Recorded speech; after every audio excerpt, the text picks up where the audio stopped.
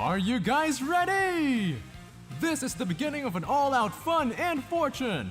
Well, for the latter, we're not quite sure. Please welcome our fab and fantastic game master, Mika Fabs. Woo! They say you need the will to win. Well, we say we need the wheel to win. I am Mika Fabs, and welcome to the Wheel of Miss Fortune. We are just moments away from the Wild Rift Championship SCA Finals. And yeah, sure, everybody's excited about that. But before we witness the much-awaited event itself, why not have a game show? Why not play some pranks on some prominent Wild Rift influencers, you know? So let's get right into it. Let's bring over our first batch of influencers. Let's introduce first contestant number 1. We have over here Ikuto from WCS MYSG. Ikuto, welcome. Hello, hi, everybody. Hi, Ikuto, hello. All right, let's bring on contestant number 2, all the way from WCS Masters. I believe we have Siwon on the line, joining Ikuto over here. Siwon, welcome to the Wheel of Miss Fortune. Hello. Hi, Siwon.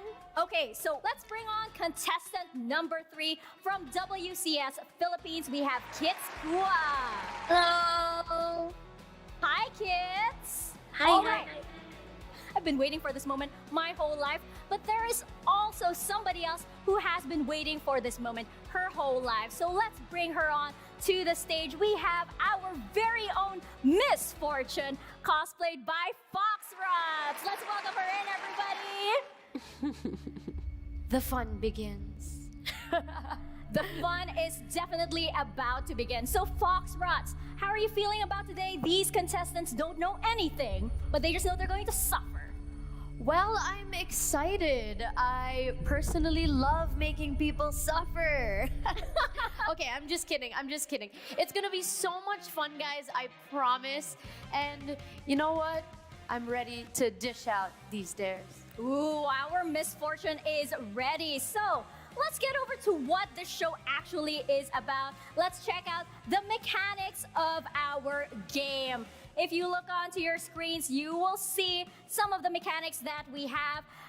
Even though they may not exactly make a lot of sense, you just basically have to impress Miss Fortune. That's it.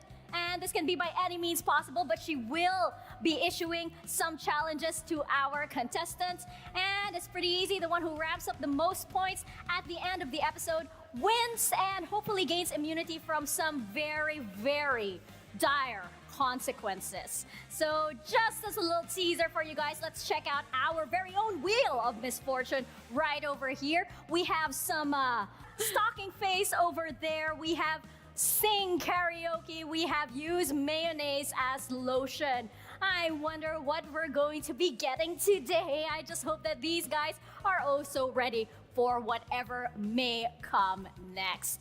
All right, I think we are about ready to begin. I hope our contestants are ready. Are you guys ready? Yes, let's go.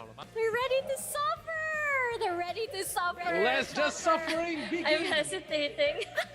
All right, I think we can get over to our first challenge of this episode. Miss Fortune, what exactly do they have to do to impress you?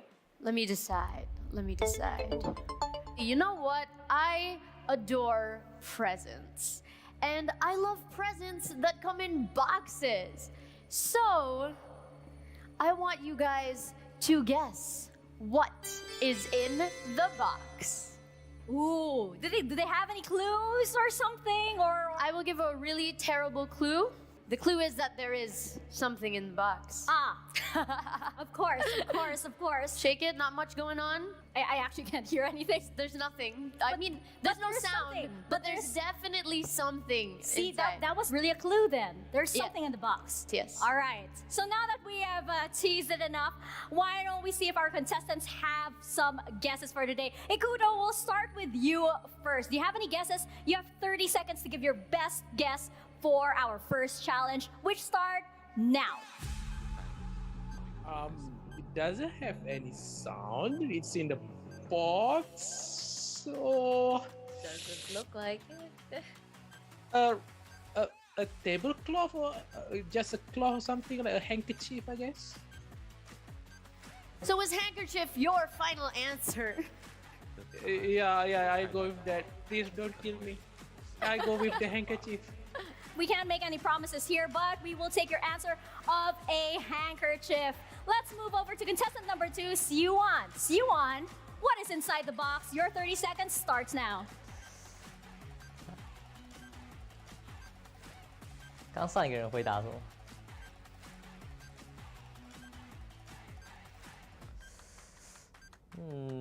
空气吧。Air. Air. That's so safe. I feel like that's a cop out, but I'm not. I'm gonna respect your answers. Okay. Just to recap, we have Ikuto says it's a handkerchief and Siuan says that it's air.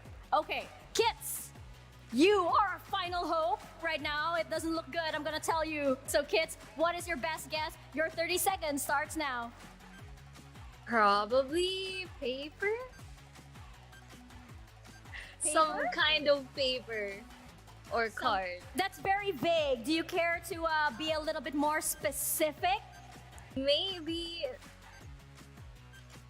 something for us. I don't know. But paper, it's paper. Okay, so to recap, we have a handkerchief, we have air, and we have paper with something for them. Okay? Miss Fortune, did any of these answers impress you at all? First off, I just want to say that I asked you, or I told you, what is in the box. And what is in the box? What is in the box?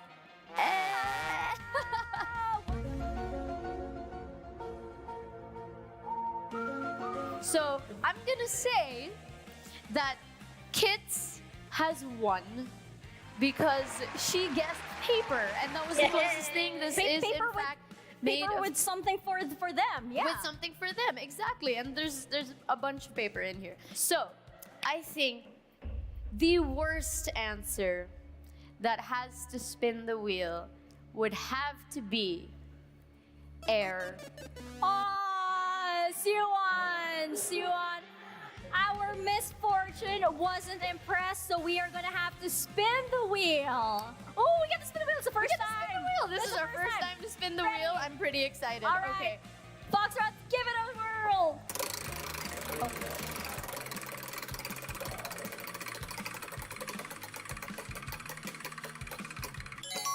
Ooh, Take Oh. a shot of vinegar. I am All right. so sorry, Siuan. Siuan, are you game? You have to take a shot of vinegar. I actually like this challenge, for the record. If you caught WCSPH, you will know that. Oh, it's a whole. Okay, I thought he was gonna go for the whole bottle. Whoa, hardcore. That's a mug, though. That's a mug. Well, I'm not gonna stop him, or you. No. I mean, go for it. Maybe that's how he takes his shots. All right, the suspense.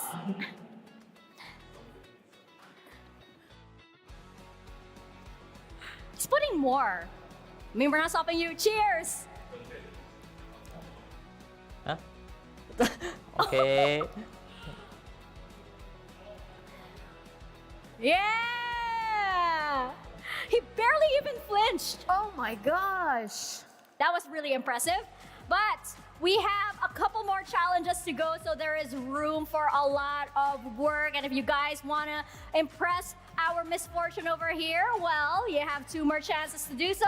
Let's move over to our second challenge of this episode. Misfortune, what else do they have to do? Well, as you know, I love treasures and shiny things and things that are generally important to people. But mostly, I love tidbits of wisdom. And I'd like to ask you contestants to answer the question, what is love? Wow. What is love? Ikuto, we're gonna start with you first. I realize you're at a super disadvantage here because you're always first and have zero time to prepare, but you have 30 seconds right now to answer. What is love, Ikuto? Okay, first and foremost, because I have never been in a relationship, so this is my answer. Love is pain, love is happiness, love is sadness. Love is anything that could occur to you. Love can be called a misfortune, but love is also a fortune. Love is something that you have to feel, and it's something that you have to earn, not something that you can get. 这也太强了吧！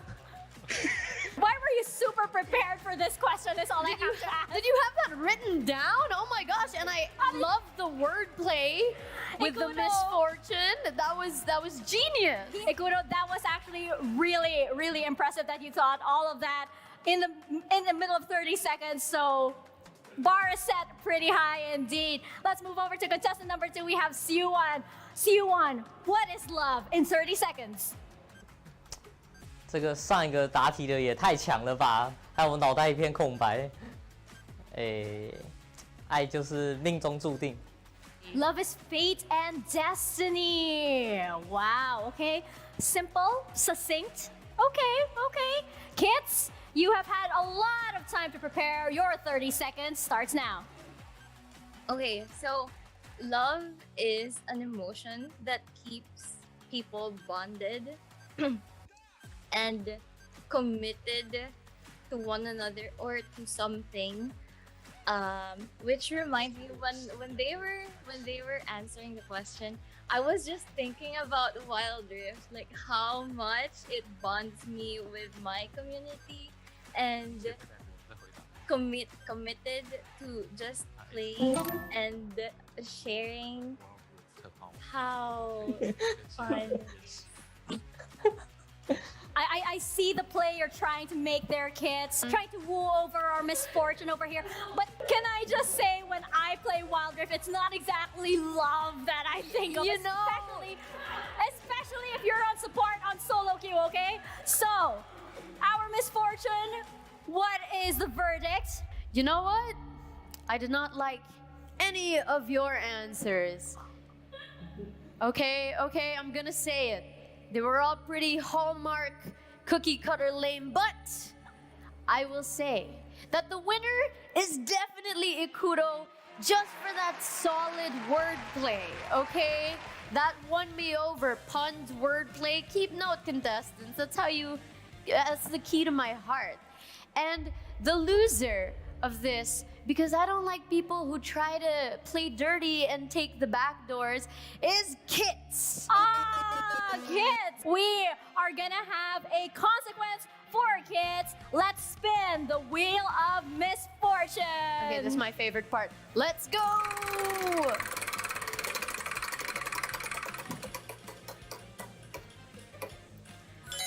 Sing karaoke. All right, kids, do you have a sample for us? Do you have a sample for us? A song that you might want to sing? But we're not gonna give you too long. The ball is in your court, but not for too long. You have to start singing in 3, 2, 1, go. I wanna be the very best no one ever was. I don't know why I started thinking of that. Catch them is my real dust. To train them is my. Oh my gosh, I forgot the lyrics. How could you forget the lyrics? Oh my gosh, you have 2 strikes on me, kids. You have 2 I have goldfish memory. Well, kids, you might see yourself in a bit of hot water now for our 3rd challenge, but thank you very much. That was Kids' consequence. Now let's move over to our 3rd challenge, our misfortune. What more do they have to do to impress you? I think it's time for some art. Ooh. You know, I feel like like I'm art. feeling a little creative. Contestants, I'm sure you were told to prepare an apple.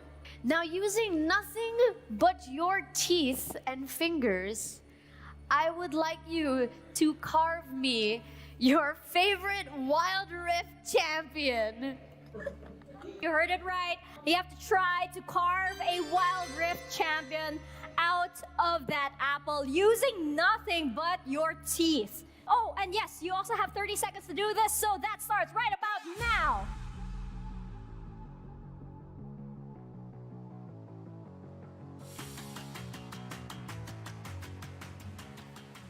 Let's see, how much time do we have left on the clock for these works of art? I'm not even that sure, but we'll give you 10 more seconds and count you down.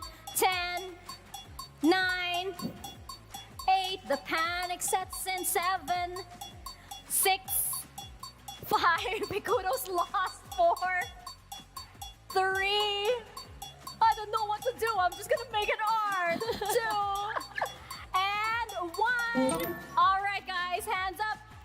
Let's see your works of art right now. Ikuto, you are first. It's beautiful. And who is this? This is a little devil Timo, because everyone hates Timo, so yeah. All right. Pretty impressive works, Yuan. What have you got? 我也是提摩啊。 There's nothing there. There's nothing there. I can't. Is that Fizz? 那是提摩的笑脸。 Did everyone just try to do Timo? All right. Kids, what have you got for us? This is also Timo. I'm kidding. Timo invisible. I'm kidding. Ooh. Oh, what is that? That's not bad. It's gorgeous. You see the gun? The gun? It's just got little guns. Guns and Wow. I couldn't Wow. fit the so it's like she's just sitting there. That's actually really cute. I love that. I'm so happy right now. Thank you, kids. Thank you. Wow. Okay. Our misfortune, what is the verdict? Who impressed you the most? You know, it may be an unorthodox choice, but I think the one with the best sculpture is kids. All right, kids, congratulations. You have immunity this round, but does that mean that Yuan and Ikuto both have to do the challenge? No. I am trying to decide which of them had a worse sculpture. And, I'm going to say, and I'm so sorry for this, but Shuan, you're getting the wheel again. That's 2 for Yuan. Okay. All right, let's spin the wheel of misfortune.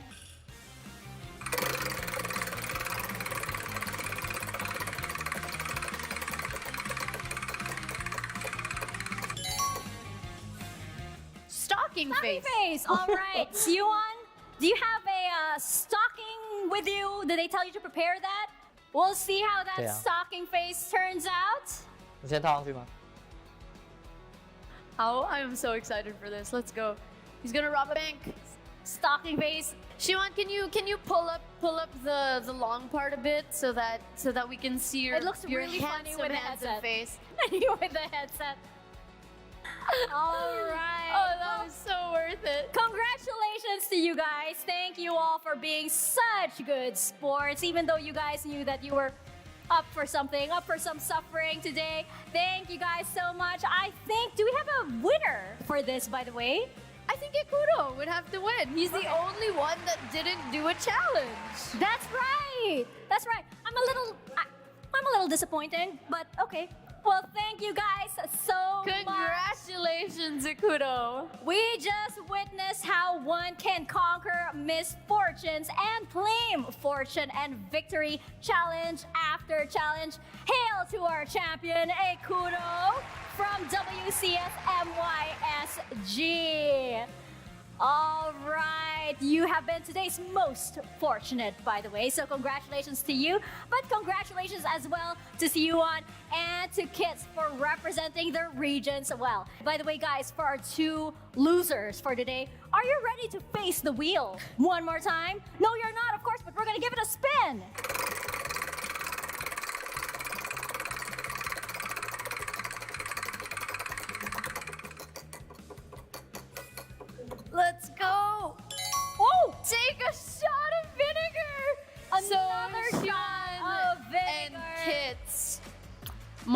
take a shot of vinegar. All right, Siwon, are you ready? Siwon, are you ready? Kids, are you ready? All right, cheers, you guys. Bottoms up.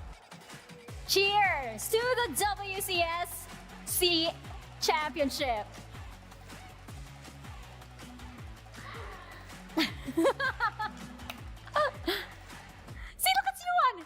He's just like, he doesn't, he just like, you look like he has, a strong drink or something. He's just like, Regular Friday night no for problem. Siwon. Well, what a fun episode. And this is just the first one.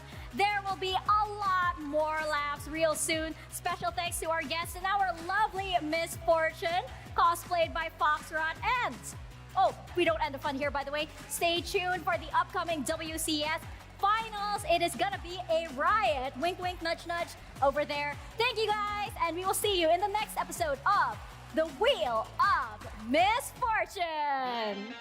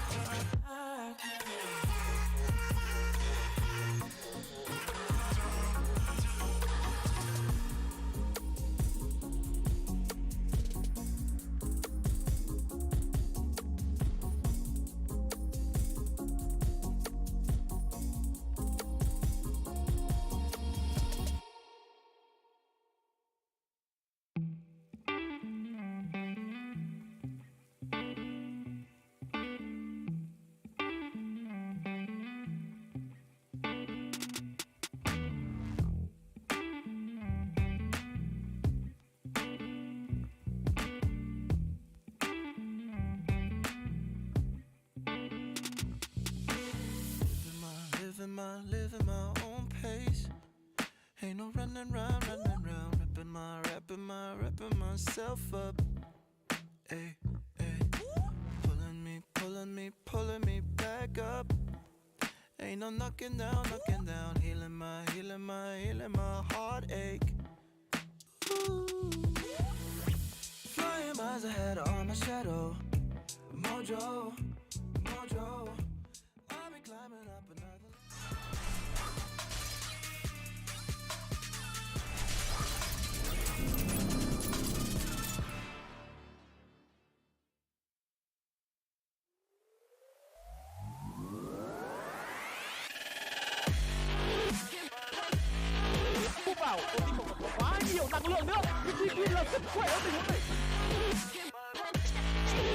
That trick and flip is just too far, and they're going to get the kill.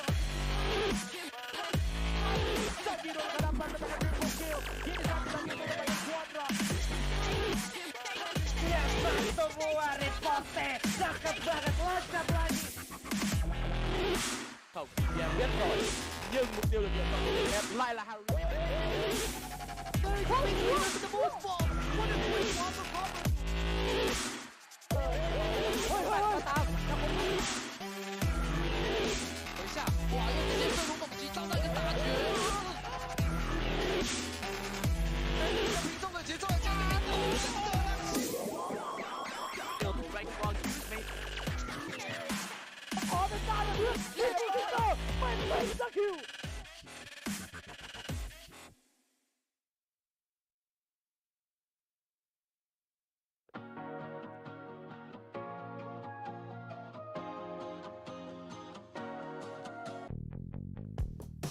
Good afternoon to all our fans tuned in today. The 5 play-in teams played their best and their heart out as they strive to pave their path to the greatness and make it to the playoff stage, which is going to be today.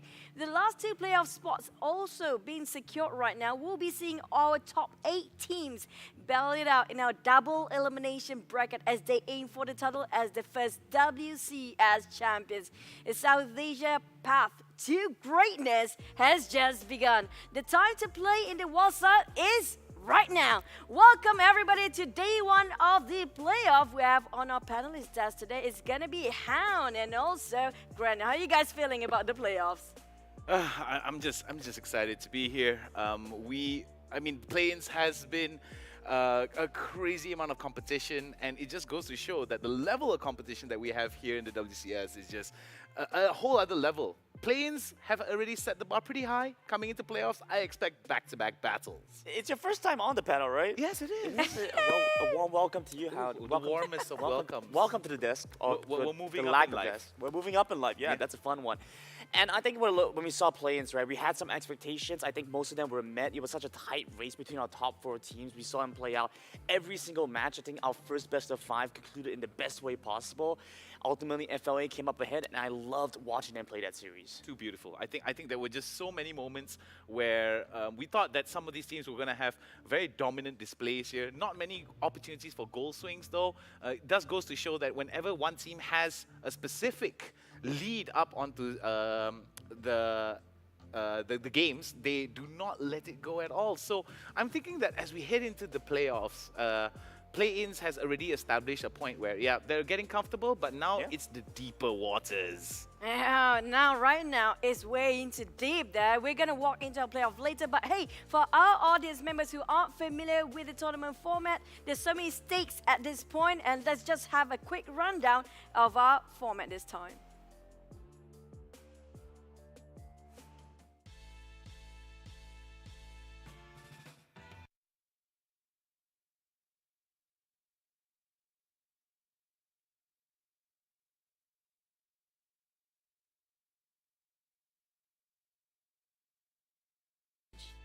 But as the Wild Rift Icons Global Championship approaches, only those who truly deserve greatness will be rewarded.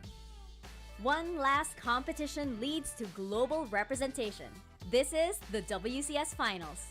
We begin with the play-ins, where 5 teams will fight for only 2 playoff slots. All 5 teams will play in a best-of-2 round robin, where the first place team will proceed immediately to the playoff bracket. For the first and second runners-up, only 1 spot remains, and they must face each other in a best-of-5 showdown. In the playoffs, our play-in hopefuls meet the best Southeast Asia has to offer in an 8-team double elimination bracket featuring the local champions. Make the Final 4 and qualify for Icons. Be the last remaining team and earn the title of the first ever WCS champion. The choices we make define us. For our teams, their choices will lead them to greatness or to their elimination. So, what will they choose?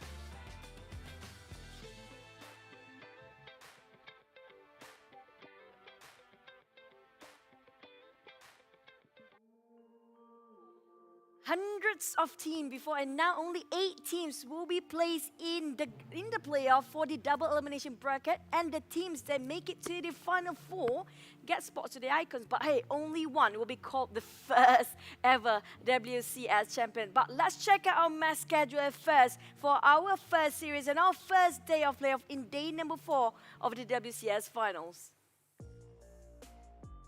I think we start things off with RRQ and PSO, and I'm so excited for this match because not only do we get to finally see the debut of teams we didn't get to see in play-ins, we get to start things off with one of the crowd favorites, I think. RRQ coming into this, they had an amazing run in their own regional competition, ultimately coming up as that first seed in a tight series against FLA, and we've already seen how good they were there. Yeah, looking at how RRQ has been performing, it has been a really wild run. We did talk about it in the backstage about how RRQ had a bit of a Cinderella story, but I think looking on the other side of the perspective here, on the other side of the spectrum, PSO as well, debuting as a team here, they had some significant roster changes as well, and looking at the fact that they are going to be here for the first time is definitely going to be, like how we welcomed SLG yesterday, a very warm welcome for PSO. But hold that thought for a minute. We do have 2 series. It's going to be best of 5 for both of them. So that's going to be a first series you guys mentioned for RRQ versus PSO, which is going to be Persis Esports. Don't forget, we have another series later on, which is going to be Flash Wolf versus CERBERUS Esports as well. Now, these both series will be really, really tough to, miss out any action. And speaking of which, our first series, the first matchup, you mentioned about RRQ, the Cinderella story. And also, you guys mentioned about Persis Esports. They are not having it easy all the way as well, right, Brendan? Oh yeah, Persis Esports had a tight race. I think when you look back at the Indonesian region, they had 3 teams that were competing at the top of groups. As we went into the competition, I think Persis managed to draw a slightly easier bracket run. Ultimately, they went into the finals where they took down their long-standing rivals. I think that was with Echo and then managed to take down their opponents there in a long, drawn-out series as well. Looking to that match, I would say that Persis Esports, we've seen some previous iterations from them. They've made a bit of a splash in their international competition before, but this is the first time they're coming in here as Persis Esports, as this roster. I think it raises the question here in terms of them coming into this particular tournament, how they're going to adapt towards this meta, whether they're going to be playing along the long-withstanding players, Harry, Henry, and Dewa, whether they're going to be outside of their usual roles that they were playing from the WCS ID heading here. And I'm looking at the fact that PSO as a team, they may be facing a little bit of jitters here.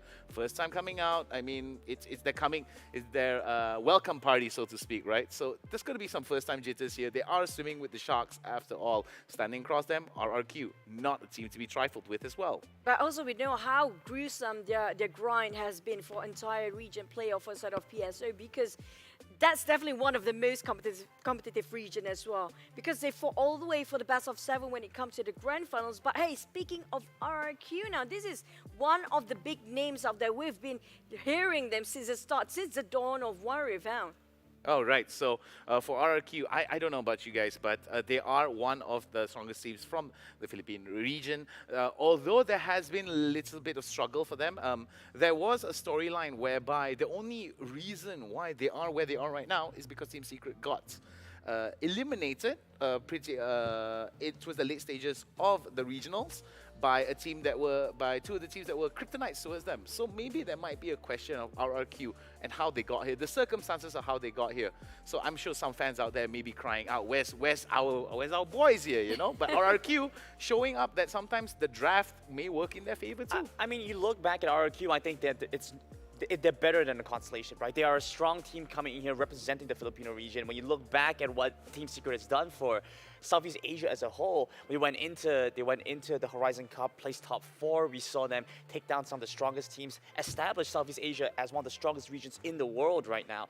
And as we look back to the Philippine region, I think the amazing thing about that is that you can never predict what happens, right? Yes, I mean, it's totally agreeable here, but I think the same can be said also with their rivals here from PSO as well. I mean, they had a very similar story. I think the struggles are going to be very real between PSO as well as RRQ. However, there is different struggles in terms of roster, in terms of some of these swaps. Sometimes when you have new players come in, there may be some issues of, I think maybe long-withstanding styles that may have problems adapting towards long-withstanding players such as Harry, Henry, and Dewa, who've been playing together since Ion, and before they moved on to Bigatron and now Persis. But hey, let's just take a sneak peek about RRQ first, what they have behind the back and also behind the screen as well.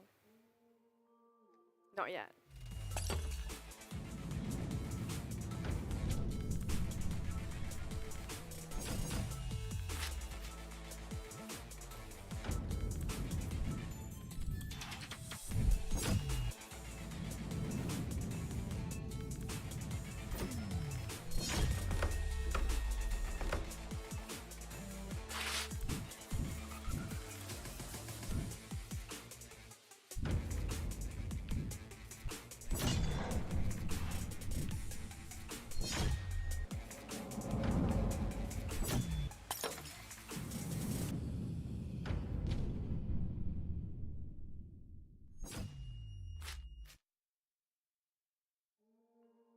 Not yet, or yet again. We saw RRQ lineup just now. We do have Devil, Chaz, Helios, and Marky, definitely Exozen. So do you have any thoughts when it comes to their roster this time? Granted, by all means. Oh, for sure. I think when we look back at RRQ's roster right now, right, we see a team that has been stuck together for quite a while now. They've been playing together. They've had some decent experience, but never really found great success. The nature of the Filipino region and with how competitive it is, so many different teams, with how explosive it can be and how some teams can have a very different read on the meta, and that can affect things a lot here. We see a pretty substantial change. But with the introduction of Exozen, I think RRQ have found amazing form, and I think are looking much better. And I actually want to ask you, Nick, right? as a solo athlete before, like a professional athlete, but you were in a solo position, right? You didn't have a team behind that. Have you ever considered joining, having switched over to like a team sport or something like that? Yeah, I mean, I did play some team sports as well, but I do believe that despite the fact that I compete on a solo, a solo experience, right? The journey towards that solo experience true, there's a team is behind actually surrounded by a team. Community members of the public family as well. It depends on the support system that you have. RRQ, a very strong organization as well, that has a very big rooted understanding of the esports structure and how to train their particular athletes. I feel that RRQ definitely has quite a bit of an edge here in terms of organizational size. However, in terms of I think I want to touch on a little bit more volatility here. Yeah. I do believe that volatility is one of those things that brings out innovation. You're forced out to play in out of the box ways. I mean, what is our main subject for today? Playing on the wild side, right? Sure, And I'm absolutely. pretty sure the Philippines is wilder than most. When we look back at like the team, you talk about like the support structure, just organizational support. I see it a lot here with RQ. In fact, a lot of teams coming into this, right? They boot camp, they're scrimming together, they invest in having team houses so the team can be nearby, and that's something that's so underrated, right? The fact that you can physically be with your teammates and have that kind of impact made. Whereas look with some of the other teams, you know, not to discount them, but they haven't been able to have that, and sometimes you can see it affects them because they're not able to share ideas as quickly. You're not able to communicate as clearly. I think this is one of the big key differences that I think RQ have in their favor. Yeah, but a story about adaptability, though, working with the tools that you have Of also course. may actually be a story that PSO may actually be very comfortable with. Similar stories, however, in terms of in terms of organization structure, in terms of what they bring to the table, may be different in terms of size and scope. But with RRQ, this definitely advantage. It definitely gives them a lot of ease into the training processes, a lot of ability to just think about the training, not worry about all the other little daily aspects of life, I feel. And I think that RRQ are definitely coming in focus, but Persis definitely, Indonesia, one of the strongest, loudest, boldest communities out there, definitely are not only feeling the pressure from themselves, but from members of the community, but also just to show that Indonesia fighting, you know? Oh, absolutely. But hey, this is where we kind of try to flashback a bit when it comes to play-ins. So many teams, especially we saw the best of 5 yesterday, where every creativity will be pushed into the corner. They have to bring it out. So are we actually looking forward, like even the first series here, we do know, yes, there's a safety net when it comes to double bracket.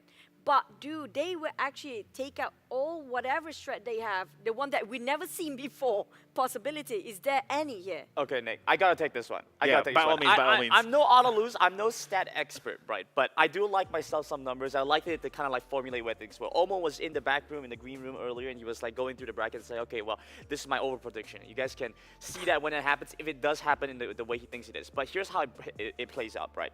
You have best of 5 series in a double elimination format. This means that pool 1 and pool 2 seeds play against each other early, and they don't flip around until the second set of the double elim.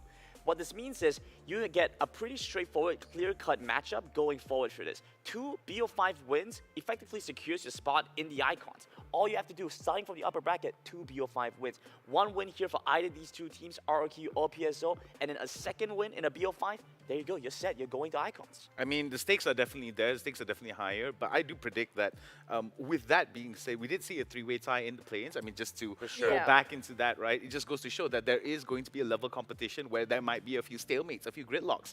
And in that situation, right, it's going to be a wild one because the format that we were operating on during the play-ins is different compared to the playoffs. Point and I'm pretty system sure versus elimination, Yes, right? exactly. And I'm pretty sure that here we are right now, it's a knockout.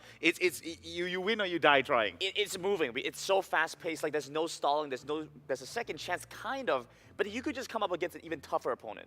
I mean, RRQ, definitely no stranger to the second chances. I mean, they had a lower bracket run. Could be that if today doesn't work out well for them, they can still hold on to that fact. But, I mean, don't put all your eggs in one basket because looking at how it has been, elimination processes are going to be in play here.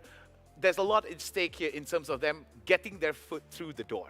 I agree, especially RRQ, they're a real Cinderella story. If you look through their journey of their regional finals as well, it has not been easy. That's why I mentioned the last minute they got themselves in the grand finals. They won over with a 4-1 against FLA. Now that's a bit surprising.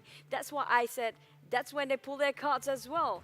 The thing is, right, we're talking about Persis Esports, which has been grinding all the way, and also RRQ. The thing is, they had their tough time as well when it comes to the low bracket. They've been under the pressure all the way. So I can say the composure here, definitely, even if they actually drop down to the safety net in the double bracket, they still can actually have that calm and composure throughout the entire day. But the way Grandin says it, hey, just win double PSO5 and you're gonna go through the icon. It sounds so easy, Grandin. I like how he just dumps it down and says, yeah, just do this and I'm a positive guy, you know. Positivity. I'm a little bit more cynical in that sense because I feel like there's so much in store for us here today. Ain't that right, Juju? But that's definitely right, but depending on how they actually walk the talk later on. But speaking of another team, next we have Persis Esports, when we take a bit of a sneak peek about them.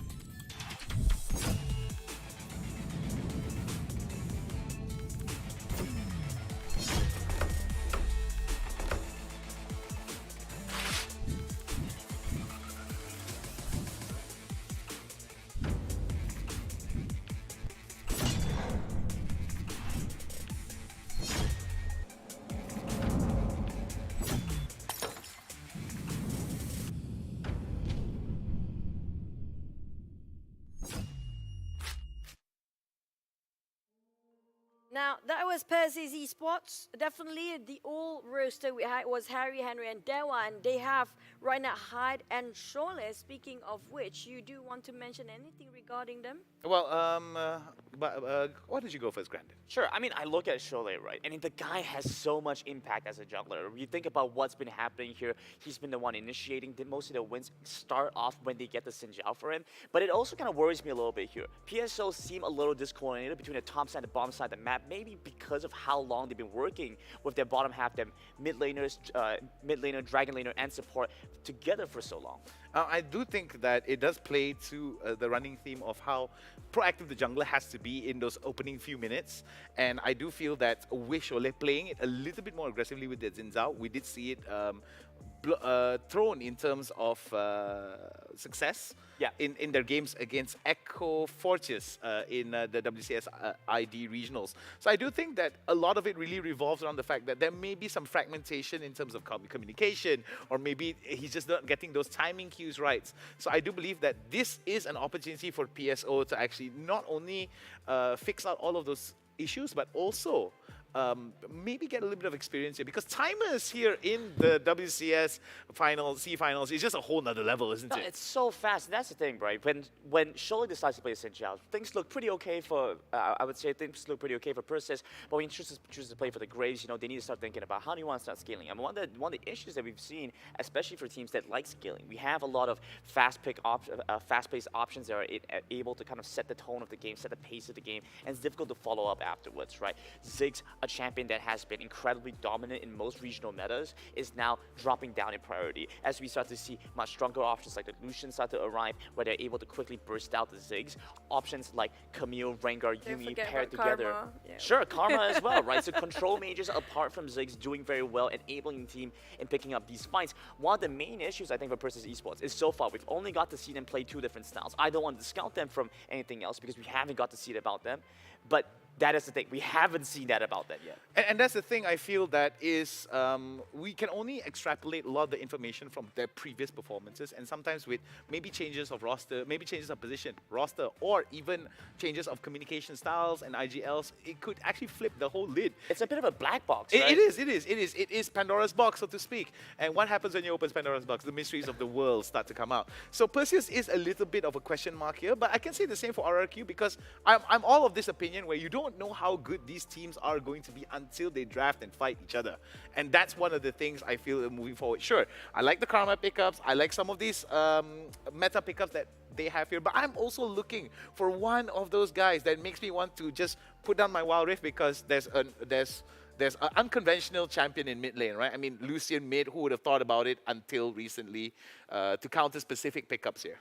Yeah, but speaking of Persis, they have very brutal path and journey all the way, where I actually watched their playoff when it comes to best of 7, sometimes we're like, yeah, maybe, 4-1 or something like that in the case of RQ. But in that case, they played all the best of 7. And it was such a long journey for Persis. But the thing I want to mention, they adapt to this situation where things really tough, really critical. Even though there's mountains of pressure on them, they still can actually make things worse as long as they don't get unfortunate. Speaking of unfortunate, the misfortune, wheel of misfortune, I'm loving it. Yeah, I love that show, right? I love that little bit of fun that we had there. And I think it's so cool that we finally get to have these like extra bits of content. You think back at like what's happening here. When we jump onto the broadcast, we start to break down the game. There's a lot of talk about analysis, rosters, storylines, and teams like that. But sometimes we need to remember, we're here to have fun. Video games are supposed to be fun. You sit down at the end of a long day, you want to play some video games, just chill out, enjoy yourself. And I think that's what I loved about like the Wheel of Misfortune. And Mika, even though she's not here with us, she's not here with us as talent, she's still pumping out content. We got to have her every time we watch the tournament format. I like that. She's just always keeping things moving for us. Yeah. One of the fun things to see. But put that aside, fun. Definitely it's going to be fun for our first series. We have to drop down our prediction. I know this is not fun. We're so scared. For me, I'm personally scared about jinxing the team. Yeah, this is intense. I personally never enjoy predictions, to be honest. Okay, but this is your time to shine. If you got it right, you're just going to brag all day. Between Persis Esports versus RRQ, what the score is going to be like in the best of 5. Han first. Granted, I want to go first, but of course. He's beautiful. Nick is a nice guy. He's watching out for me, right? Yeah, watching out for him. If Nick gets this right, he wouldn't brag all day. He's not Omo, right? Yeah, I'm not Omo. I'm humble guy. I'm a solid lot more nicer. I don't have the same head of hair, but a lot nicer for sure. A lot anyway, nicer granted, for sure. please by all means. Okay. I'm going into this one. I feel like RQ are looking really good. I like the way that Final Adversity looked, and by kind of that interaction there, having seen how these two teams play out and how we're looking at the competition shape out overall, Persis, I feel like it's a bit too much of a black box for me. When I look at the way they play, I feel like RQ are going to take this 2-0. Oh, all right. It's best of 5. I'm sorry, 3-0. 3-0. I'm thinking maybe Persis may be able to pull out a little bit of something from the Pandora's box, but RRQ, a little bit too much to handle. I'm thinking the pacing is going to be somewhat of an unanswered question for PSO moving forward. So I'm thinking RRQ 3-1. Well, I'm loving this, but for me, I think it's still going to be RRQ. Persis, it depends on how well they can adapt. Maybe 3-2, 3-1, but I think it's possibly 3-1 as RRQ are more stable in all aspects. And also Persis, I do remember their, when they actually won the playoff, their grand finals, they cried silently. It's just that tear of joy that you can't even scream. So if they can actually win over RRQ, I think they might cry again for some reason. So much is at stake here. Ticket to one of the biggest global events is also something that they're going to be looking forward to. But just to get there, so many obstacles for them. I'm going to be very sure that it's just going to give it their all. I know for a fact that Indonesian fervor to just fight out is definitely going to be strong in them, but same can be said with PH though. As a region, RRQ, very aggressive, very strong. It's just a whole different level here for PSO. I love that you bring those two regions up, right? Because they're so competitive with each other all the time. Like, it's anything they can get their hands on, love to be competitive with each other about. You make rice better? No, I make rice better. I know it. That's the thing. Like, so competitive, and we see this like kind of long-standing rivalry. I love that about Southeast Asia, right? The region as a whole, we start to see competition rising up. The teams are getting better. We saw teams that were with us before in the Summer Super Cup, in the Sea Championships. Now, not so much not with us anymore, right? That's the difference that's being made. New teams are coming in to fill that spot, to kind of jump in with that energy, with that gameplay, with the new knowledge that they kind of afford as well. But the thing is about PSO as well, we do have to make a few comparisons between these two regions in terms of how they play out the metas, how they execute the metas here. With regards to PH as a region as a whole, and specifically RRQ, they are very aggressive, of course. I mean, Indonesia is one of the fiercest regions as well. But I do believe that there is a little bit more discipline in terms of RRQ taking some of these team fights. I do feel that Philippines as a whole, we've seen it in Fennel, we've seen it in so many of the Filipino teams that have come here from the region, fight it out. They do tend to get a little bit undisciplined and take some coin flip fights, but not at the frequency that PSO might take here. As long as you don't get tunnel vision. We do know that tunnel vision is a problem for the pro players. If they are too focused on getting kills, sometimes they forgot about the base, which we've seen before, and just being left out for the split push. Now, how do they control the map? When it comes to that, how well do you communicate as a team to be aware? The IGL, I have to say, is really important at this stage to call out the shots. And definitely RRQ have more experience regarding that. But Persis Esports, they are known for their adaptation. So I have to say they have a shot at this. But at the same time, RRQ seems a bit more experienced and more veteran when it comes to handling the pressure, especially in mobile games generally in total, I have to say. I mean, you look at guys like Exozen, right? You know, Riku coined them as like a legacy player, the veterans, you know, they come into this, they have so much knowledge, they've had so much experience with this. And I think even going into Wild Rift is very transferable. They have this knowledge of what needs to be done. You look at the overall macro play from RRQ, I think it is, you know, I think Han brought up a good point. They're not without faults, right? They have issues that they still need to clean up. But those unpredictable moments, those unpredictable, wild kind of fast-paced, instant, split-second decision-making moments for RRQ, for the Philippine region as a whole, is also one of the reasons why they're able to take down much stronger opponents, right? Sometimes they get a spark of brilliance that allows them to do some crazy stuff, take down the best of the best, but at the same time, sometimes against opponents that know how to punish this, they end up making mistakes that frankly should not happen. So as you look at RRQ, you know, this is an opportunity for a team to set themselves up very strong moving forward, find that first win, get themselves one step closer to the icons. But at the same time, when I look over towards the opponents here with Persis Esports, you can kind of see what happens here when you have a team that has two groups of very experienced people in separate teams, right? Top side, jungle, play towards their own win condition. Mid, bot, support, play towards their own win condition. They're two separate identities, two separate teams effectively within the same banner, under the same banner.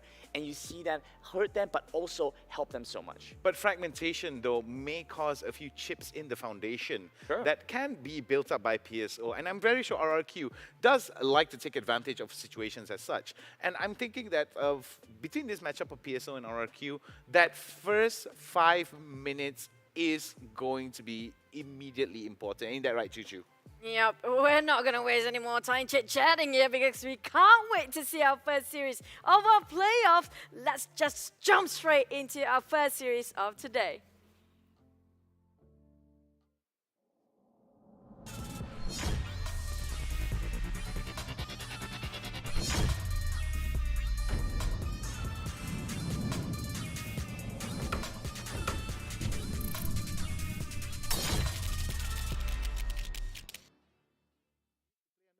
Alright, but hey, speaking of the first series of matchup between Persis Esports versus RRQ from the Philippines region, what are we looking at here, Grandin and Hound? Well, it is the start of the draft here. PSO is going to be on the blue side going up against RRQ on the red side. First pick initiative going over to PSO. Looking looking to see whether or not they're going to actually play maybe like a Morgana mid or maybe even the Graga support. We did see that they did play it against Echo Fortius in the WCS ID. We did see Harry as well play Brand to some varying degrees of success in the past as well. Maybe that might be a bit of a shift here because we haven't seen Brand in the mid side. But hey, looking at PSO, which are going to be Persis Esports, they're not putting Hyde to play right now. It's going to be Tots. So it's going to be interesting. We haven't seen Hyde yet. Yeah, I mean, Tots has been playing mainly with Persis Esports, right? So it's not too surprising that they want to try and get a really strong Baron laner. I think look back at what he does. He comes in with the Juggernaut, he plays stuff like Garen, stuff like Darius. This gives him a lot of stability. And what this also kind of allows for Persis is to get to prioritize other pickups first because they know they always have the stable back. They always have the stable backbone that's able to play the Bruiser style champions and not necessarily have to enable him with a carry. Though I think he can play it, he hasn't had the opportunity to execute on that, especially since there's a bigger mid to bot side focus for PSO. All right, Olaf set. Rakan now being banned out for PSO and RRQ respectively. Can see a little bit more flexibility being taken away from RRQ. We have seen Set be flexed out on various roles as well. Maybe we might even see Asena being picked out first here, but Jax now. I think, what do you think about the Jax ban here, Grandin? I think Jax ban is really nice. Generally what we've seen from PSO, they don't mind playing Jax, don't mind playing Graves, you know, have that hyper carry juggle skilling option, which is a little bit interesting. Well, it makes sense, especially because when you think about the Olaf ban, RRQ don't want to allow one of Jax's biggest counters to get banned away and then give it over to PSO, right? So PSO would stand to benefit a lot if they manage to pick up the Jax. That being said, though, now there's still many options like the Camille, like the Galio Open, stuff that is very high priority, as well as a lot of enchanters. So I'm curious if either team is going to try and play for that, or if they're just going to try and stick to something a little bit more conventional, maybe more 5v5 team fighting. But we're still not looking over Ziggs being banned now. Is it going to be a very long game here? This is going to be a very interesting aspect here in terms of that. But before that, though, Varus and Senna have been banned out for RRQ and PSO respectively. And this actually opens up quite a bit here for PSO now that they're going to be going into it. So we did talk about, what was that you were asking me just now, Juju? We talked about how Ziggs always been banned out just if they want to go for fight all the way. And also we did see Jace being opened up. Definitely is one of the best one to pick and very flexy pick coming up from PSO. Yeah, strong, flexible pick. You know, he has some good range, good damage. And the interesting thing about this is that we've also seen some Jace jungle. He does really well into a lot of matchups here. And you have to think about this because you open up Camille Galio to your opponent. You think about some of the strongest options along with the Camille. They're going to be Galio, they're going to be Ziggs. PSO, I think, want to remove one of those options away. And this is a very good combo coming out from RRQ. I've seen this many times before in a lot of playoffs where just Camille coming in with a hashtag ultimate and followed up by Galio. That's definitely no way out for this team to counter that for now. Yeah, exactly, right? So that's why you have to get rid of stuff like the Ziggs, because if you allow them Galio and Ziggs, just think of the amount of damage you get to put down before the start of the team fight. All right, so looking at what PSO is providing to the table here, quite a bit of range in terms of the high damage poke that comes out with the Jace and the Karma pickup here. I do like the Gragas. I do feel that the Indonesian region does put quite a bit of value onto Gragas as well. It was one of their top pick champions, top 5 if I'm not mistaken. And mostly because of the valuation of the explosive cast, as well as the body slam. So I'm thinking this could be very indicative of PSO playing a very proactive game here. RRQ, though, they might want to actually focus a little bit on some of these for sure engages that can actually turn around with the Galio ultimate as well as the Hextech ultimatum combined with the Ziggs as well. That's a ton of damage though, but it is quite reliant on RRQ getting a drop onto PSO, because if they are whittled away by a siege composition, I feel, not to say an entirely big siege composition, but a very rangy poke composition, RRQ could stand quite a bit of issues here penetrating the back line. Like, you look at what PSO want to do, right? They have the Gragas, so not only does he have to pick off on immobile champions like the Ziggs, potentially stuff like the Varus here for RRQ, but also they get to knock away Camille. So Camille, trying to engage with the team, could see him get knocked out. If the Hextech ultimatum cancel that spell altogether, the Galio gets a lot less value. All right, the Xin there being banned out here. I think you put it out very well already. One of their favorite picks. One of their favorite picks, and I think that particular pick really revolves around the fact that for Cholet, I think it does allow him to play it very, very aggressively and proactively. They want to disallow that particular pick onto PSO. So there is a few flex capabilities here coming in from PSO. They do have the option to do so, but looking at RRQ right now, I think it's slowly starting to come full picture what RRQ is trying to do here.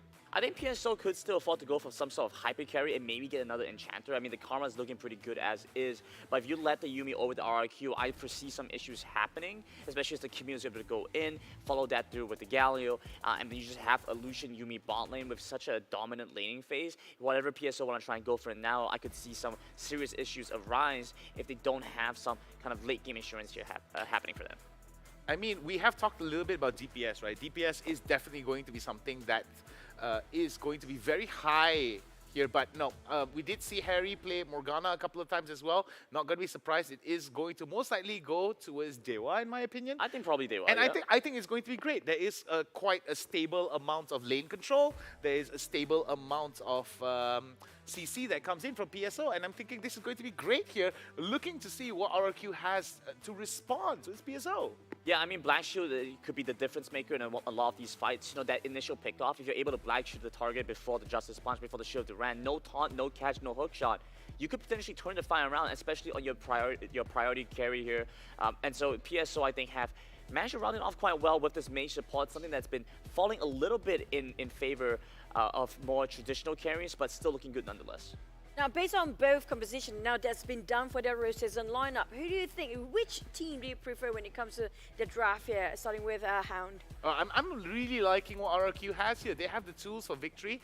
They have the tools for, you know, to be able to enter the back lines, create a bit of a surgical strike here.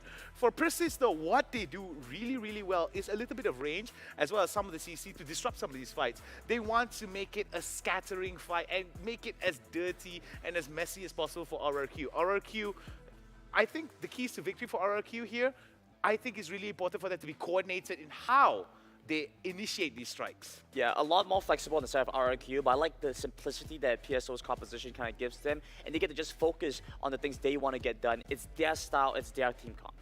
Well, like both team composition seems like very strong to me right now. I have Nucleus down to the cold shots, but hey, let's not waste any more time. Casas, into the rift we go. And we are so ready. Omo, are you excited? First best of 5 of the first day of the playoffs, Persis Esports against RRQ. Both teams with very defining stories, right? RRQ, lower bracket run, Persis all the way to the upper brackets. How are you feeling about this? And like you told me earlier as well, right? It's a direct opposite. Both of these teams, they were kind of challenged in the finals. PSO especially, like our panelists said, they were challenged to the limit. Whereas RRQ, you know, they dropped the game 1, but then they had a very convincing series afterwards. And you can't forget as well, RRQ, it's such a miracle run from them. This is the start of their playoffs journey. I don't think they'll want to repeat a lower bracket run. I think they'll want to start it off strong this time around. Let's see if they can do it. And the team that they beat in the local region finals was the team who qualified yesterday, right? That's right, yeah. What a exciting moment for the region of Philippines. But we see PSO, they get the Morgana, a pick that I have been looking forward to. They like the Morgana, they like the Ashe. You know, Harry has played a lot of Karma mid, but in this case, we see the Morgana Karma bot. Morgana Karma bot just seems like such an annoyance of a lane to play against. It's got a lot of wave clear, it's going to be extremely hard to kill. But if you look at RRQ's team composition, if you look at their game plan, you keep all that in mind, I think what RRQ wants to do here actually really counters what PSO wants to do themselves. They've got winning solo lane matchups, they've got Chaz, who was a monster on this Irelia in their regional finals. I feel like RRQ's team comp scales extremely well, and once you get into the mid to late stages of the game, I think PSO just run out of answers. Yeah, and I do want to echo on that, right? I feel like PSO right now are playing against the clock. Yeah. They will eventually run out of steam. In fact, on the side of RRQ, you know, Devil J and Exozen, Camille Galio, a perfect duo. But I want to touch on a quick point that the panel did brought up earlier on. I believe Hao said this, well, Grandin actually mentioned this, that PSO, it feels like they're playing on 2 separate identities, right? That's right. Top side is one, and then you have Harry, Dewa, and Henry being the other part of that machine. How do you think this is going to pan out? There's a bit of a scuffle here. Get a good binding, a Oh lot of boy. control. This is first blood for PSO. Yeah, I think Exo wanted to contest that one, but his team wasn't there, wasn't in position. I believe what actually happened there was Exo didn't see the people in the bush, so he kind of got debated. He thought it was only 1 or 2 guys. Look there, all of a sudden, 4 people jump on him. That's going to be first blood going over to PSO. Actually, I'm not sure who got the kill, but it's a good start for them. But at least for the side of PSO, you look at this lineup, a lot of pickup potential. Yeah, like a lot. Binding, Tether, Explosive Cast, and you have one of the mechanics that Autolus love the most in Wild Rift, and that's the silence. Garen has that, right?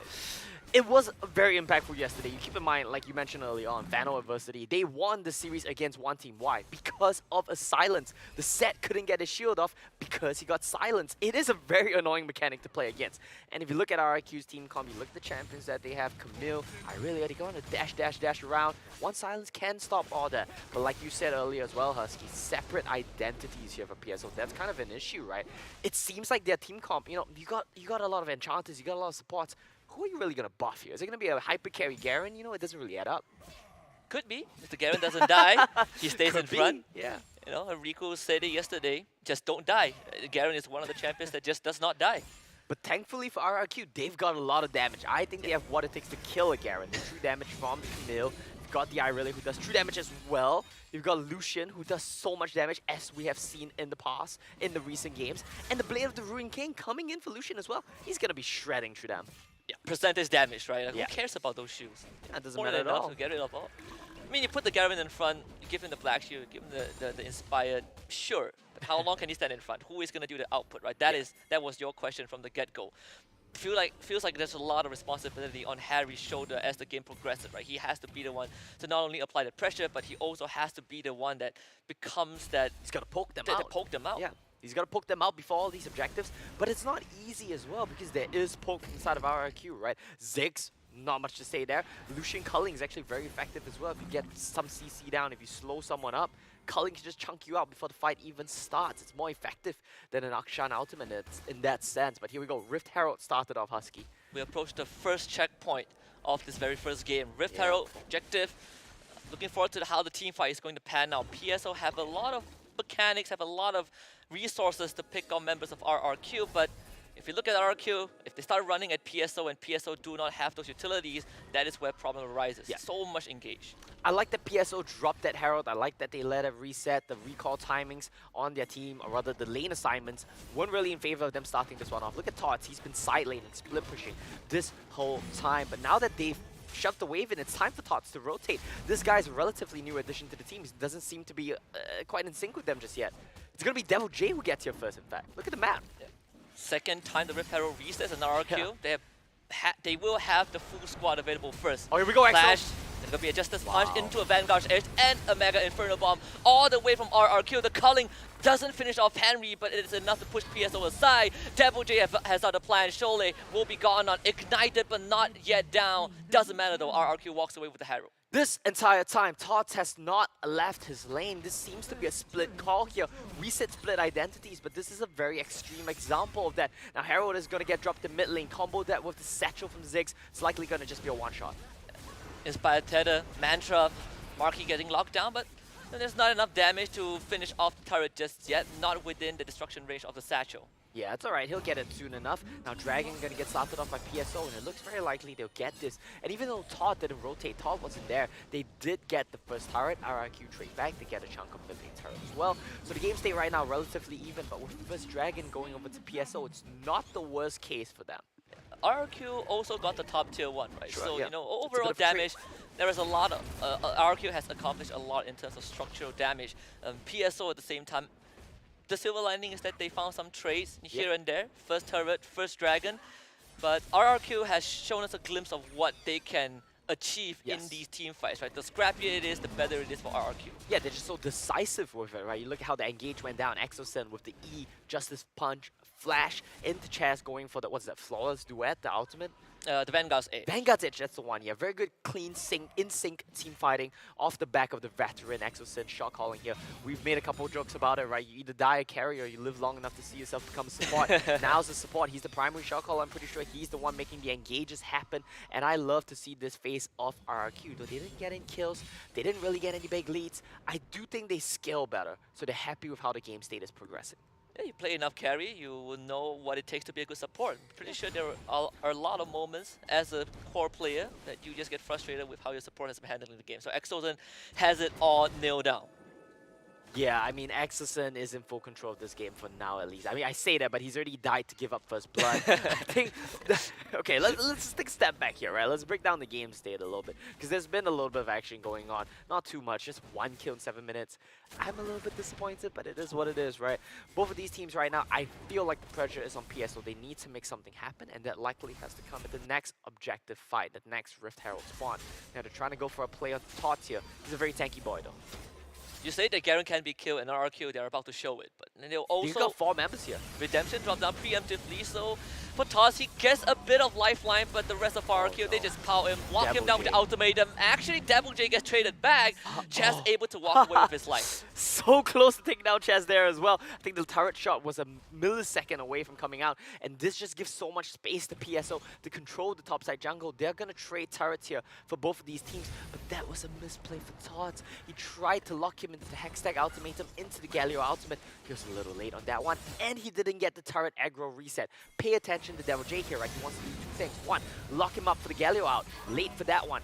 2, reset the turret aggro. Late early for that one. So he kind of messed up the timing and didn't manage to do either.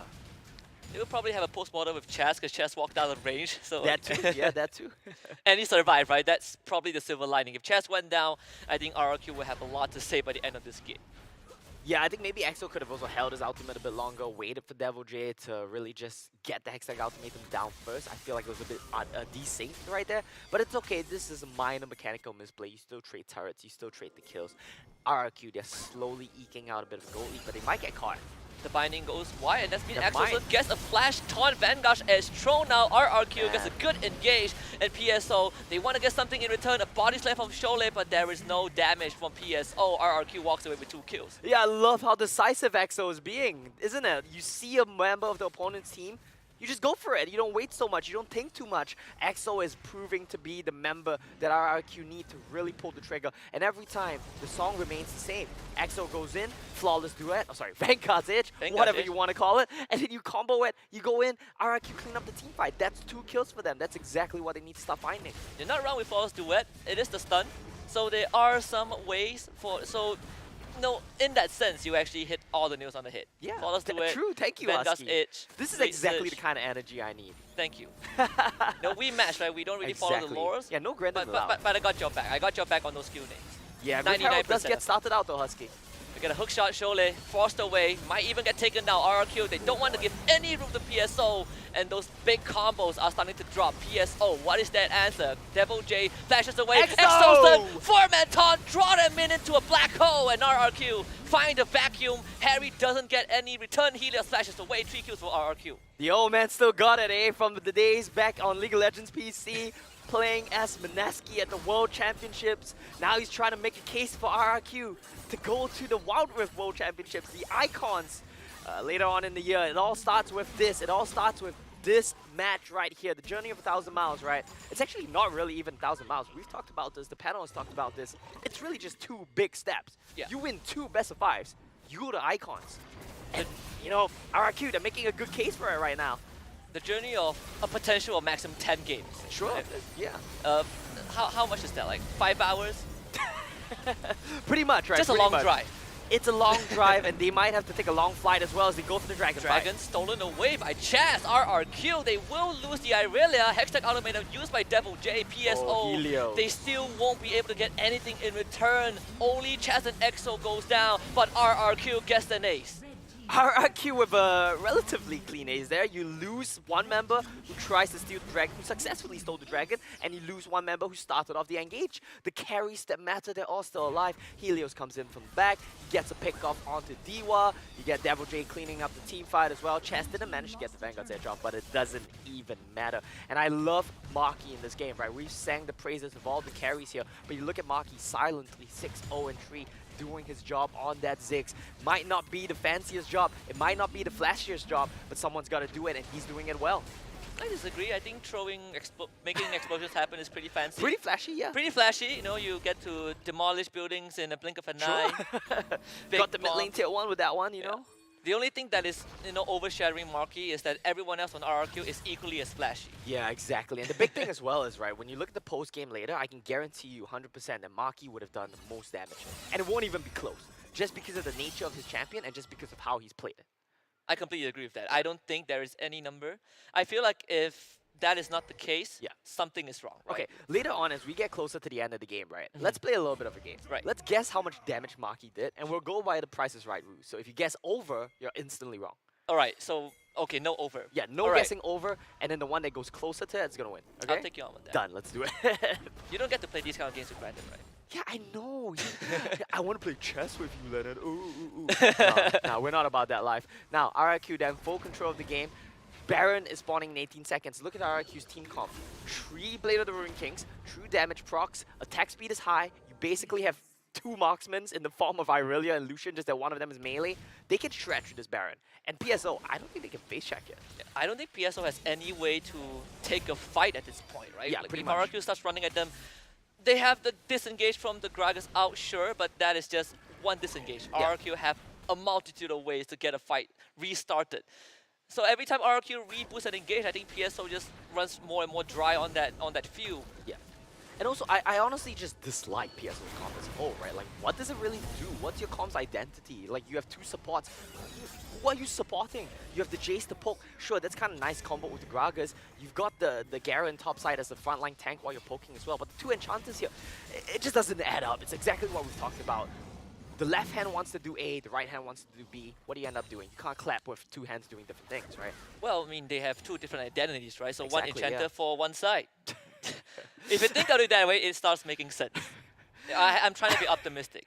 Well, it's not looking very optimistic It's for not- PSO, I gotta say. 4 to 11, 10,000 goal behind. It's looking like a rough one. Not the end until the Nexus blows up, you know. No, I'm gonna call it. It's basically the end. Look at EXO right now.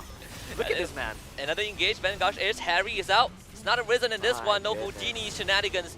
They do get a silence on Devil J, but RRQ has already decisively ended the game. Just like you said, almost heroic entrance just to make it a bit more flashy.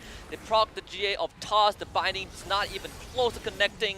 And that will be a killing spree for Devil J. Dude, EXO is genuinely playing this so well. Like, his presence of mind in these team fights, you can really see that he breaks down and he knows exactly what he needs to be doing, where he needs to be. But the rest of the team, credits to them as well. The mechanics have been on point. They've been so clean and so concise at following up on EXO's engages. You might have a great engage, but if your team isn't there to, boom, pull the trigger, go on after you. Doesn't matter, right? RRQ, to their credit, they've been doing just that. The game started off a bit slow for them. They were down a kill at 7 minutes, 1-0. But you know, when the team fights start, when the big scuffles start going off, RRQ, they show what they can do here. EXO be the general, right? Yeah. Been around for long enough. You know how to do the calls. See, he No more General visualizes- Hamas, we gotta find a new general. General EXO. That's it. Throwing it out there. Baron buff online for RRQ. 10,000 gold lead. Yeah. At this point, 15 minutes in. They're gonna take the third Drake. This will be the Cloud Drake. Yes, no problem But I at all. don't think we'll make it in time for the Elder at this point, right? PSO have a plethora of lockdown, but you know, I want to say this. No matter who gets locked out, well, maybe other than Helios and Marky, because I think they still have some vulnerability. These lockdowns, even if they get chained together, would not be enough to kill anyone from RRQ at this point. Yeah, I genuinely don't think they have enough damage. This is something we raised earlier on. Their comp is generally low on damage. You look at the Jace's build, you look at the Gragas build. Where's the damage going to come from, right? You have no real damage item. You got a Luden, sure, you're going to be popping people off. But the Liandry's, the Black Cleaver, that's not burst damage. You're not going to be doing enough to try to kill the tankier members of RRQ. Combo that with the fact that you try to catch someone. You know Galio's going to come in on top of them. How are you really going to kill anyone? And the good thing about RRQ's comp is, despite it being a bruiser-heavy comp, a fight-heavy comp, they're great at taking turrets. Yeah, absolutely. In RRQ, they don't need any Hullbreaker. It's all about those team fights. They are willing to take those initiatives and exhaust onto Helios just to mitigate some of that damage. But PSO knows that this is Hail Mary attempt, but it is already over before it even began. RRQ, a decisive game number 1. Yeah, it was, I wouldn't say it was the cleanest. They made a little bit of mistakes here and there, but that's a good warm-up game for RRQ. We see this, if we see this form keep up from them, I think they can sweep this series 3-0. It looks that way for sure. It definitely does. RRQ, they're not even celebrating just yet. This is just... Yeah, this is nothing to another day in the office, right? I'm pretty sure their scrims are harder than Yeah. this. No, genuinely. Yeah, right. I can back that. Okay, right. Guessing game. All right. How much damage did Marky do? How long was the game at the end? 17 minutes? 16, 17 minutes? 17, I would say 30, 40k. Okay, let's say 40k. Precise number. Okay, 38. 38? Okay, Right. you just prices right to me. Very nice. I'm surprised you That's didn't the say point, right? 3,999. Okay, all good. 38,671. All right, well, RRQ, congratulations to a dominant first game for them. I don't think we get to look at the stats. I think our panel as well. Yeah. So they'll tell us who's right. Absolutely. And then after this, we will think about what comes after the results come out. But what we do know is RRQ is starting the day off hot. It's like a warm cup of coffee in the morning. We had our coffee as well. We're feeling great. They're feeling great. We had a kopi. We have a kopi. Yeah. Kopi kao kao. Exactly. You had barley, I had grass jelly. Yes. Which is pretty interesting. I never knew that they could put grass jelly in Well, coffee. my barley is actually my lime tea, so that's for my throat. so Because that- me and Grenna was screaming yesterday. Yeah, worth it. How was the grass jelly? I love it. It was Okay. pretty awesome. Just like this game. I love the game. If you guys ever make a trip down to Malaysia, give that one a shot. Yes, definitely. It's my first time trying it. I'm Malaysian. Yeah. Okay. Okay. So it's a bit of an oddball pick there. It's a bit of an oddball pick, but Also a bit sometimes of an oddball draft. that's how you either win or lose the game. But in this case for PSO, they did not win the game.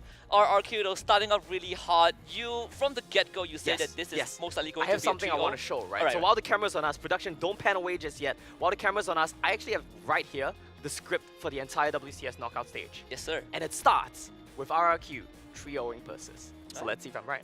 They have already made the first step. A journey of 1,000 miles. A journey of Two miles, really. Just two two miles. steps, Too much. right? Two more games, right? Yeah. Two more games, and they would have completed the first line of your prophecy towards greatness. And then RRQ, in yet script, they actually have a pretty tumultuous but interesting journey. So I am also looking forward to see how that's going to pan out. But one-liner, what can PSO do in game 2?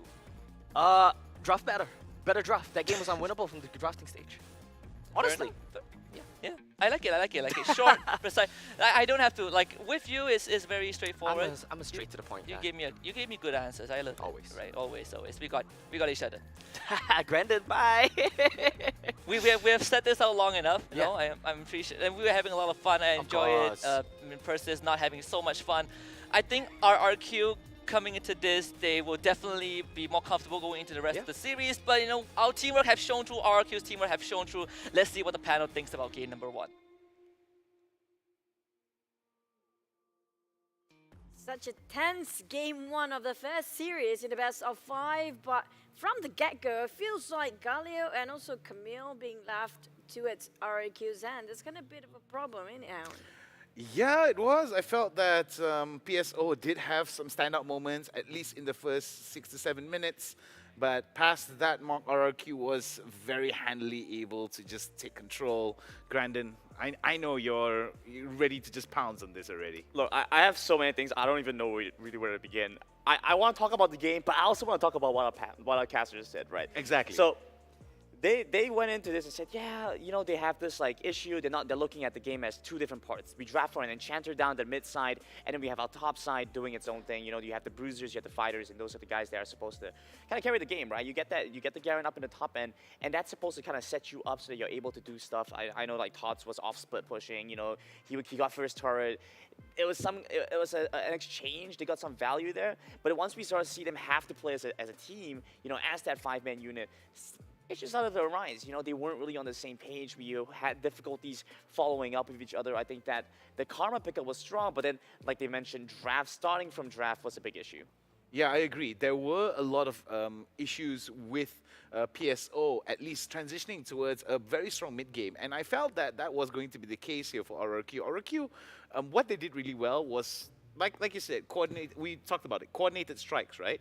But the simplicity of PSO was what enabled them, at least for the early stages of the game, to not only be able to get that first blood, they were also able to get a lot of these very specific objectives that actually panned out really well for them. Yeah. But I think the biggest issue is that they weren't actually able to convert quite a bit here. I think there was a small minor goal swing, at least in the early stages of the game, I felt, for PSO holding on to that lead. As well. And RRQ just took it over. That's true. Where I saw just now, you mentioned, Grandin, they had these Gragas to disengage, but we haven't seen that coming at all. Well, you know, the Gragas had some issues after all. I mean, you go for AP Gragas, you have a little bit more damage. He tried to get the disengage going, but it's really Exorcist. I mean, he's so good in this game. He figured out exactly the intentions that PSO had, knew what he needed to do, get them to set up. Chaz, I think, coming in here with the Irelia attack. We've seen a little bit of this prior. And I was expecting more of this coming into WCS finals, but we finally get to see here the Irelia. And I want to say, Omo and Husky had their little side game talking about the amount of damage that Marky was going to do. You know what this feels like for me, Nick? Yeah. It feels like, you know, you work so hard as a parent. I send Leonard to all these extracurricular classes. I'm trying to teach him good things, And get he him to play uses stuff. all of that knowledge for nonsense. I'm trying to teach him to play chess, and then he does nonsense like this. You know, he's out here playing. The price is right. I'm trying to teach him how to play chess. I mean, you know, sometimes Kids these these kind of days. things, is just hard, you know, to to influence such a, you know, It's such a rambunctious lad, you know. You're right. You're right. Being a single parent of Omo is difficult. You know? All right, just for the record, it's 40k damage from Omo, and I actually wrote this down. 38,671 for Husky. 606. So specific as well. I right? know. I mean, Husky is a man, if not specific, for sure. Let's take a look at it. Oh it's my not even goodness, close. not even close, baby. Okay, so this is one of two things, right? Either Maki is slacking, or our casters just don't know how to see I it. don't know whether you've been spending the right money on Omo, though. I don't think he's getting anywhere with Oh, that. you're so right. I should have checked the reviews for the tuition centers I've been setting in for. It's like 2 stars on Google. 1-star reviews, 1-star apparently. reviews. Oh man, can't even do basic math. You know, he'll ask me like, "Greta, what's 2 plus 3?" And I'll have to. All right, well, 6. But the one that should be watched out is actually Helios's damage output. Based on what we saw, definitely he doesn't have anybody to reach out at the back end. And we saw, you mentioned previously, the only thing they needed to finish up with the lineup with having a Camille and Galio on that draft with a Zeke. And that definitely proven that this three champions especially should be looked out for and don't, and like you mentioned about the under-draft round, they did definitely, from the get-go, the draft is a bit, you know, on the side of PSO. I do want to also touch on that also. I think there were some issues with the draft here, Choo Choo, and I think Omo also actually said this right. I felt that not only was the draft was an issue, the fact that Exosin was just very decisive with pulling the trigger. He also had a moment where the 4-man taunt at about 10 minutes at the Baron River fight. I felt that was just very, very impactful. There was also RRQ's Chaz stealing the Drake and getting the ace.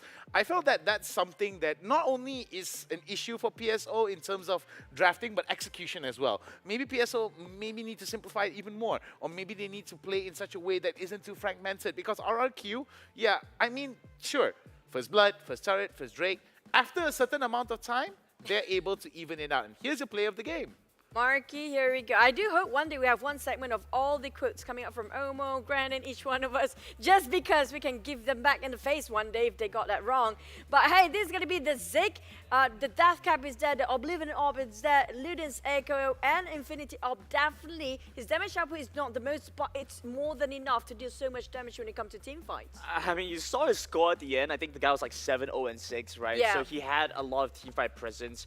He was there and actively participating. But it's easy as a Ziggs. You know, you have the ultimate. That's a big part of the combo. And so, while I feel like he did definitely have a major role to play in the game, especially in the early phases, I want to look towards the rest of the team as well, right? Healing was coming into this with the Lucian, Chaz with the Irelia. They were able to dominate their parts of the map. And you talk about how PSO need to simplify things, either whether that's going to be with the draft or to remove some of the fragmentation. I think it's a little bit of both, right? Because they were able to, like you mentioned earlier, get first blood, first dragon, first turret, but then the issue was, how did they not hold on to that lead? How are they 10,000 goal behind so quickly in the game? All right, so for Marky in particular here, playing on the Ziggs here, yes, he does deserve the play of the game for sure, but I think it's also the fact that he is the hammer, he is the nail to the hammer, right? And every bit of tools that RRQ had, Chaz on the Irelia, Helios with the Lucian to give supplementary damage, I felt that that was going to be the case. Exosin as well, they give up a little bit of utility when we look at both PSO and RRQ back-to-back in terms of their draft, specifically on junglers. Sholeh, Aja, Gragas, Chaz on Irelia. Yes, you give up a little bit more in terms of the damage that utility that you are able to give out in terms of the Gragas throwing out the explosive cast. But with Chaz, Divine Sundra, you touched on this quite a bit, Grandin. I want you to just give us a little bit more in this.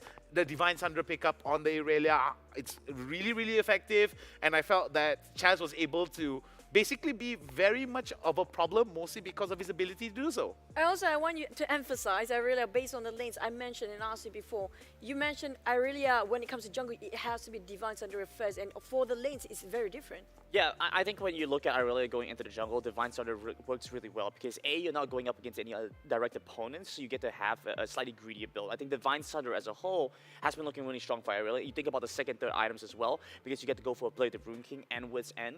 You get a lot of on-hit prompt damage. The biggest thing I think for Irelia here is the fact that she has a really strong counterpart with the Camille. So when you think about the top jungle matchup, you always win the 2v2. Camille being one of the strongest duelists, and Irelia being the other, and the fact that you have crowd control, the hashtag ultimatum, you literally cannot dodge the Vanguard's edge. You are held in place and must accept your fate. You must stand and fight. And I think when you look at a 2v2 matchup against them, Garen Gragas, there's no way, there's no chance that we see RRQ win that matchup. When you think about Irelia going to lane, however, could see something different. Maybe you want a little bit more damage, you might prioritize the Triforce first. If you want a little bit more sustain, you might end up going for the Blade of the Rune King. But I think jungle Irelia is something that I was expecting to see more of, but surprisingly only showing its head once we got into playoffs.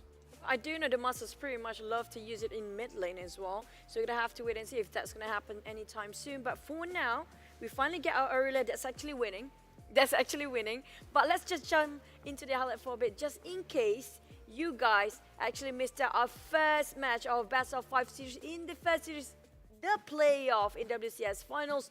But we're starting off. This Ziggs, Camille, and Galio is not banned out. This is just disgusting having RRQ straight from the get-go having this combo. Yeah, I've got to touch on this here. We talked about it just now while we were watching the game. The valuation of bans coming out from PSO. It can't just be all on the fact that, yes, you take away the setup, all I can do is just hammer it home with a different hammer. I felt that for it was a missed opportunity for RRQ, for PSO to let go of the Ziggs here. Yes, if they were able to maybe take away the Galio from them, maybe that might be the case. They're very much similar in terms of the CC valuation on both sides, but the delivery system from RRQ requires a little bit more coordination, but the payoff is definitely higher. Higher risk, higher rewards, but better coordination definitely wins out the game here. And RRQ, as you can see from the highlights here, I mean, at 13 minutes, 5 towers, full control, a Drake steal and an ace, I think that's just a case for RRQ just staying very dominant and showing why the playoffs are going to be fire. You saw how the ghost spell just now on the Zig as well. How can you catch that Ziggs who's just tossing every utilities you have from afar? Everybody will try to approach him. There's a Vanguard's edge along the way, so it's going to be slow. It's just so hard, and also the lock coming out, placing in the hashtag ultimatum is just almost impossible. Just a pretty good setup coming up from RRQ. So I think, from my perspective, they definitely will ban out one of those champions later on. What do you think of this, Brandon? Yeah, I think there definitely are options for them here. If they want to ban out something that was a major pain point, I think Camille could be a good place to start, especially since it opens up so much, right? But at the same time, I look back at PSO. They had a decent idea of the composition, but what they did was they focused on getting the Morgana last, right? The Dragon Laner came in pretty late in the composition in the draft, and the issue with the Morgana was they wanted a low utility so they could have a way to match up against the Ziggs, especially as Ziggs is pushing. You want to clear out waves, you want to prevent the engage from Exorcin, and all these things. And that Morgana does do that. The issue is they needed something with a little bit more tempo, because you're looking at the opponent's side and you have the Lucian coming up, right? Lucian has incredible tempo moving forward into the early game. He's able to take out a great deal of your HP going into the mid game. Once he has the Serrata's Grudge, it's very difficult to kite away from him. Garen cannot kite away from him. Gragas cannot kite away from him. So he's shredding tanks as well. You need to start thinking about how to match that tempo. I felt like the biggest issue for them was they didn't manage to round off their composition. They had a decent start. They got the Jace, they got the Karma, but then after that, finishing off, they needed something strong in the Baron lane and the mid lane to really round off their comp. I felt like they just got off the speedway and just decided to slow down once they had the momentum. And I felt that you don't have to basically slow down. There's in the corner in front of you. There's just a straight road. And I felt that PSO weren't as proactive as I was hoping for. I was hoping that the first game was going to at least go to PSO, in my opinion.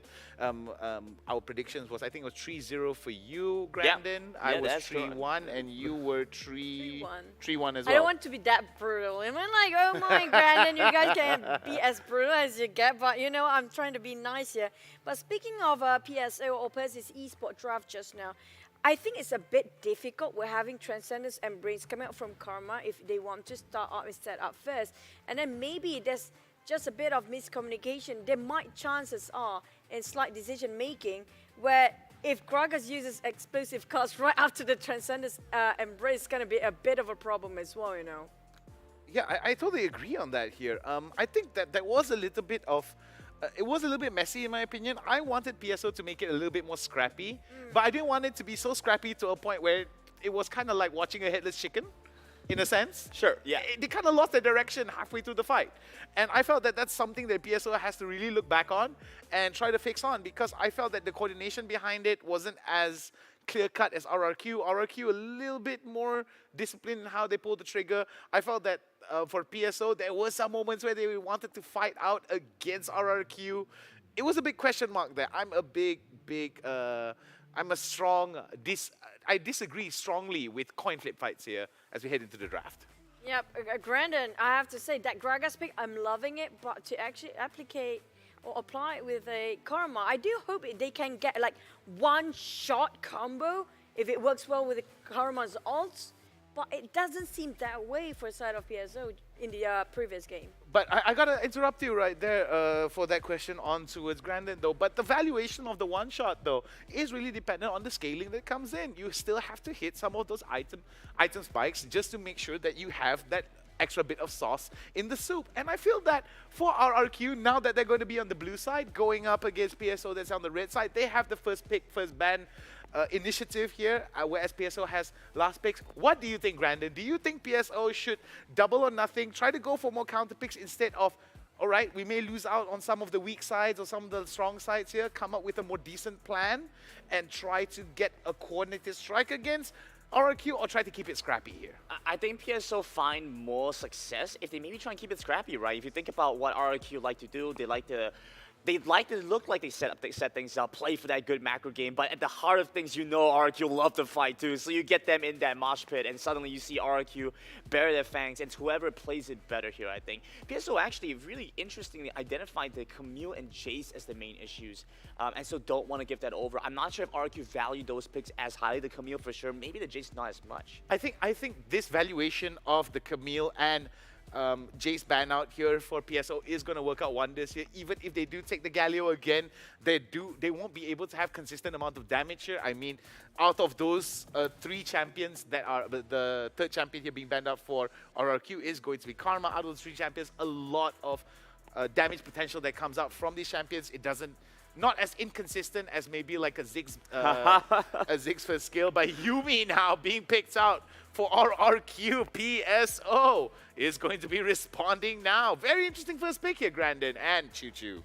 Yeah, I'm loving Yuumi, especially, we haven't seen Fiora. I've seen Fiora and also Bing actually combo with Yuumi if they want to go funnel all the way or try to split push. Yuumi, we saw yesterday Yuumi in the play-ins being played as what, Luden's Echo? That's all with the final chapter robots in terms of AP. Granted, do you think that's going to be the same case here? I think they could. So you think about what happens here. RQ banned away the Olaf, so they could potentially pick up the Jax, right? There is that scaling option. Olaf is one of the few champions that does well against the Jax here, and so if PSO don't want to go for that themselves, and looking at the Gragas right now, I don't think that's going to be the case. The Senna has been something that's risen in popularity with a lot of these teams. It gives them some decent scaling options, and you get to have this flexibility now, because you have the Senna, you get to say, okay, I want my Gragas to do damage. I'm going to give it all to my support. My support is going to keep the farm up, pick up some damage, and we're going to have a more well-rounded kind of centric composition. RQ trying to go for a bit of a pick composition. We've seen this Ashe before, and it sets up the Garen Yuumi acts as the front line. They can never die. The final chapter is used, and then you have the Enchanted Crystal Arrow. It sets them up for a lot of global plays as well. Final chapters indeed, as well as coupled with the Enchanted Crystal Arrow, is going to be a strong pick potential for RRQ. However, on PSO side, they do have infinite scaling with the Senna as well. The Senna +1, as Choo Choo has said beforehand in the first game panel. There is a lot of potential there. I mean, so much scaling, so much range that's going to come out. You have heals, you have the Dawning Shadow. That is going to be very, very much a team fight tilt here for any of the teams that's going to be on the receiving end of the damage, as well as the team that's receiving the shield. I really like this. PSO pick up the Darius, a stable option for their Baron side. So Tots gets to afford, gets to just sit back, kick back, relax a little bit. He knows going into the matchup, if it's going to be against the Garen specifically, he just gets to enjoy himself. He just needs to farm up, get a little bit of pressure down. As long as he trades well, that's fine. Okay, the Fiora is one of the bans I felt that didn't change out from game number 1. However, the Irelia ban out here, I think that's going to be targeted to Chaz for sure. I mean, there was a lot of issues, and the fact remained that for Cholet, he wasn't able to actually go, like you said, the 2v2. Just definitely something that they don't want to be dealing with, especially considering that in the early stages, there's so much value that comes out from those early 2v2s. I'm looking at Singe ban here. At the same time, looking at Yuumi, I'm still thinking who they're going to pair up this Yuumi with, because right now we're not looking who's going to be the one that's going to be super aggressive. I'm thinking, I know this is kind of out of the box. Tryndamere is not impossible as well. It's going to be unbeatable. But at the same time, is it that high of a value if you compare with all other champions? Xin Zhao is actually taken out by the Persis Esports side. Yeah, I kind of saw this coming here. I'm pretty sure that I was just about to touch on that. It is going to be going towards the second ban phases as well as second pick phases. Darius is going to be valued very high here in terms of Nox and Guillotine, as well as the Apprehend, the Decimate. I do think that for PSO, they do have a better tool set here comparatively, but RRQ responds with the Riven, the Exile Blade herself, definitely going to be popping, locking, and dropping all kinds of damage on tops of PSO. It is a little bit surprising for me. The Riven coming in here does still give them some flexibility, but because with RRQ having to finish off the composition now, you get some inclination towards where things are going to go. Looks like it's going to be Riven jungle. The Riven goes into this, wins the matchup against the Jax 1 versus 1. That's no doubt. I'm a little bit surprised though. I think the Jax does win the matchup as well, and the Jax offers them better split points. So unless this might just be a case of Chaz being more comfortable in the Riven. I think maybe the mobility as well as the ability to just sling in as much damage as they can for the early stages of the game for the Riven may actually prove wondrous here. I do believe that with Helios playing the Zed, I think this is going to be a wise choice. Akali now being picked out for the Indonesian region standout, PSO Persis right now, living up to the name, very persistent indeed, and slowly but surely showing their range in terms of their draft. Way better draft in game number 2 compared to game number 1 here against RRQ. Yeah, decent matchup with the Assassins. So the Zed and the Akali matchup, the Akali has decent trade potential against the Zed, but the Zed, what's really nice is that with the Shurikens and the Death Mark, you always get some idea on where the Akali is going to be. Even in the Shroud, you don't have to rely on your auto tanks that much, and so you can still solo out the Akali. I think where the issue does start to arise, though, is as you look at the Akali versus the Garen versus the Riven, it has some difficulty trying to finish them off, whereas Zed has a better time split pushing in the mid to late game. All right, RRQ's composition now comes a full circle. The Garen, Riven, Zed, Ashe, as well as the Yuumi rounding off RRQ here, Choo Choo. I have a feeling it depends on Chess how well he can rotate, how fast he can actually do to duel with that Yuumi. But Persis Esports, this seems like we have the general idea, but again, the execution is still a question mark here, Grandin. Yeah, I'll have to see how they set this one up for themselves, right? They have the initiation, they have the Sinjal, they have the Senna, gives them good access into some tough positions, but it's how they win the fight from there on. But let's not waste any more of this. We're gonna jump straight into our casters. Take it away. Between Hound's dead puns and our horrible guess on Marquis' damage by the end of game 1, I would take our guesses any day, Omo. But coming into game 2, Akali against the Zed. Yeah. A matchup that I love to see. I want to get your thoughts on that. Yeah, it's a lot of fun to watch. It's a very skill-based matchup as well. I think it's going to be a little bit quieter in the early game, but once you hit level 5, once these ultimates come into play, that's where this matchup really gets spicy. I love that we're actually seeing a bit of a more even draft this time around. The Darius has a good time into the Garen, while I believe the Ashe and the Yuumi is going to be a great lane here into the Senna Gragas. I do also like the fact that we see Chaz on a carry, on a Riven. I think this is one of the core identities of RRQ, buffed up by Exosense Yuumi as well. I'm looking forward to see what RRQ can do this game because I'm also excited to see PSO be able to punch back. Yeah, and on top of that, I love the fact that we are looking at Cholet on the Sinjal, right? It is one of his most common pick. When they play the Grand Finals against Echo, he also picked the Lull of Grace, but this Sinjal really fits what PSO wants to do. It feels like this draft is a bit more uniform. We don't have the double enchanters trying to, enchant one side of the hand at a time. PSO feels more like a unit, but that's just from the draft itself. Yeah, just from the draft itself, right? Like Choo Choo said, it comes down to execution at the end of the day. But like we said early on, you asked me what they need to change. I said draft, and they've done a much better one this time around. Is that enough to win the game? We'll have to find out. So far, the trades for Tots, it's not been going great. Yeah, definitely not. For Devil J, he's very comfortable dealing those pressure. But I want to put my attention onto this mid because it's not just about the double assassins, it's also a skill check, right? Harry hasn't had the best game 1, it's not the most comfortable for him. He was on that Jace, but this time he gets to go toe-to-toe against Helios on this Akali. Yeah, it's going to be a tight one for sure. Like I said, right, once you hit level 5, once you get the ultimates, that's where this matchup will really pick up. But until then, it's going to be a little bit slower pace. I want to wait for the 4-minute mark. I think that's where these team comps start to really spike. You get the Ashe Arrow, and the Zed, and the Riven, and the Garen Demacian Justice. Try to just one-shot someone on the side of RRQ, whereas PSO, they have great teamfight potential. If they use their AoE spells well, if they get the resets for Tots, I could see PSO winning a fight here. Yeah, I definitely could also see PSO having a bit of a more initiative when we get to those objective contests. Contrary to game number 1, when it was all about those bindings, all about those crowd control that allow PSO to pick off members of RRQ and get those skirmishes going. In this game, PSO have more initiative to roll the dice and take the fight straight to RRQ. Yeah, the comp definitely allows for them to do that. Let's see if they do manage to do so, though. Overall, I do want to look at the gold leads. I want to look at who's going to complete items right now. I'm pleasantly surprised to see PSO actually trading very well in most of their lanes. Mid's going pretty even. Todd's has not had a great time, but like we said, right, this guy, he's had to come in and fill some big shoes. We won't be having Hyde here, and I think Hyde was a key part of the successes of Persis in their local league. In the finals especially, Hyde came up huge.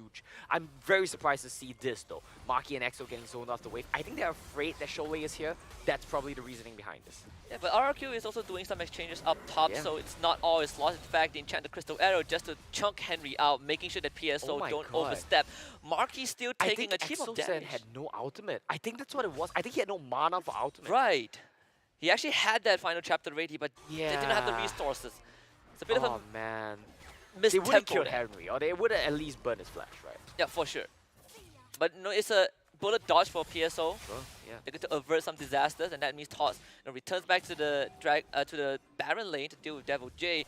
He's running at Ignite on this Garen, so this guy is feeling really good about himself. Yeah, it's definitely you're happy with the Ignite here in this matchup. You get the potential maybe to even solo kill this Darius at certain timing windows if he messes up, which to be fair, Tots has kind of been doing, right? He's 400 gold down. It's not too significant, but it's not something which you should be allowing to happen in this matchup. I think the bleed stack actually got the Scuttle Crab there. A bit unfortunate for Sholay. But now objectives has spawned. We see the rotation come in first for PSO. They're going to be a bit early on that one. Let's see what they want to set up for. It looks like Rift Herald. It seems that PSO have already gotten control. They're going to shove that mid wave and get themselves in position for that Herald. In fact, Henry again taking that 1 versus 1 against Helios, winning that trade in this initial scuffle.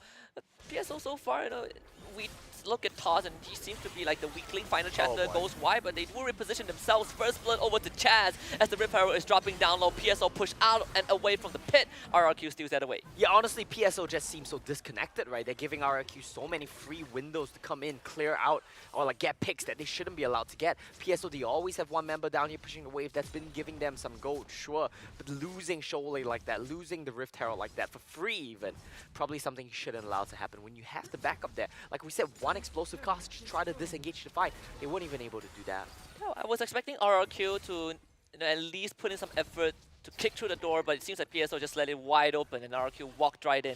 But PSO in game number 1, they were able to get the first dragon after losing the Rift Herald. This time they are trying to replicate their success. It feels like deja vu. Bot tier 1 is already down. RRQ showing up to this dragon pit. They are still waiting for the enchanted crystal arrow to come back online. So that means that PSO once more surrenders the dragon control. Yeah, this is just so odd, right? PSO, sometimes they get control, sometimes they get earlier rotations, but they always surrender, and this gives RRQ the potential, yet again, to take over this fight, but just as I say that, PSO, they come back in. Taz finally arrives at the scene, so we get a full team fight. Enchanted Crystal Arrow as an engage. RRQ puts the tank forward. A disengage, try to get pulled out, but it doesn't matter. Dewa goes down, exhaust onto Harry. He follows up with a shuriken flip. Devil J tries to run away, but the dragon gets secured by Chaz. Final chapter roots down the remaining members of PSO. They will jump on top of Chaz, finish him off. Helios gets the trade back. Henry still trying to take out Devil J. Oh no, the barrier. The execution does not come true. Barrier protecting Henry as RRQ loses 2. That fight was so close there. Dragon goes over to RRQ, but at the end of the day, oh, that flash a bit unfortunate. At the end of the day, it was Harry who tied up 2 members on the back line. He chased, I think it was Devil J and one more guy, right? I think was there another Helios guy? also got yeah, chased he away just for a chased while. away 2 members at the back of the team fight just by himself. Did such a good job at trying to clean that one up, putting out so much pressure on this Akali. He's having a much better game. PSO as a whole, they're having a much better game than last game. And Harry just got himself the stasis enchantment. Now he can go golden, buy a bit more time, but those little details that allow RRQ to get more than they were supposed to was Devil J getting a lucky honey fruit, surviving for a bit longer than he should have. But he went back in. And then went back in, and he still got taken out.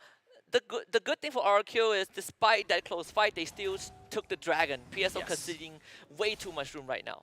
And then this comes to the usual question again, right? The question about scaling. Who scales better? I think this time around, PSO, they actually do scale better. Harry, oh boy. I don't know if that's saving him. Forces out the stasis, final perfect execution. Shuriken flip, use the nice. second charge.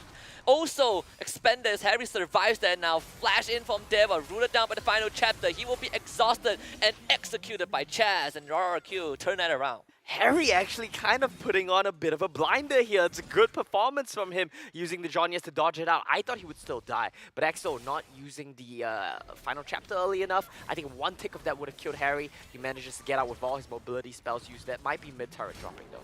But now they know he doesn't have out, no Bye, stasis Marky. enchantment, no flash. Same can be said for Marky. Abandoned by the Yuumi, taken out. Yeah, taken out right there, but Helios will trade. They get the kill. PSO, you might have killed Marky, but RRQ, they get mid-turret, they get they get top turret as well. It's a good game here from RRQ, but PSO, they're definitely challenging them, putting on much better of a fight than last game. We see the Ludens on top of this Yuumi as Chaz goes straight in, exhausted, bopped away by the body slam. Not able to follow up with that. The Shroud being just expended by Henry just to give PSO cover. Arrow flying through, connect onto Dewa. The Gragas once more being the victim of the engage, and he will be executed. Marky has been on point with his arrows. Down mid, sure, that's an easy one to hit, but the one that he nearly nailed on Harry in the top lane, that was a tricky one. He's been very on point. Knows how to drive the arrow. Yeah, knows how to bend the bullet for sure. Now Maki, is he gonna face check this bush? I think he's too disciplined too. I don't think he will. Yeah, he's gonna be all good here. Let me Toss gets a recall. RRQ setting up their own death brush. Oh, this could be big, right? Oh, Harry, that is the target. Hawkshot just to give some vision. Flash forward for the silence. The execution again, the ultimate from Devil J, not enough damage. Counter engage from PSO. Final chapter connection onto everyone as Toss uses their Nox and Guillotine, but does no damage. Disengage from Dewa, saving his team. That was just a bit iffy from both of these teams, right? It was a good final chapter from Axel, but other than that, Tots executed way too early. Devil J went too early as well, too greedy to try to execute Harry there. He's the main threat. He still has his ultimate, has spent his barrier, but look out for Harry in a nice fight. That's a good trade there from Helios. And the poke from this Yumi allows them to go back for a re-engage. They will try to finish up at least one member of PSO, but the Dawning Shadow keeps everyone alive. Chess goes down, Harry goes berserk, Shole Ajah wind becomes lightning, almost finishes off Maki, but PSO were not able to get the job done. They end up losing more than they wanted, and that means Helios can now show back up into the fight. Flash forward, Henry set on fire as RRQ takes 3. You might have lost Chaz early on, but the Yumi has so many targets he can ride into this game. Devil J, Helios, they're all very viable. Now Devil J gonna start this one off. Chaz is still dead, but so is Shole. I think they want to go for resets here first, most likely, before trying to all in on this Rift Herald. Yep. Toss presence confirms that this Rift Herald will stay put for now. 3 more minutes for Shelley to be around. There's still some time to hang around. Yeah, let's take a look at how this fight starts, right? It's a good pick off here from Chaz, but he's so far ahead of his team. And he goes into basically 5 members. It's a tricky situation to be in. He does get dropped, but Helios immediately has Exosin on him. Maki saved barely there by Exosin as well. No mana on the Yumi is a bit unfortunate, but they do still manage to pick up the cleanup kills at the end here.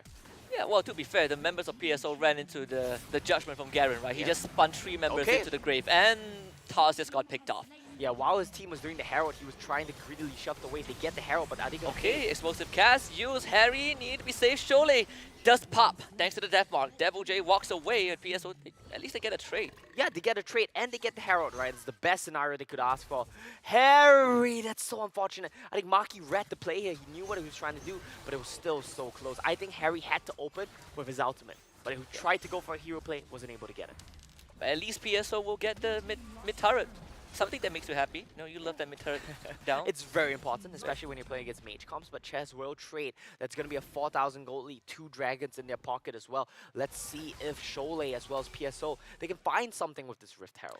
We're getting a closer game compared to game 1, right? Much closer. We are not at the point where you say that it is a done deal for either team. Yeah. PSO has a fighting chance. 11.5 minutes in, we are getting close to that Baron critical mass for game 2. And RRQ is starting to... They're forced to show some respect to PSO, right? In these fights, Harry has been doing a phenomenal job, 2-0. Crystalline reflected into the Leandries. That was going to help him against a tank like Devil J. Yeah, it's definitely going to help him against Helios and Chaz as well, right? Who want to jump on him, pressure him, zone him out of the team fights. But they're not able to do so if he has the Crystalline. It's going to help him out a lot. Johnny is going to help him out a lot as well. I honestly think maybe he could have considered Divine Sundra this game, but this build isn't bad as well, right? It gives him a lot of assassination potential on Helios and Maki specifically. If you take a look at the items across the board, the gold lead really exists primarily on Chaz, and I would say, yeah, primarily just on Chaz, right? Maybe a little bit on Devil J as well. So a lot of that's going to come down to this ribbon with the Yumi riding onto him, like right now, to see what they can do. Shole, he does have the GA, so he will have a longer lifespan. They will try to pop it, but Shole crescent sweeps and flashes away, doesn't want to expand that first. That's going to be both Shole and Tots using their flash there. Nothing too significant for the side of RRQ, but that makes the next dragon fight so much easier for them. And we see that Shole actually hasn't upgraded his boots just yet, so there is still some room for him to adjust to this situation. Perhaps the Stasis Enchantment will help him out, but Deva, not so lucky. Redemption. That is just one poke. Redemption good enough. Yeah, Redemption, because team fight. I think it makes a bit of sense as well, right? With the ultimate, you're very tanky, but I think you also got to consider the patterns of how RIQ are going to team fight. The ultimate from Sin, sure, it's great against people with longer range, but they're all going to be jumping on you. It's not that effective. Yeah, they will try to jump on Toss. It's Devil J doing all the work. Helios will join in the second half of this skirmish. Toss on a 2v1. He will pop to the death mark. Very nice, very nice. Good play there from Helios and Devil J. Yeah, this is going to be just fine, right? Riven Yumi, as if a Riven wasn't mobile enough by herself. You have a Yumi on top of her, you're never going to be killing her. Yeah, never. We saw AP Yumi yesterday, so we missed out our guess on Zig's damage. Now, let me change it. Yeah, guess the question. Guess the Yumi's damage by the end of the game, right? Okay, so we'll wait and see when we get closer to the end of the game. I have a good idea. I think this time around, I think I have a good idea. We'll get closer, right? We can't be further off. Yeah, we right? missed by 20,000 Yeah. by the end of game 1. I think we'll get a bit closer. We were really off, so let's see if we're right this time around. 4,000 gold lead though for the side of RRQ right now. We're all just chilling. We're all just waiting for the dragon. They're getting more and more incremental leads, but nothing too significant just yet. This is the kind of suspense that really builds up to one crescendo. Sure, It just yeah. kills you. But RRQ, they do have a bit more control over the map. They took all that tier 1. We see this deep ops in a deep vision ward and that raid side jungle red buff.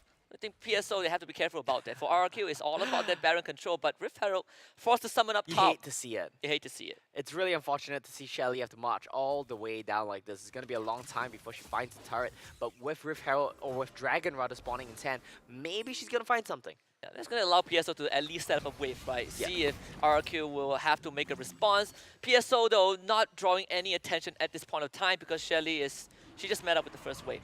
And she's Met up with not, the first. not the fastest attacker. Very good at taking down turrets, but much less good at taking down Oh. creeps. That's going to be big, though. Harry has wasted both his out and his flash. Now, this is very smart from RRQ. He has no out, but you don't need to force a fight now. Wait for Helios to shove in the wave. But PSO, they know this. They're going to start off the dragon. Yeah, and RRQ, they've settled Shelly, and again, another engaged arrow into final chapter into the Demacian Justice. They finish off Henry. PSO struggling to stay afloat in the sinking ship, but RRQ will make sure that they do not let PSO have any chance. The Titanic will sink, and it will be an ace for RRQ. And what was that you were saying, Husky? This tension, it's going to build to a crescendo. Well, that's about as big of a crescendo as you can get, isn't it? 5 for 1 here. RRQ, when it comes to the big team fights, when it comes to pulling the trigger, when it comes to your mechanics, they show they are miles ahead of PSO. Hit the weakest link and the rest will fall. And RRQ, they find that one opening. That means free Baron. Helios will get this mid tier 2. It feels like RRQ, not feels, RRQ has definitely gotten control of this game. But now let's look on the other side of the aisle. PSO. Are there any more insurance plans to keep themselves in it's the game? done. This is quite an insurmountable lead, right? You have 2 dragons, you're going to base, you're going to get a third. You have the Baron Nashor as well. 8,000, 9,000 gold lead. It's pretty much done here for PSO, right? Nothing they've shown in this series so far has given me an idea that, yeah, you know what, maybe they can come back in this. Maybe they can pull off a miracle. I'm actually quite curious as to where Harry got forced to use his ultimate. But I love that they just caught the setup from the start. I think it was the crystal arrow that hit him. Why did no one block it? That's the question. Everyone just sidestepped it. Someone had to just block it, right? You need to use your Darius with building full tank. You need to use your Xin with his out to just block that spell. It's one of those moments where we're like, here, you catch it. It's hot potato. Hot potato, but the hot potato shouldn't be landing on your center. That's the problem right there. And RRQ, they're just marching into the base. The dragon is up, but do they really care? I think no. They know they have this game in the bag. They know they can just close this one out. And RRQ will slowly just suffocate PSO. It feels like at this point, at this juncture, Persis Esports are trapped in their base. That Baron buff will give RRQ so much more leeway to work with. They don't have to force anything. It is just a slow bleed for PSO. You know, the death cap here for Exosin as well. I think the trickiest thing we got to figure out is how much damage has he done this game. I think we're getting close to the end of it. I'm going to ballpark 17,000. 17. Yeah. Yeah, they're bumping it down. Okay, I'll up A the lot ante. down. 20,000. Okay. We'll stick with that. Solo bolo on the tots. Through the barrier. 50 seconds with nothing left in RRQ. They go straight for the juggler. Explosive Cash does knock Chaz into the turret, and he will eventually fall. Someone pick up As Axel. RRQ, they do get a bit too overzealous, and Harry now wants to be the magician, but the exhaust is enough. Forces out the stasis enchantment as Devil J, he's doing his own thing in the side lane. Harry gets outstyled and outfought. RRQ will get game 2. That much closer to the 3-0 here. RRQ, they are dominant over PSO. This game, it's pretty much over now. They just need to destroy the last couple structures. The last 2 structures, really. Look at the damage on that Demacian Justice. Yeah, just making short work of PSO, RRQ. Again, showing that consistency, that prowess that we saw from the Philippine region. Did you see that? He delivered Axel into the fountain.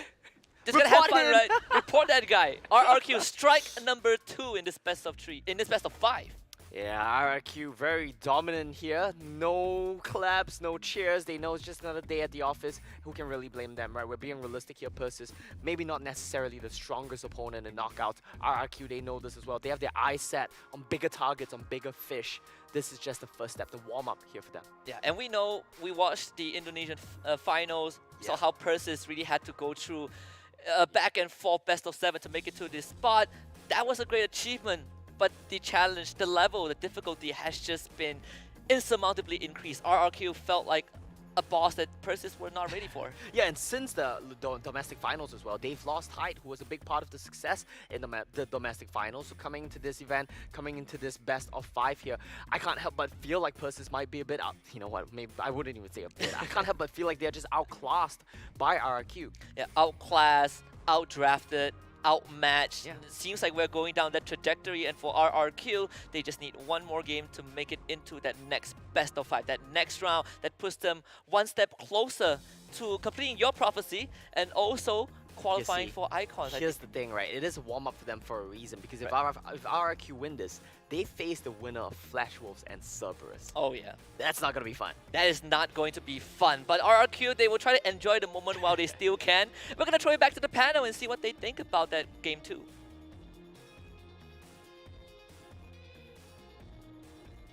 I don't know. All the ideas are there, but for the side of Persis Esports, what really happened? But hey, we also want to drop in our predictions of that Yuumi damage output. So I think on Hound and also Grandin, I want to hear those guys said up to now 20k. I'm gonna go with 17,000. Any specific more numbers? 420. Wow. Grandin? Nice. No, I'm not gonna play this game. I'm not gonna play this game. Come on! What a party pooper! I'm not gonna play this game. I want to play this game over. I'm gonna stay firm to my beliefs here. All right? No. Oh, you're no fun, but All he's hey. gotta do his homework first. You know, his teacher called me. I have to go to a parent-teacher conference. Hasn't been doing his homework. He's out here playing games instead. But hey, your homework right now is playing games and have to analyze the game, and that's gonna be it. And also, speaking of that, it's secured 2-0 for side of RRQ. Now, there are one more game, one step to advance forward. But on the side of Persis, it's one more chance before being dropped down to lower bracket. And for the start here, we're talking about how things going on for the side of Persis and also the recent game against RRQ with Grandin. Yeah, I mean, okay, let's break this one down here first. So we have what happened last game. So Persis went into that match. I felt like they drafted something that seemed much more like the identity, and we saw for a good part of it a lot more counterplay available. Sholey was doing well for himself. Harry had some incredible mechanical moments, and so we had a glimpse of hope when it came to PSO. The thing with RRQ for me was I was hoping to see more cross-map plays. I was hoping for them to have greater impact, move around the map, really set up for themselves with cross-map plays, with the Enchanted Crystal Arrow. We saw RRQ take it in a more direct, literal approach. They walked in there and they said PSO poses no threat to us, and he just smashed the door open. Okay, I want to touch on a little bit on game number 1 here for PSO and RRQ. Like you said beforehand, they did have the sauce for it, right? But they had to add a little bit more spices to it. In game number 2, we did see that PSO did add a little bit of a good spice into the sauces. As you can see, better in terms of overall performance here. However, I felt that RRQ just had the better sauce overall because they just... in terms of the draft, where you see it side to side, PSO had all the necessary tools to do so. The scaling, the disruption, the Noxian Guillotine executes, the audacious charge, right with the 3 talent strike. What's a good Indonesian dish?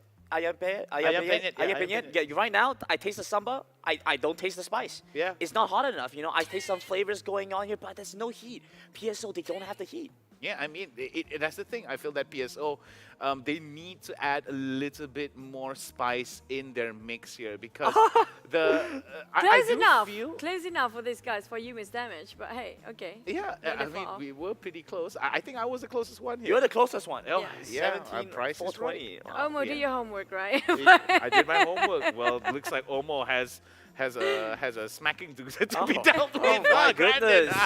Playing games, not bad enough. He got it wrong too. Every Asian parent's worst nightmare. Anyway, back to the game though, the post-match statistics here. I felt that there wasn't even a positive goal swing here, despite the fact that, yes, PSO did marginally well in game number 1, but game number 2, we did see the value play out here with the Camille and Aurelia ban out for PSO, I felt. Despite that, RRQ first blood at the Herald at 4:45, which I think plays into the point that we were talking about when we were going through the draft, the fragmented approach of PSO and how RRQ takes it apart. For me personally, just now, when it comes to the draft, it's pretty much stable for both teams. It's all down to call shots. And what I noticed about RRQ, they are more experienced when it comes to how to take the fight and how to disengage and get into the fight again in a very good angle or a different perspective for the second round.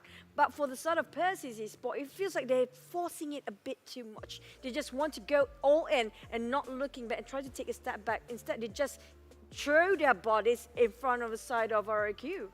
Maybe that's on me. You know, I kind of said I wanted to see a scrappy PSO run. I wanted to see them go and fight them directly. Maybe that's on me for telling them to do that. They took me a little bit too literally. They really tried to force that and force the hand of RRQ here.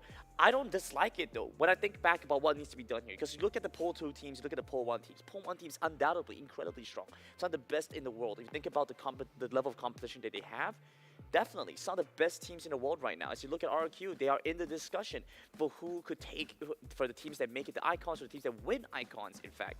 And so right now, Persis have a big step to take forward to beat this first initial opponent. At the same time, I like that they don't falter back against this. You see Devil J get the player of the game on this Garen, and you see his counterpart go play the Darius. You have Tops, they're trying to execute, they're trying to find some value there with the Xin Zhao, get the initiation off, get the initial engage off. But as we saw the game start to accelerate, start to split up, they were pulled apart to too many different places. They couldn't concentrate their efforts into to something greater here. And I feel that it actually plays on the fact that with RRQ losing their first blood at 4:45, at 4 minutes 45, the fact that they lost the Herald to RRQ for free, RRQ taking advantage of PSO being very fragmented for the Drake at for their fragmented approach against the Drake here at 6 minutes, which totally got them in a bit of a kerfuffle here. I felt that PSO definitely needs to consider how they're going to go into game number 3 here. This is their last lifeline here, and I do predict that I think this is where a little bit of, like you said, scrappiness, messiness may actually benefit PSO. However, it's the execution which I feel is what we need to look in depth into here, Grandin and Choo-Choo. I mean, like, Brandon, I'm sorry, I have to disagree with you. I'm going to straight head on disagree and go for the banter with Brandon. I don't care. But the thing is, I don't like the messiness because that's just how easy they were taking the baits coming up from RQ to initiate the fight, to use all their utilities way too early. And the moment they've been disengaged and re-initiate coming from RQ, they have nothing left. And that's how just one by one being caught off guard and they just disappeared off the map. And if you look at their highlights right now, most of them, they're being picked off one by one. Just look at how the kiting coming out from America is just so good that it kind of forces PSO really urging to take the kills up, but it's just going down the drain. Fair enough. I could see why you would think that. You know, there are definitely some issues for PSO to try and resolve. What I did like about their comp and what they did in this game, you know, when you look back to look towards Senna, Senna's able to have these targets to work on, right? You can heal up the Darius, you can heal up the Xin Zhao. You have some tanks that benefit a lot from the Senna surviving and living for long enough. The issue here that we saw was Senna wasn't alive in a lot of the fights to begin with, right? A lot of focus was placed into the bottom side. They tried to take down Henry, and once you have the Enchanted Crystal Arrow flying out, someone needs to tank it. I think Omar brought up a good point. Your Darius going full tank. Your Xin Zhao with the ultimate. Even your Gragas with AP. He's a worthwhile sacrifice if it means you have to sustain up for your team, because this allows you to find a second win in your fights. A point we talked about here is the immobility of the carries here for RQ as well as PSO. But how they countered it was really smart. They put in Riven on Chaz, and they put in Zed on Helios, Helios on Zed, excuse me. And I feel that that's going to be the case here. Every time they get into an engagement, Helios will be able to go penetrate the back lines and immediately take down Henry here in some of these cases. Although Dewa did have some moments where the explosive cast was beneficial, and the fact that Harry was able to have standout moments where he still managed to be able to press RRQ after the fact that they did steal the Drake. So there is some hope in a PSO, in their ability to bring the fight to RRQ. Like I said beforehand, it's just the execution. It was way more competitive early on, but the fall in the mid-game was a lot harder for PSO, and I think that's where the main problem lies. I have to agree when it comes to Henry playing with the Senna. He should know his value more by not just putting himself like sort of bruiser kind of attribute, just go right in the middle of a fight, instead trying to place himself in a better position where he wouldn't be caught up quite early. We saw every single time Senna will be one of the first few to die first. No, but the thing is, Henry's at the back, but the arrow swirls around his entire team. His team needs to block for him. He's at the back of the wants fight. to body Nobody block. wants to block for him. It's just like watching the Fast and Furious. If you're expecting a drag race straight on to the end, you're going to be wrong, because PSO is just going to drift in circles until they get to the destination, I feel. And in that case, right, with the pick potential that came up for RRQ, I felt that PSO just had a lot of problems here. Yes, I do agree. Henry was out of position in some instances, but the nature of RRQ playing it from behind, playing from front to back, right, attacking front line, trying to get access into the back line, is supplemented from the fact that Helios is able to gone. Immediately gone Henry or gone Akali in these situations. I really like the mid to late game coming through from RRQ, right? They did a great job split pushing. I think this is, again, like something that you guys have mentioned, the Riven and the Zed coming into play. The fact that you have these two champions that are able to split push, set them up for much better map control. So there are some issues that I think need to be kind of addressed here for PSO. They did well with Harry, with the Akali, being able to deal with the Zed. That's the first step. But the second step was they needed someone that could deal with the Riven, but they don't have someone that can do that, because you also have the Yumi you have to worry about. Exosen's able to just stick onto Riven the entirety of the game. Chaz just gets to walk in with the Yumi attached onto him, and you need to commit 2, 3, 4 people to fight the duel there. And this isn't including RRQ having teammates of their own. They can walk over and make it an unfair fight for them too. Or they could just have the Zed go off in the mid lane, go off in the side lane, keep split pushing. We saw towards the end of the game, this all amounted to too much. They were getting shoved in, and we just saw Persis Esports unable to handle that pressure, pulled apart at the seams, and ultimately the base just fell apart. Yeah, this is based on the draft in the previous match too just now. For me personally, there's nothing wrong at all when it comes to the draft. The ban and the picks were great. Yes, we did mention about it was way more value than the first match if you compare it back to back. And definitely the Camille ban is a must in this state. But it's all down to the call shots. I said this, it's so sad for me to say, they have the idea, but again, when it comes to execution, Persis Esports seems to have a bit of a problem to call it out. Brandon, your thoughts first? I wouldn't say there's no issue with the draft here, because you look at PSO, you have to wonder where's the damage going to come from, right? You go for the Gragas early on, it pairs well the Senna gets to have some additional damage, but it's not the same as if you had a set. The set would definitely have made a bigger impact. I think the Gragas does good burst damage, but where's the sustained damage coming from? Who's actually going to finish the fights once you set them low? And I feel that, I'm sorry to cut you off there, Choo-Choo. I feel like as we head into the pick and bans here, I feel that even more so, PSO is starting to finally see that a lot of the valuation comes from the draft as well. And I think maybe there is a few tweaks that PSO has to be wary of here in terms of them going up against RRQ. Now, as we head into the draft phase here, 2 bans already completed for PSO towards RRQ. RRQ responding with their 2 bans as well here. PSO on the blue side, going up against RRQ. PSO with the first pick, first ban initiative here, Grandin. How do you think they're going to use it well? I think there are a couple of really strong pickups to grab. I think the Jace getting removed. They could go for the Yumi as well, right? Yumi looks pretty good in its current state. I'm being banned now. Oh yeah, Yumi banned out now. So there are other options here like the Karma. Well, the Karma is also going to get banned out. Blue, I guess, PSO have so many options here, depending on the style they want to play. So you think about what blue side does, they get to set the initiative, they get to decide the kind of composition they want to try and go for. The Senna is something that we've seen a decent amount of. I'm still not convinced that this is PSO's best look, though. Feels like it's a good value still for Senna to be in this match, but it all depends on who's actually in front of Senna, who's guarding behind as well, because Senna has to be guarded because they need a utility coming up from not just the curse of Black Mist to start to engage or initiate any fight, also to disengage. But the most important one is going to be the embrace, the root coming out from that center. If you can actually hit the spot, and also the Dawning Shadow on point from afar is enough, as long as the center is not dying during the fight. That's it.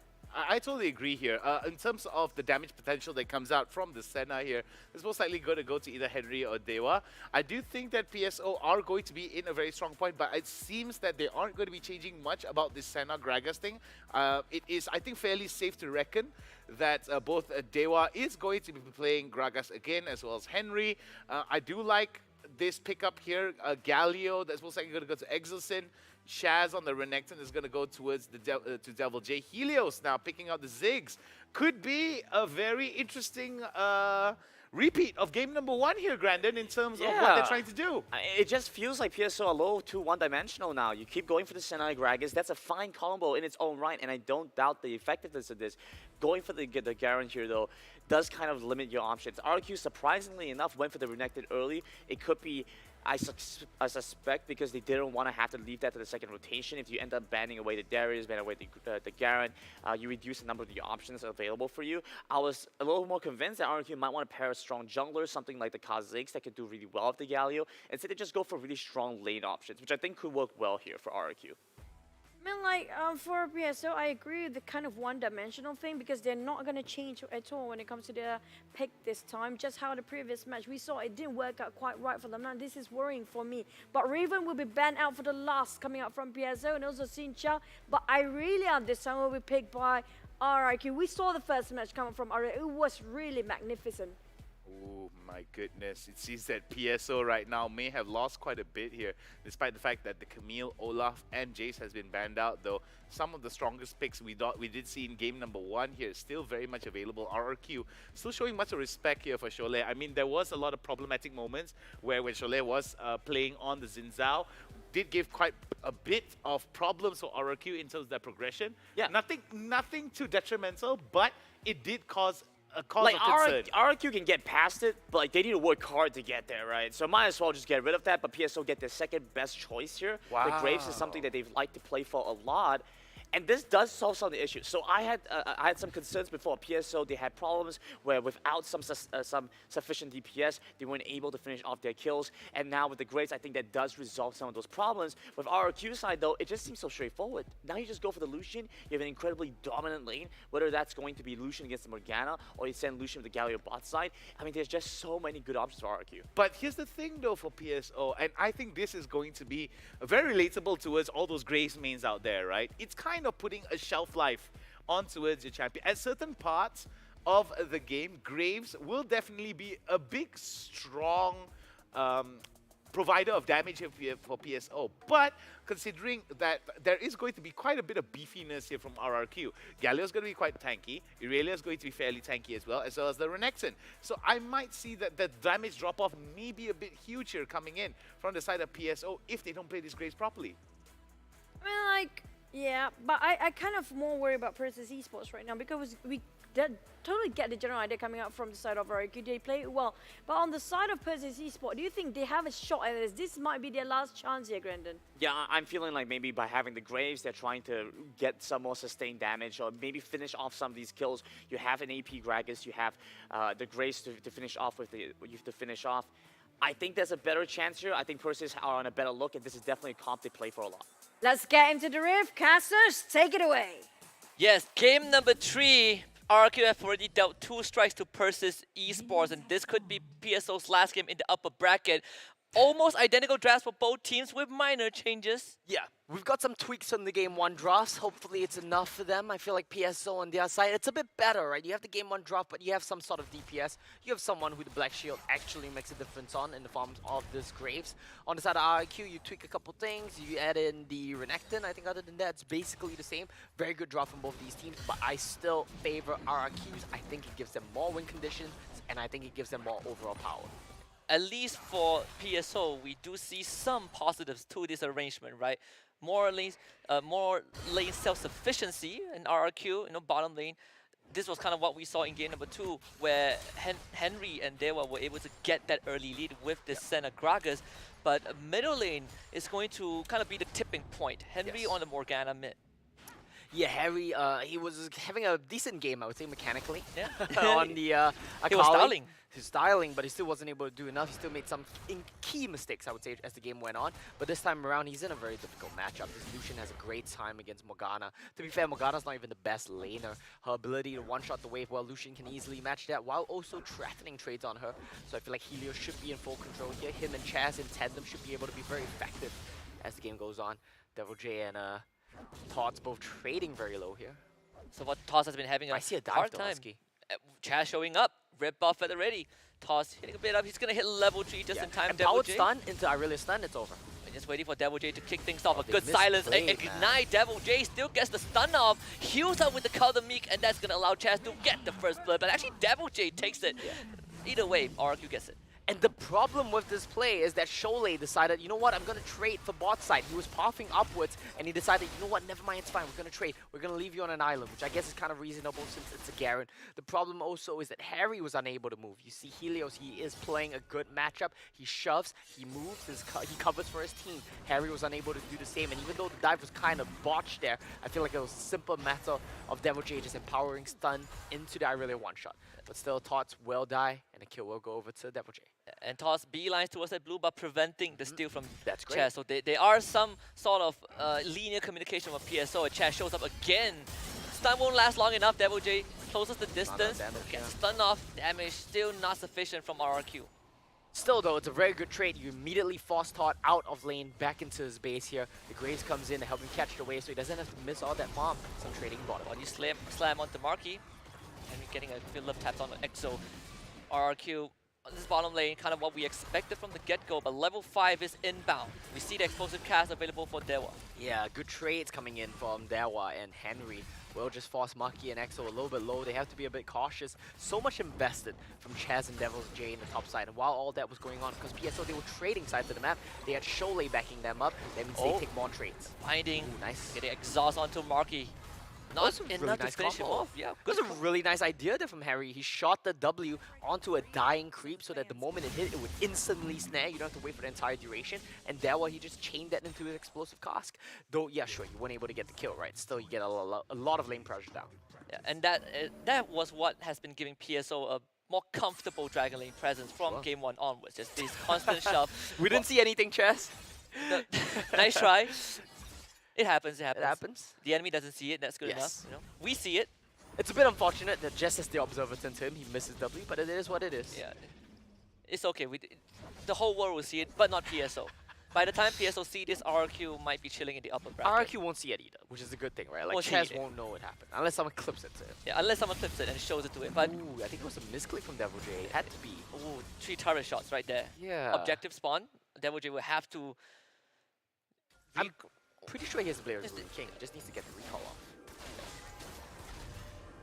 He's gonna take the honey fruit though. Surely just shows up at the that Dragon too. Pit. That's where Helios is at right now. A very fragmented skirmish on both sides of the map. Surely getting absolutely chunked up by the culling. Has to recall. They cannot take Dragon. Yeah, that's the power of Lucian. That's the power of the culling. You're going to leash that one out here on the side of RRQ, but I don't think they want to start that off just yet as well. Devil J, he's not rotating yet, whereas Tots is. So both of these teams going to play a bit slow here, going to play it a bit more cautious. PSO, their upper bracket lives are potentially on line, whereas on the side of RRQ, I mean, you don't really need to take any big risk here, right? And we said this is a warm-up series for them. I feel like the gameplay shows as well. They generally have been starting games very slowly here, and like you put it builds to a crescendo. RRQ just stomped them, and it's all over. And this is kind of like the resolution, the cooldown period. We look at the curve of the drama. RRQ are ready to draw the curtains. Recall finally out from Devil J, but he will pat back up top. At least in this game, Toss was able to hold his own a bit better. I say a bit better, but he has been... He's been dived. He's been dove like 2-3 times. PSO switching their attention over to the Rift Herald, but they're doing it under RRQ's vision. Yeah, this should be a potentially disastrous situation again. Throughout this series, we've repeatedly seen PSO start objectives, give up ground, let RRQ come back in, and RRQ just take over, take control, and take the fight. PSO, fingers crossed for them, they don't let it happen again. They just leash the Rift Herald for RRQ, and RRQ now gets full presence. Harry isn't even nearby. It seems like PSO have decided to completely give up their Rift Herald. RRQ just walked in and took it. Yeah, and Tots is not rotating yet again. You're playing a Garen, but you're split pushing. This is just so desynced here from the side of PSO. Your Garen's not here, but you're starting Dragon. 4 versus 5, not in favor of PSO. EXO just pulls the trigger. Darling Shadow is out. PSO gets the dragon, but can they get out? Sholay is the first to drop. Flash is blown by the side of PSO. RRQ will walk away with that one I kill. really hate this so much from PSO. I'm sorry, Husky. I'm just so frustrated. Yeah, I Why are you understand. forcing these fights? 3 games in a row. Yeah. We were watching the same drama happen over and over again with different drafts. PSO once more losing out on the fight. They lose the mid-tier one again. You're upset, I'm upset. And the mid-tier 1 is so much more valuable this game as well, because you're playing against a Morgana, you're playing against a control mage who's able to just sit under it and wave clear, wave clear, wave clear, well, she won't be able to if there's no turret left. It's just so odd. The PSO constantly pick these Baron lane champions, but the Baron lane champions don't rotate to the fights. Why are you funneling gold into your Garen? What's the purpose of that? What's that achieve? What's that accomplish? Really nothing, and then you just start the dragon while that's going on. It just baffles me. Yeah, he has a silence, he has an execute. He's supposed to be there. He's supposed to stand in the front, right? Block the spells, block the Exosyn engage. Maybe that would have saved you from Exosyn's last 600 engages. Absolutely. EXO just casually tallying that up. Yeah. Engage number 600. 602 coming up soon. Yeah. On to PSO, who have no front line. Because the front line is all split. It's the same thing, right? But right now we see Todd, well, not able to even get the turret up top. Hero's entrance, forced early on, collateral damage from Sholay just to get away. PSO wants to look for a counter engage, but RQ is around. Flash, body slam, EXO. Just gonna put his body in front, get 3-man ton. The rest of RQ shows up. Vanguard is huge from Chaz. Mega Inferno Bomb onto Dewa, and Sholay gets slain once more.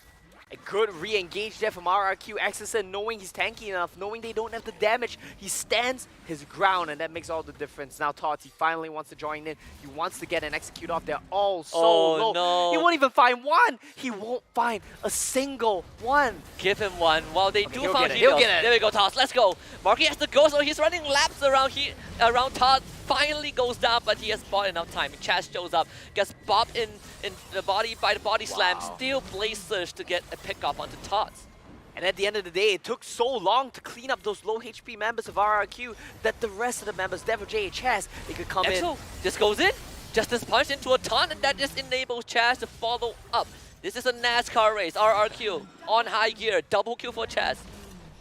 What I love about this is that RRQ are playing so well as a unit. They go in together, they find the picks together. Oh my Helios goodness. once more. He doesn't have his ulti, it's so close. Flash, Ignite, Sholay really wants to get away, just gets ran down mid. You know, we talked about the Lucian the other day, right? We were looking at one team, we were talking about how they play Lucian. What they usually do is the Lucian would dash forward, get some damage down, put about out. You have double mobility spells. It lets you go in, lets you go out. Yeah. Helios dashed in, put about in, double in. We just dive in. They don't care. RRQ, once again, it's reached a crescendo. The fights have gone right for them, and they're in full control yet again. That is where you, if you are a PSO fan, you know that things have gone terribly wrong. Yeah. When the Lucian just runs down your Graves in the mid lane. It is what it is, right? The Graves should be tanky, he should be mobile enough, he should be able to get away, but it's not enough. And we talk about once Graves falls behind, he kind of lacks anything, right? What does he offer? A smokescreen and damage. That's basically it. Once he falls behind, he's 3,000 gold behind his counterpart. He's the poorest member on his team, barring Henry, who's the support. It's going to be a very tough task for him to do anything in these next few team fights, especially given how RRQ's team likes to play. You look at it, basically everything that counters him, it's either the dive from Chaz, the dive from Devil J and EXO, or you get Helios and Maki who outrange him. How do you team fight? I can answer that question. Okay. Regarding what Graves provides if it's behind. I think the smoke screen is... Yeah, it's pretty OP. Yeah, we saw it, right? I mean, Harry, he will get almost mowed down. That's why Sholay shows up. Exhaust.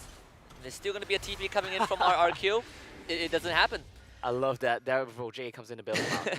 During, our technical test, you guys played some games. We were able to walk through it. Remember, you had Hound on your team. Oh, yeah. He was Graves, and he was having a horrible game, but he had 9 Well, assists. he had an okay game. And 9 assists, all from smoke screens.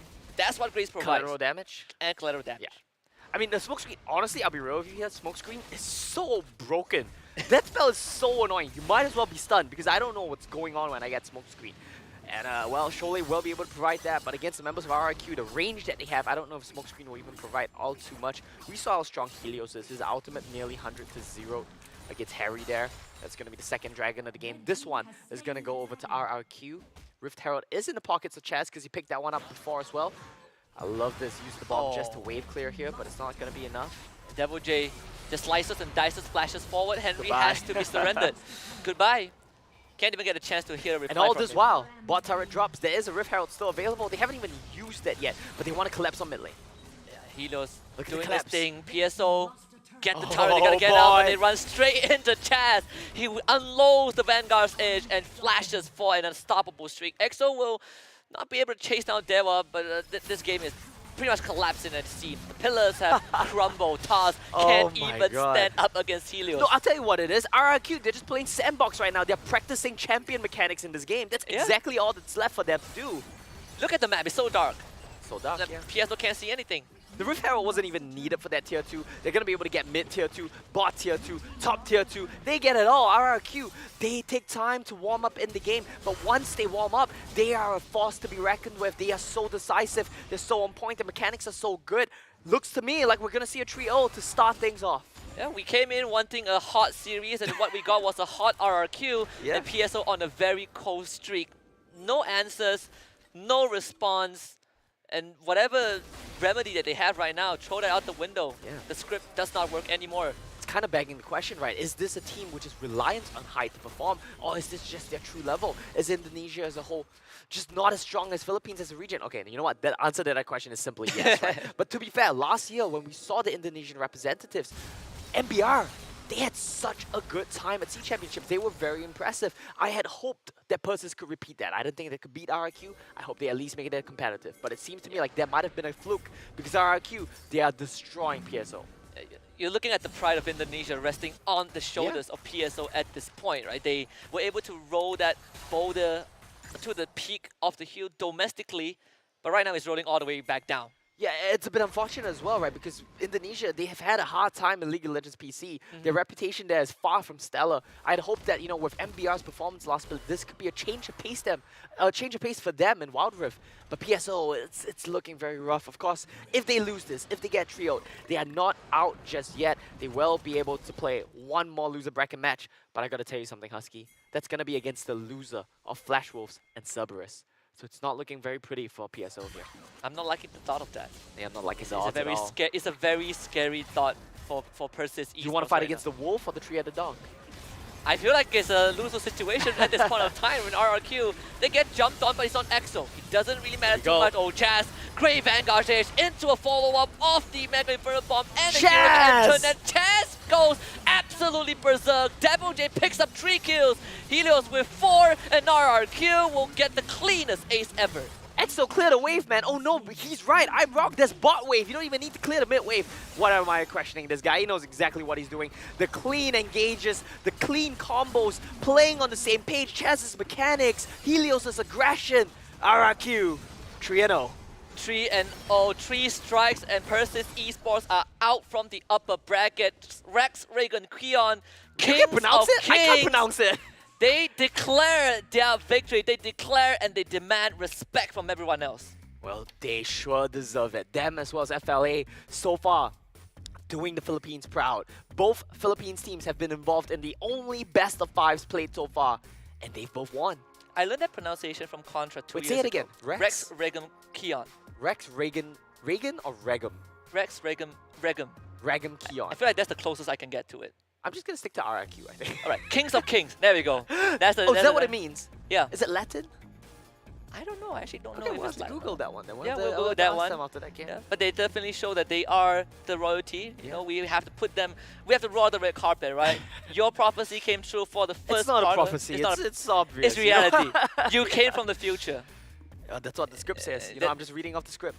Yeah, I need a copy of that. Yeah, well, Right. you have to ask for permission later on. You have to hit up Riot Games, but we'll see if that works out. Okay, it's good enough. Good enough. Yeah, I mean, the main thing is I was honestly really impressed with RRQ. There's a couple of key gameplay elements that I do want to address. I think they do start the games off a little bit slowly, right? But I'm not sure if that's because of the nature of their opponents. Do they feel like, you know what, if we play it slow around these objective fights, we don't flip it, Persis can't challenge us? Is that the question here? Is that the thought here? Or do they just naturally start things off slower? Because once they hit the crescendo, damn, do they look good. Yeah, when they see the prize in front of them, they just go straight for the jugular, right? And I know to echo that question, has RRQ shown most of their cards? I feel like this is just an introduction. This is what they've shown in finals, right? Yeah, Nothing new. Exactly. Like the region likes to say, intro boys. This is just a piece of the pie. We are just getting started with the playoffs. But keep in mind, 2 steps and you're there at Icons. they've completed the first one. Just need one more and they'll make One it. more. This is kind of like a BO3 Road to Icons. They've won the first series. You could think of that. You could think of it that way for sure, right? And of course, you want regional pride as well. There's a lot of stakes here on the finals, at the finals rather, on the knockout stages. You want to get regional pride. You want to represent them well. You want to get to the later stages of the playoffs. You want to maybe win the whole thing. Getting to Icons is just half of that puzzle. Absolutely. I mean, yesterday the Philippine region were able to get their second seed into the playoff stage, and now their first seed just started off the day with a 3-0. What better way to kind of celebrate this moment? At this juncture, I think it's a good way to open the curtains. Sure, it's fantastic. I love to see that Philippine regions is still strong. Of course, Team Secret, they won't be here with us. Still here with us in spirit. Yeah, and always of in our course, heart. their new representatives. So far, so good. Looking strong so far. Yep, they got the torch. The torch was passed over to these guys, and they were carrying it on with stride. It burns bright for Philippines, and 3-0 for RRQ. We're gonna throw it back to the panel and see what they think about this last game. RRQ, Rex Regum Kion, is in Latin, means Kings of Kings, and they've shown they are the kings here today when it comes to the first series with a 3-0. Now that's a strong statement giving out for the rest of the team, waiting for them in the next in line. But hey, it's not done yet for PSO. They are being dropped down to the lower bracket. They still have another shot, but that game, what is your take, Brendan? And also, Nick, you can start first. Anyone? I'm just sorry. I just feel like this. I had a little bit of time to draw out the Very feelings. graphic. Very graphic feelings for the Persis fans out there. So if we can get like a close little view there, Persis fans right now be like. But don't worry, you guys. I'm sure you guys have a lot of opportunities to come back. The lower bracket actually has had some wonderful stories, and PSO could be one of those teams. From this, they'll turn that frown upside down. I mean, I'm It sorry. doesn't work the other way, though. I'm sorry, but the thing is, if they drop down to low bracket, it's going to be either Flash Wolf or Cerberus. Now, that's not a problem, in it. But I don't know, Brandon. What's your take? I think there are some benefits from having this first match against RRQ, right? I think RRQ looked very strong. We see them come into this, and we have to keep things in the context, right? Very first game of playoffs, the first series of playoffs, and they've taken that first step. They're moving closer and closer towards the top 4 position and getting themselves into the next international competition. Of course, everyone wants to win the WCS, but that being said, there is a lot of value in making it into the global competition as well. We think back historically towards the Indonesian region. They've sent teams in like Onyx, like Bigatron, or like MBR before. And we think about the impact and the splash they've had. They've always made a difference. When it came down to important critical matches, they've been able to play spoiler. They've been able to change some of the results they were looking forward to. But at the same time, they've had difficulties against traditionally the Filipino region as well as the Vietnamese region. These two teams looking to stand in their way specifically. So when you say if they go in the lower bracket, the next things coming up are Flash Wolves or Cerberus, it just looks so rough for PSO. They really have their work cut out for them to keep the competition run going. I think what's interesting to also point out is the rigidity of what PSO has offered here today in the past 3 games. I agree. Very similar drafts across the board from PSO. Maybe it is a regional thing. Maybe sometimes specific playstyles may cause some of the top teams to suffer because they kind of turtle up into a position where particular drafts are a lot more of value or intrinsically more efficient in terms of handling what is being provided within their own region. But when they get out of there, when they go up against a team like RRQ, who not only played it really well, very coordinated with a pace advantage, and taking advantage of the rigidity of PSO's drafts, minus the Graves in this game, I felt that RRQ just had the number here at 7 minutes, first turret already as it is. And also, I want to point out just now, if you look at itemization come up from there, I was hoping he's going to go for AP. For me personally, AP Gragas going with Senna is more of a value than actually going like Fimble Winter in this state. So I'm just not feeling it. But there's one more thing that coming and popping off in my mind is that there is also another strategy to actually starting off with the lower bracket. So is that what PSO is doing? Since you mentioned about the rigidity when it comes to the draft, are they not revealing it yet unless they're actually in the lower bracket? I think it could be a case here. I think we have seen some teams actually lose out on the playoffs to head into the lower brackets just because they want to be keeping some of their stronger pickups. But at the end of the day, also, it may actually be maybe lack of preparation if you're actually going to commit to that strategy, I feel. Because if you're not going to come in here prepared with all the tools of war that you need to go to war, right, then what's the point of going down towards the lower bracket and trying to come up with a strategy from there? It kind of is counterproductive towards the main goal of winning. You often think that the war is fought and won on the battlefield, but realistically, it's all the infrastructure, the logistics that are going on behind the scenes that set up for them. I think PSO coming into this competition, it felt like RRQ better understood what their opponents wanted to do. You watched as they banned away their key champions, allowed them to play for the composition they wanted to, and it dismantled them. Omo brought up a great point. He asked, do RRQ truly play this style, or is it catered towards their opponents? I think that is the case. I think they've looked at PSO's games and said, yeah, we know how to deal with this. We're going to do it exactly like this way. They allow them to get into the early positions, trade back a little bit, but as they go to the mid game, they know they just dominate from that point on. All right, I want to highlight a little bit about the play of the game here, Devil J. I think a lot of it really revolved around the pace advantage on RRQ. Despite the fact that they did have the better pace, they were still very disciplined. Compared to game number 2, a little bit more adverse towards the risk, I feel. And I felt that they pulled the trigger with a lot more coordination rather than reckless abandon, excuse me. Chaz was blowing up. I felt that Devil J actually... In a good way. Yeah, in a good way. Like blowing up in a good way. And I felt that for Devil J, a lot of it really revolved around him being able to slice and dice into the back fields of PSO, catch them with the Kaldamik, get the Dominus on, and basically be a whole load of problems here for PSO that they weren't able to address. Just now I saw PSO when you compare back to back each lane of their goal per minute. It's such a different. They lost all the lanes no matter what. It's just so hard for them. Is it where the fault came in? I'm like, what went wrong all the way? Everything went wrong all the way since the start from the get-go. Draft-wise, sometimes it's okay, sometimes it's not. It's all about the execution. And I have to say, it's a bit... You saw how conservative they were playing in game number 3. Definitely feels like they were a bit tilted there. They were being psyched into the fact that RRQ would go so aggressive since the start for the last match. I think I have an insight here. Sorry to cut you off there, yeah, Brandon, go ahead, Nick. But the thing is, I felt that I think the biggest issue here for PSO, specifically in game number 3, is Shole's Aja's inability to force the fights well.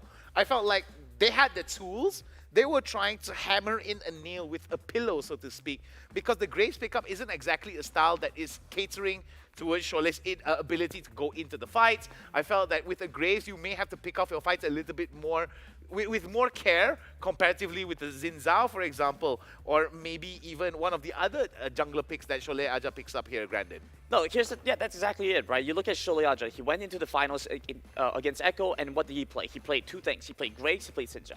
Only 2 junglers he had to play. Those are the 2 styles that PSO are most refined at. That's the best thing they're trying. The best thing they want to get at. I don't want to speculate if PSO are tilted or they're not on form or whatever it is. I don't want to speculate on that stuff. I just want to look at it objectively and say, well, you look towards the top side of RRQ. You got Chaz, you got Devil J. The 2 of them work so well together because Devil J, you think about what Renekton does. He has a stun. It sets you up perfectly for the Irelia. Irelia does not have good ganking potential.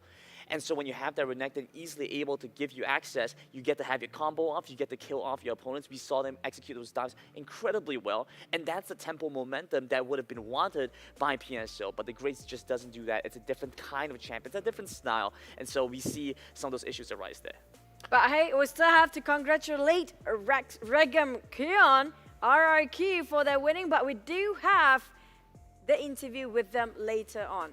So we're going to get into the interview. You guys have to have your questions now. There's so many we want to ask for Exozen, who will be joining us. And we're having Exozen. Congratulations on RRQ. One step closer to being in the icons. How are you guys feeling right now after that winning 3-0? Hello? Hello? Hi. Can you hear us? Hello? Can you hear me? Yes, we can hear you. Okay. I think our team is still waiting for the next series because that's the important game for us. and we need to relax. Yeah. Was the Persis Esports team Tama? was the Persis Esports team considered maybe a bit of a warm-up session for you guys, considering that you guys had to relax? Do you feel relaxed now after that bit of a fight here? Because we did see that PSO did try their level best to give the fight to you, but I felt like RRQ as a team, specifically you, Exozen, kind of identified what PSO did really well. Was that the case? I think we just knew each other's strength. That's why we won the series.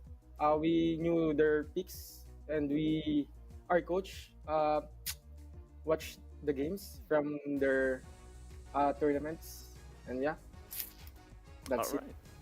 EXO, you've been around for so long. I love to hear your thoughts on this. I know you're a big voice in the team. What in your mind makes a good shot caller? I think it's just that my teammate trusts me, and whenever I call, they always listen, and I think that's our team strength. And your Galio looked amazing today. You set up for your team, and you guys had the initiations, won a lot of fights off of that. Do you guys feel confident in keeping this momentum going into your next match? I think we're confident right now since because my teammates are, they trust me. I love that. I love that energy. Yeah, I mean, what is a team? What is a leader without the trust of his team, right? I love the bromance all the way. Yeah, but hey. that's real love right there. Anyway, one question for me though. Heading into the playoffs here, what is a team that you are most excited to face and most intimidating? We really want to face Team Flash Wolves because we really wanna test our strengths with them. Yeah. Are they as well the same? Are they the intimidating team? Are they a team to be feared as well, or is there another team that you think is a little bit more fearsome than Flash Wolves? I think Flash Wolves and Team Flash. Yeah. All the Team Flash flashes. is a little bit different. Like Team Flash is like they really wanna 5v5. They wanna fight more, while Flash Wolves they play Wild Rift so clean.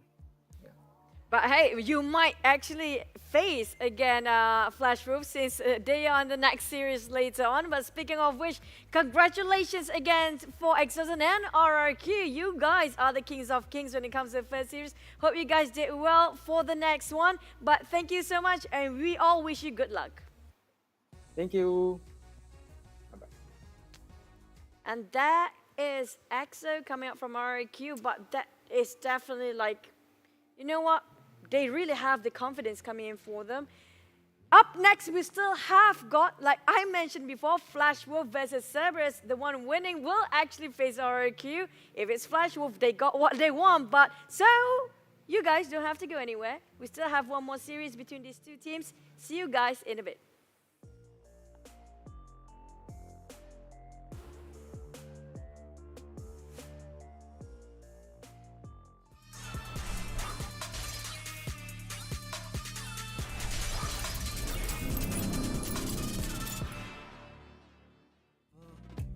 Mojo, Mojo, flying miles ahead of all my shadow.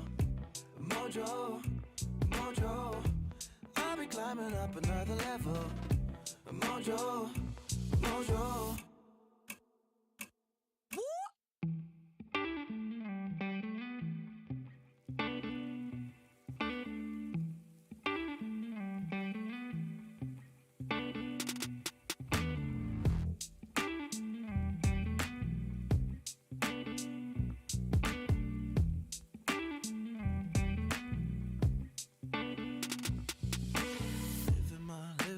Living my own pace. Ain't no running round, ripping myself up. Ay, ay. Pulling me back up. Ain't no knocking down, healing my heartache. Ooh. Flying miles ahead of all my shadow. Mojo, Mojo, I'll be climbing up another level. Mojo, mojo. Flying miles ahead on my shadow. Mojo, mojo. I'll be climbing up another level. Mojo, mojo.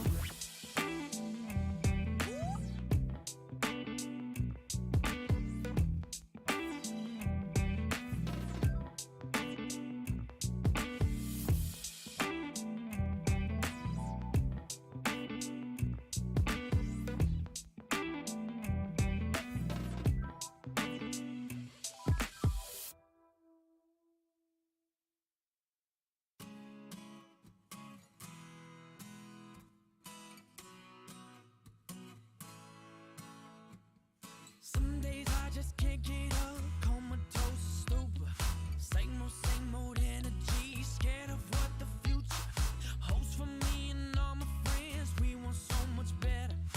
We can only get there if we all just come together. So take my hand, let's own this moment. No one can stop us now, now. Your love is what's most important. No one's gonna take us down. So love me now. We ain't got a lot, but we got this moment. Love me now. We ain't got a lot, but we got each other. Recognition, demolition, I just need your light. Upside down, turn it around. I know you know I'm right. Take this love and give it, girl, your heartbeat, heartbeat. We can only get there, it's a two-way street. So take my hand, let's own this moment. No one can stop us now, now. Your love is what's most important. And no one's gonna take us down. So love me now.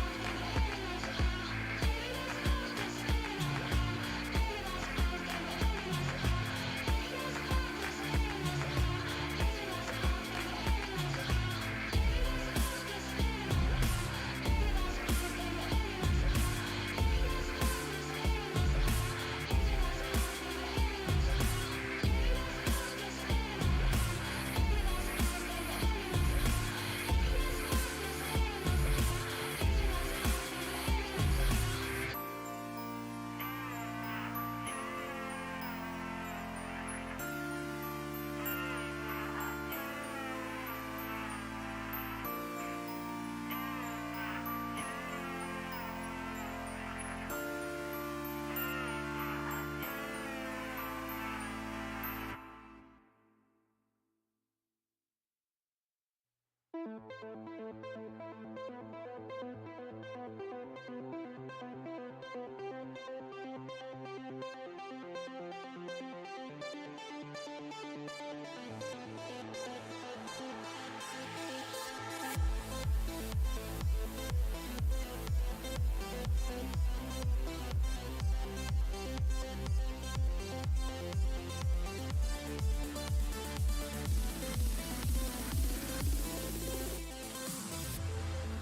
can hear whispers too far away. I can hide, but I'll try. I see the walls are caving in. I can hear whispers too far away. I can hide, but I'll try. I see the walls are caving in. If I were to stay in here forever, I would want the sun to come alive. If my heart was lighter than a feather, if I were to stay in here forever, I would want the sun to come alive.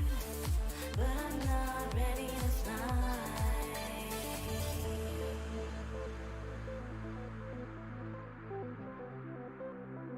But I'm not ready to fly.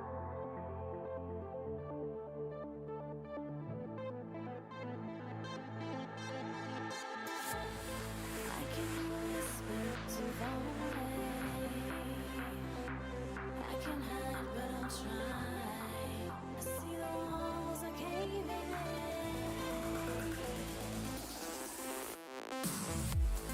I can whisper too far away.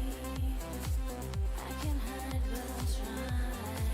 I see the walls are caving in.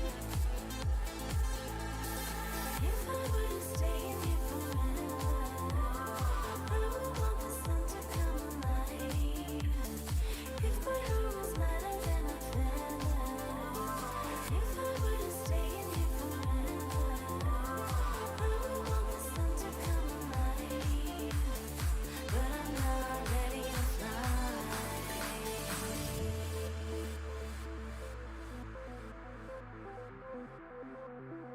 But I'm not ready to fly.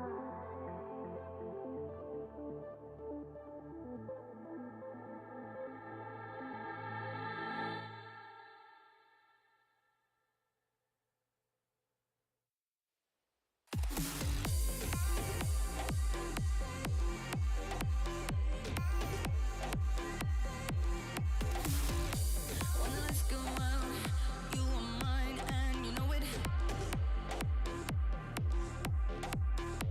We can both be loud, we don't care and we show it. Taking me down, taking me down.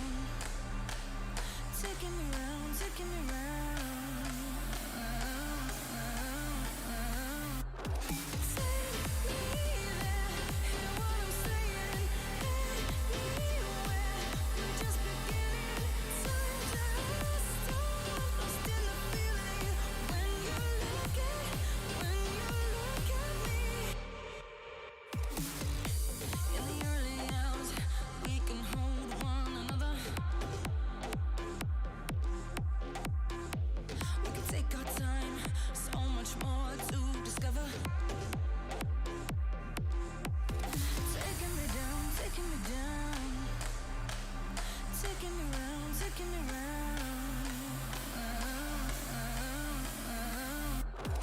Take me there, hear what I'm saying. Anywhere, we're just beginning. Time to stop, lost in the feeling. When you look at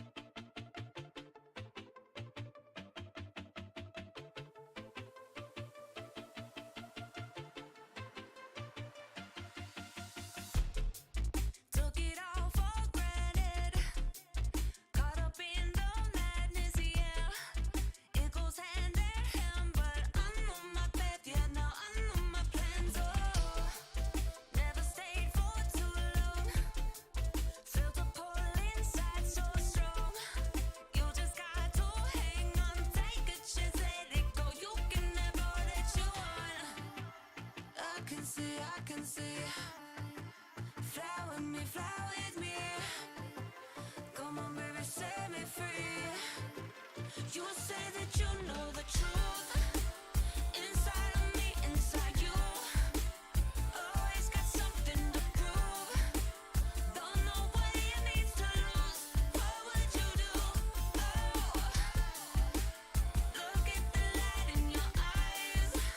Beneath the wheel of the skies.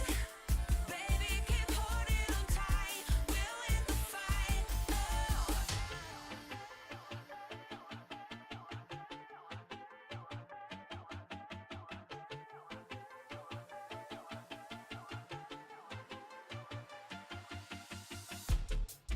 I've been walking that walk. What I hear is all talk, yeah. Never taking days off. Wait till I'm on top, yeah. That show me love. Oh, always play the same song. Don't forget what's right from wrong. You just got to hang on, take a chance, let it go. You can have all that you want. I can see. Fly with me. Come on, baby, set me free. You say that you know the truth. Inside of me, inside you. Always got something to prove. Don't know what it needs to lose. What would you do? Oh, look at the light in your eyes. Beneath the wheel of the skies. Baby, keep holding on tight. We'll win the fight. Oh.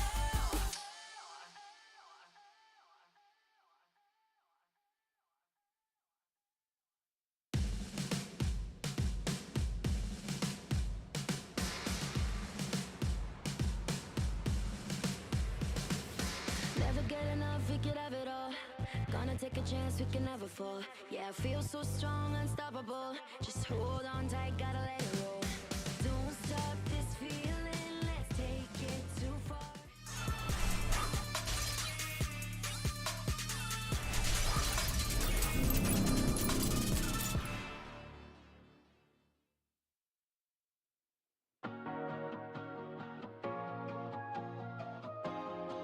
Hi everyone, welcome back to the day one of WCS finals. We're talking about finals playoffs, yeah, and thank you Coca-Cola and definitely also Gosu Gamers and One Esports. And we are here back for our second series of the day. Joining me here we have Verus and Omo for the next series. How are you guys feeling? I'm doing great. Exactly excited for the upcoming playoffs, especially this series because this is between Flash Wolves and Cerberus Esports. The one that you crowned the #1 team from play-ins. Yeah, I'll give it to you. I mean, I gotta be honest with you, I was a little bit bored in the last match, so I hope that this one's gonna be a bit of a banger. I need to wake up a little bit before the day ends. This definitely will be because we saw how It better be. I mean, like Cerberus just dominating the play-ins, but we are talking about Flash Wolves. Wait, what? Almost. They met FLA. Almost. I got it. Almost. They got tilted a bit, but FLA won them. But definitely they're not facing FLA right now. But Cerberus and Flash Wolf, this matchup, what do you think it might be? The ending especially. I feel so bad for Cerberus, really, because they have to face, I believe, one of the strongest teams that we have I think here. a top 2 team. Yeah, Yes. top 2 team, basically, in the region, right away. Okay, but this is actually a good litmus test, good barometer as to how strong they really are. Against Flash Wolves, they will need to have that 110% of themselves just to at least, eke out the series win. And I think what's really interesting about this as well is you got to keep in mind that Cerberus played against one team in the play-ins. They did 2-0 one team, but this is a different beast. Flash Wolves constantly 3-0s one team. What's a 2-0? It's nothing to them.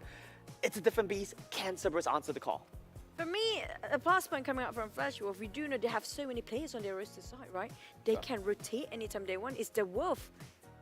And also Cerberus. The Wolf Pack. The Wolf Pack, there you go. They have so many, only one alpha, but the rest of them is Who only would the be pack. the alpha on Flash Wolves? I think it has to be Bruce, right? It should be No Bruce. questions there. Alpha Wolf. Yes. And so Wolf versus Cerberus. We have a 3-headed dog versus a pack of wolves type of thing. I'm not sure if Rick could have any graphics for us, but hopefully one day we still We're have going to need that one drawn up stat. Yeah, I hope she can actually draw Alpha I Wolf demand that of you do it, Bruce. though. Oh yeah, I would love to do it. My drawings are so terrible. It would be hilarious. Scared people get blind. Oh, We love our again. dogs here, Yeah, by the way. but speaking of also Flash Wolf, what are their strengths actually? Almost everything, right? Yeah. What are they not good at doing? Yeah, exactly. Like their record all throughout the season was 14-0, only dropping a game, right? And then come playoffs, they just dropped another game. So that's a total combined win rate of 38 wins to 2 losses. I can't do the math on that one, but the point here is that Flash Rose, I don't think they're a perfect team. I think they're kind of like a jack of all trades. They do have flaws. We'll dive into that one a little bit deeper as well. I also do feel part of the reason behind their win record is that Masters is frankly just a 2-horse region, right? There's nothing else. It's a 2-horse town. It's them and one top team. heavy. Extremely top heavy, and Grendon keeps saying Masters is so good, but really only Flash Wolves and one team can even put on a dent in the regional level. The way he memes Grandin feels bad from Grandin right now. Ooh, Masters so good. But hey, let's just check out Flash Wolf, the Masters region. How did it really look like?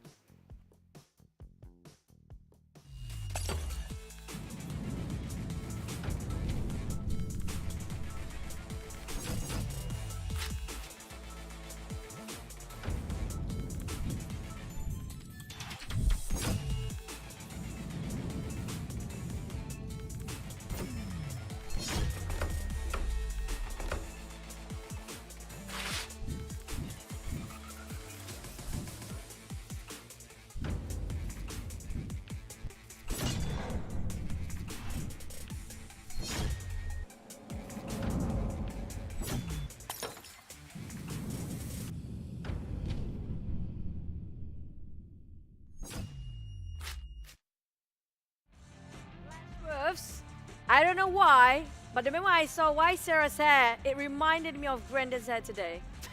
I'm sorry. Why you gotta do Sarah like that? Why you gotta flame Sarah like that, man? I just hope Grandin can play as good as White Sarah. No, right now. let's not even bother talking about all that stuff. But what I always bring up when Flash Wolves play, and what I will continue to bring up when Flash Wolves play, is the fact that if you look at this roster and you're a person that's familiar with the days of LMS domination, of Southeast Asia, of the GPL, it kind of brings chills down my spine. It's very scary, and a lot of the players that are playing here in the WCS as well, some of them do have experience encountering the old god of the LMS teams. Look at Bruce, you look at Ysera, even Eason have experience on these top teams.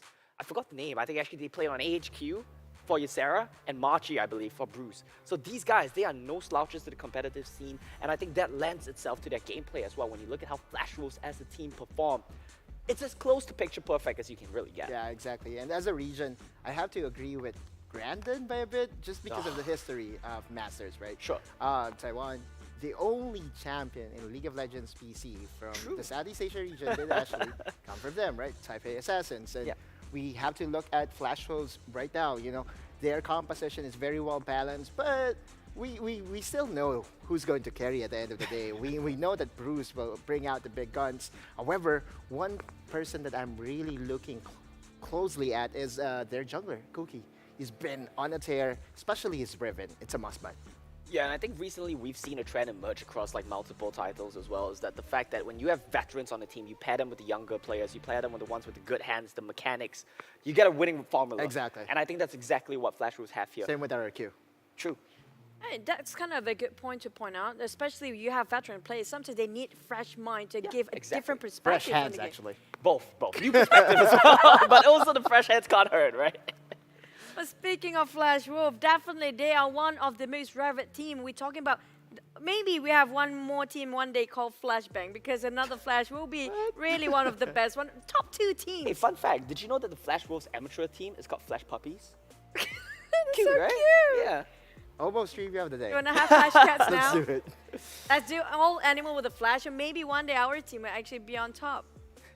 Flash Maybe. Poodles, maybe. No, it's gonna be Wolf Team, like Flash Lycans or something, but that's a bit too edgy. Flash Lycans. Yeah, it's a bit too cringy, right?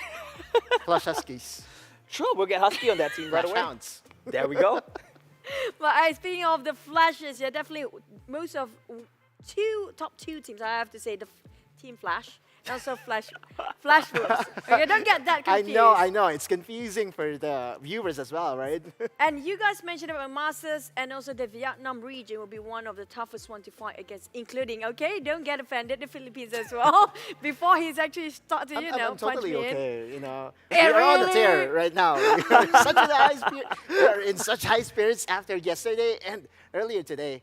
What a showing. Anyway, let's move on. But moving on to Cerberus, who've been fighting so many games in play-ins, and finally, yes, they're not dominating. Okay, Autolus, I can hear you from... Definitely just not. But take a sneak peek a bit when it comes to Cerberus.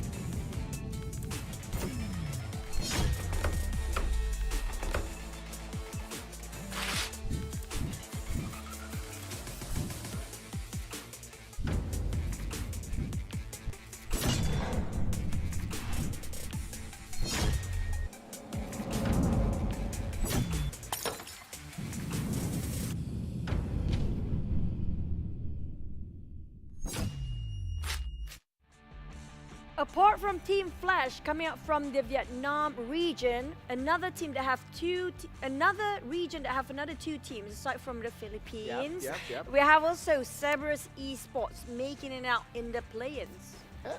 And as Oma predicted, Cerberus Esports really is one of the stronger team in the play-ins, and I have to give it that, right? That first place finish wasn't a fluke at all. And looking at their roster, again, we have to revolve back to the drawing of Riku, that they have many faces. This three-headed mythical beast is just basically able to play anything similar to Flash Wolves. And that's why I believe, you know, when we did the live draw, this was a match made in heaven, because we will get to see how strong Cerberus really is. Because if yesterday's games were any indication, they're in a bit of a trouble.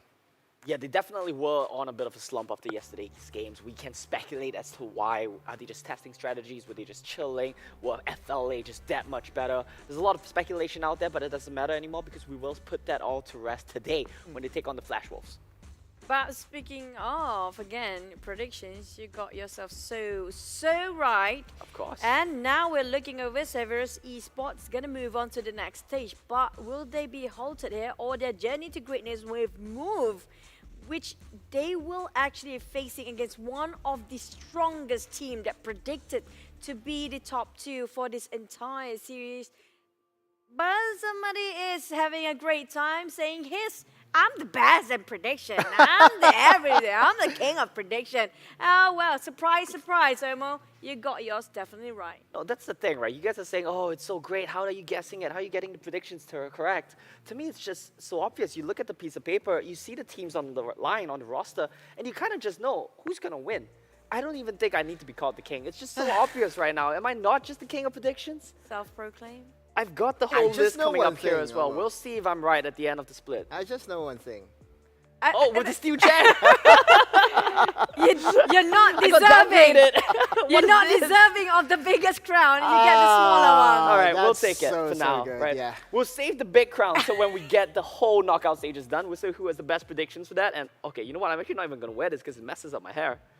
But it'll do for now. We got a close up. You know what? We have to share. Okay. Kinda. If you get the predictions right today, I'll give it over to you. We'll do a rotating basis, right? There's really this big picture that's circulating over on the internet right now, right? The FLA one, the one, yeah, exactly. The one that I'm doing like this, and the one that he's doing like this.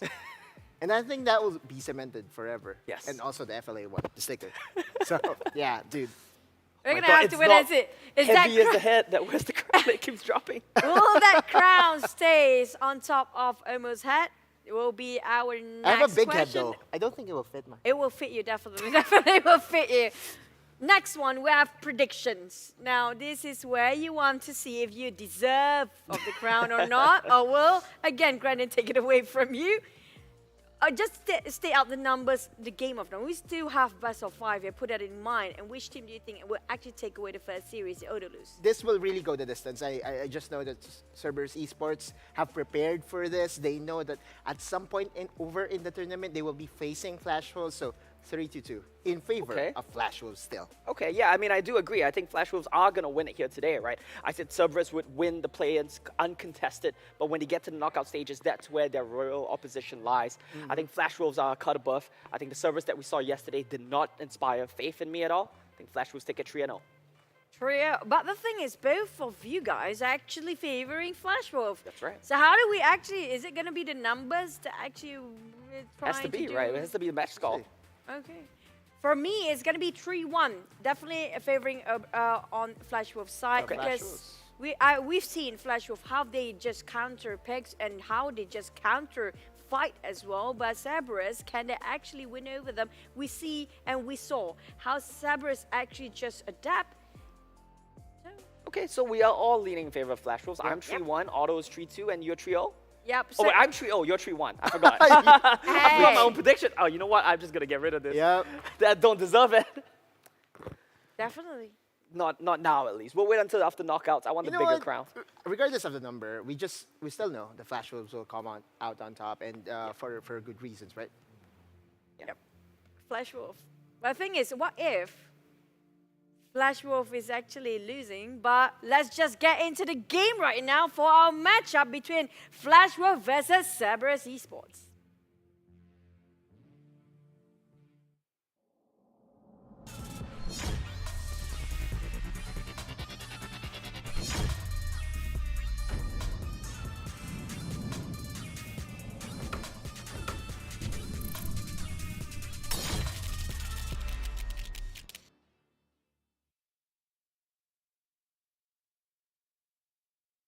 Let's get straight into it. This is going to be one of the most hardest series for day number 1 in the game of best of 5.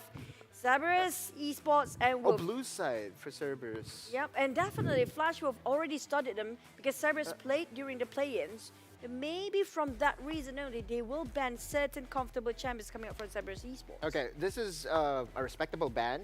Locking is so good on wave-clearing poke champions. That's been the FW way since last year, right? One thing to note, I would love to have the Riven banned or maybe even the Jax banned by CES against Flash Wolves because Cookie is really a monster in the jungle. Yeah, we saw earlier today what the Riven could do when played by RRQ Chaz as well, right? It was buffed by the Yuumi. There we go. Riven will just be banned away. Jax is still available, though we didn't see it have the best time in the last couple of matches. Right. But if Cerberus does pick Jax, are they willing to flex it onto the Baron lane? That's a question because so far, at least during the regional finals, wow, that's a very interesting ban. That solution being banned away. That's more of a Bruce pick, though. I feel like because maybe Flash Wolf really studied into the play-ins games previously, and Cerberus actually do play a lot of Lucian. And we mentioned about Lucian, one of the highest rate champions. I mean, Lucian is definitely great, right? I think the issue of why Lucian was banned away over something like that Karma is because both of these teams are going to contest that Lucian. Bruce, like you said, it's a Bruce pick. He loves his champion. He's been playing it since C-Champs. But you look over their counterparts, CES, BMM plays that so very well as well. Genza also plays that so dominant with that combo playing with Fly. So they don't want to let CES first pick that one away. They're saying that we don't think there's a counter pick to Lucian. We're just going to ban it away. And as Lucian players, we know best. Okay, so I was thinking that they will go for the Senna Gragas, and then CES will immediately answer with the Varus Karma. But since they know the prowess of that lane alone, having the Varus and the Karma being on the same lane is just so obnoxious. Now CES responds with the set. You know, I'm so happy. I'm so happy to see this draft because they're actually prioritizing the right picks in right order. It's one of the first few times we've seen it. The teams are figuring it out. Good job, guys. Well, it's CES and it's Flash Wolves. Exactly, the top few dogs here. The top dogs. It's a compliment. I'm not calling them dogs. Otto just gave me a look. They're almost the same species, so. I know. It's always a good compliment. Okay, so what will be the last pick here for CES? They could still prioritize Kazakhs. Yeah, it's a hit and miss. Yeah, I feel like Kha'Zix in the meta is one of the strongest champions, Uh-huh. right? But he has certain weaknesses and he has certain requirements that you need to hit as well. I have a theory. We'll ask the teams in scrims as well as we get closer to the end of the split. I have a theory that Kha'Zix is just dumpstering every single scrim, which is why Kha'Zix has been so highly prioritized because it's also a scrim champion. It's much less effective on stage. There is also a thing about Kha'Zix being much more flexible, like Again. a Lee Sin, and we have a Nemesis duo. This is something I did not expect right from the get-go from Flash Wolves. It doesn't seem like a cookie champion, does Yeah, it? yeah. I expected them to go for the Jax, but Jax is still open for the taking for CES. The question is, are they willing to play it topside again? Now, one thing to note, Flash Wolves loves their Garen. We saw yesterday during the epic best of 5 series that Garen is still a menace. Yeah, it is. It definitely is. And it fits Ysera as well, right? This is something I've been talking about ever since C championships. Ysera has always struggled with a bit of a champion pool issue, but he's always great on that Garen. He's always great on the Darius. He's always great on the Renekton. These are his staple picks. Now, with the introduction of Set as well, there's a fourth one in there. Champion pool might be a little bit smaller, but when he gets one of them, he knows how to use it. All right. So who do they target then? Because Ysera, Garen is still open for the taking, but there is still one big problem that they have to solve, and that's Bruce, right? Yeah. It What could is Bruce going to play? Yeah. What will Bruce play? Again, for Flash Wolves, they can play almost anything, right? And that's really what gives CES or any of the team that faces against Flash Wolves the problem. Yeah, this Corki ban is targeted at Bruce. It's targeted at the mid lane. That's a little bit curious to me because I don't think that's something that Bruce would want to pick up right now. Ezreal ban as well. Very curious. Things are starting to show, isn't it? The little sneaky picks that the teams have prepared, they're I starting feel to it's stay true. too slow, though. Yeah, I don't even know if Ezreal is a good lane matchup against... it's because of the Ezreal Karma pairing, isn't it? They don't want to get rid Not of the just double that, ball. with the Divine Thunder. Thunder, Sure, it's but it's really, about the it's really tempo of famous Ezreal. right now with Ezra. It's really good with Ezra. But the thing is, I do want to see if it's going to be double Meow coming out from Flash Wolf. Okay, that makes Let's sense. play You Darius. 4P for Ysera because he's going to weak side anyway, so you save your 5P for Bruce. You try to get him a strong matchup to cover for the Counter Rengar pick, scaling, and you exactly. move towards bot lane. Just let them have, or let him have his game of it, have the game of his life. But for Cerberus here, let's see what The they Jace will be angle, isn't picking. it? Oh, Jace is bad. Blind. I'm trying to look for. This is interesting. This is more of a pick composition rather than poke. But a We Jhin saw- plus Karma is But effective. this might be maybe a Karma mid as well. If they want to Yeah, it put might a Jhin with a Yumi, which is not being banned out at all. We saw it yesterday. It kind of works out, and it's unreachable. I think trash. I think trash here, but we'll see. It's a suspense. Yeah, there's this big suspense about CES picking. Oh, Twisted Twist of Fate. Fate. Interesting. It's such a BMM pick. Okay, but though, this this is will actually get really good. dumpstered though by Flash Wolves if they go for an aggressive mid laner. Remember, assassins are still available for Bruce to take. Even the Yasuo. If he's very Diana is an confident. option. Yeah, like I you said, the actually Yasuo just is love a- the yeah, Yasuo. Actually, you're right. The Yasuo is a really good Wow, option. okay. Taking a page out of one team's book, isn't it? Right. Taking a page out of one team's book. They're going to be playing the Kai'Sa here. He does have the free scale. But part of the reason why I love this Twisted Fate so much, it works in tandem with the Kha'Zix so very well. These two guys going to roam the map, try to get picks Yeah. together. And what's great about this combo as well is it shuts down what Flash Wolves want to do. I believe I saw this comp once from CES in where they invested the curtain call right with the same timing with Destiny and just invest on one good pick. Remember, I did say that I was hoping for them to go for the pokes, but does seem like that they want for the pick, and we'll see. I mean, like Flash Wolf double a marksman. And what are your thoughts regarding this? I'm not a fan, honestly. I don't know if wanted the Kai'Sa was Yasuo the right pick away for Bruce, though. Yeah, I think a Yasuo, even a Diana would have been good there for Bruce. I think the Kai'Sa is just a bit of a greedy pickup. I think he's looking at the fact that he's playing against a Twisted Fate. He realizes, I can free scale this lane. And it's very reliant on the rest of the team just taking it back a notch, not dying to the TF Kha'Zix duo early game. But I do feel like once you hit a certain point in the game with the Kai'Sa Rengar, you do just take over because there's no one on the side of Cerberus that can answer you in the side lanes. You bring two members down to Ysera's lane, you 3-man that lane, I think there's no counterplay. However, there is still the fact that you could have easy access to Shadow for your Baron laner with the help of the Twisted Fate. One Destiny play, easy gap. Yeah, that's true as well. It comes down, I think what's great about this game is it comes down to who pulls the trigger first. Exactly. Our casters just getting into the ribbon. Take it away. The K9s are on the Rev Cerberus Esports and Flash Pulse. I'm glad I got Riku here with me. We're taking a look at the two teams play our second match of playoffs and a Flash right away out from S. Oh my gosh, that is a very, very early Flash. Very, very aggressive. I mean, when it comes to level 1, we can see that CES has the upper hand, especially if you get the gold card earlier. So I can see why that happened. And we look at BMM. He's gone on the Twisted Fate. You mentioned how this looks like a Federal Adversity comp for you. Yeah! But there are reasons why to go for this, right? Exactly, because when we look at Flash Wolves, their playstyle revolves around Bruce, farming in the side lanes, and usually, how do you answer that? Heavy engage. How do you answer that in this composition? The Twisted Fate, you just Destiny into the side lane, find Bruce, immediately gold card him, and kill him. I love the dynamic here. Bruce is already trying to get a solo kill on the BMM. We talk about how he's supposed to have that free scaling. Not really the case here. BMM doing an amazing job on the Twisted Fate, holding his own against the Kai'Sa matchup. And you can see both sides dropping HP quickly. Now, I want to take a look very quickly at the impact of the junglers in this game. The Kazakhs Rengar matchup. They need to start setting themselves up for the early objectives. 4 minutes, we start to see first spawn happen.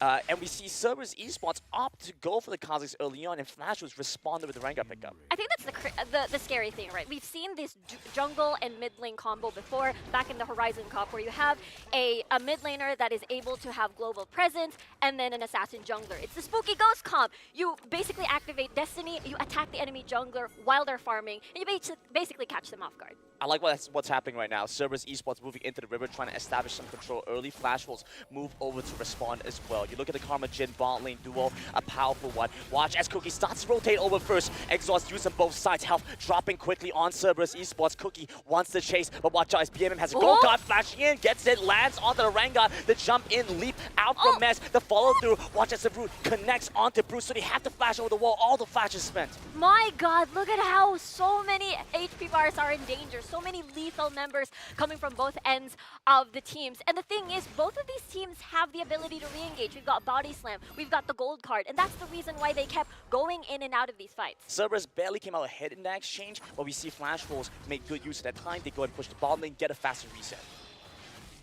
Now, I'm looking at how Flash Wolves will be able to utilize Bruce, right? Because we know him to be a big fan of just side laning, farming all the waves, being top GPM king, and then fight, and then win the fight because he has the most gold. And this is absolutely scary because there's so many answers against a Kai'Sa. I don't think a Gragas is going to be enough because gold card can just go at you.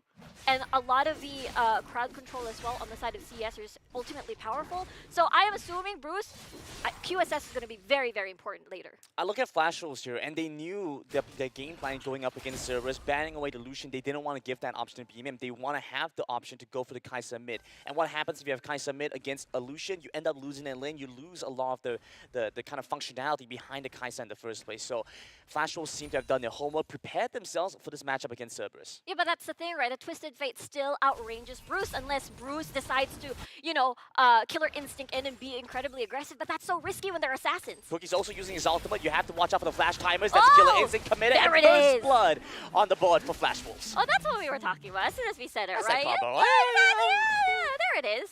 Guts. You can't outrange the ult. Yeah, you definitely can't outrange the ult. And especially, Thrill of the Hunt is just going to rush towards you. The gold card can't do anything. We're looking towards first spawn happening now. Destiny, as they try to trade back, it's a 1-for-1 exchange in the mid lane, as CERBERUS Esports will give BMM a kill of his own.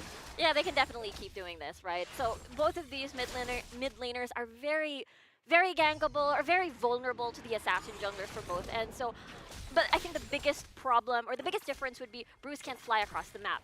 BMM can. He can impact the side lanes. Especially, we talked about BMM outranging Bruce. They can get priority.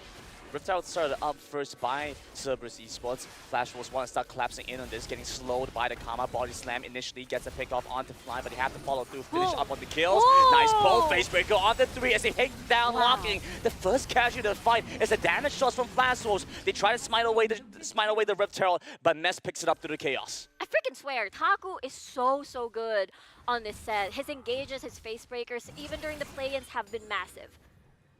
And he gets so much value out of it. So he gets to go in, gets to set up for his team. CERBERUS Esports with the early lead. But you have to watch out for his strong in the side lane. 1 versus 1 against the set. Yeah, absolutely. he's gonna be fine for now. But that's the thing, right? Especially the fact that a lot of these picks from Flash Wolves are gonna be near CES. They have to go near, including the Kaisa, which is relatively short range compared to the Varus. So it's easy pickings for Taku. He just has to eeny, meeny, miny, mo. If he wants to maximize it, pick up the healthiest member of the team, either Isera or Eason, and then smash them to the ground. We get to see the Mountain Drake up. Flash Wolves, I think, want to try and set up for it. You can see 4 members hovering nearby. There's nothing to be farmed. There's nothing to be had there. The jungle is going to be picked up by Cookie alone. Whereas BMM, you get to see him off in the side lane. He's farming up the Storm. He's slowly waiting out the timing for his ultimate. Once the Destiny's up again, he knows he has this opportunity to rotate over. Oh yeah, absolutely. Getting that free teleport on that Destiny. Isera has none, so he's forced to stay there. And it's going to be an easy 4v5 situation for CES if they pull the trigger. And as we look towards this mid-game, you have to think back, oh man, Current Call sets up so well for CERBERUS' team fight. Not only did they get to have the initial pickoff, the apprehend from Flash though will respond here. Flash away from Fly. He moves back under turret towards the safety of his team, will survive this pickoff by Isera. Yeah, I think that's what CERBERUS has to watch out for. Not only the scary explosive cast, but as well as the Proto Belt into apprehend. And look at that, CES gets First Blood Tower, and even, I see a teleport, what's the Destiny rather. And they're not only going to get First Blood Tower, they're also going to get this charge in the mid lane. And this is a very good start for CERBERUS. Are going to find themselves good tempo here. Want to finish off this mid lane turret. Not exactly a control mage, but a Cathian Ring does good work clearing out the wave, so it's difficult to shove in. Yeah, absolutely. We'll need every single one, or most likely getting Locking or Bruce dead. Curtain Call activated just to spot out members. They gave up position around the dragon, so had to use the Curtain Call to find some value back.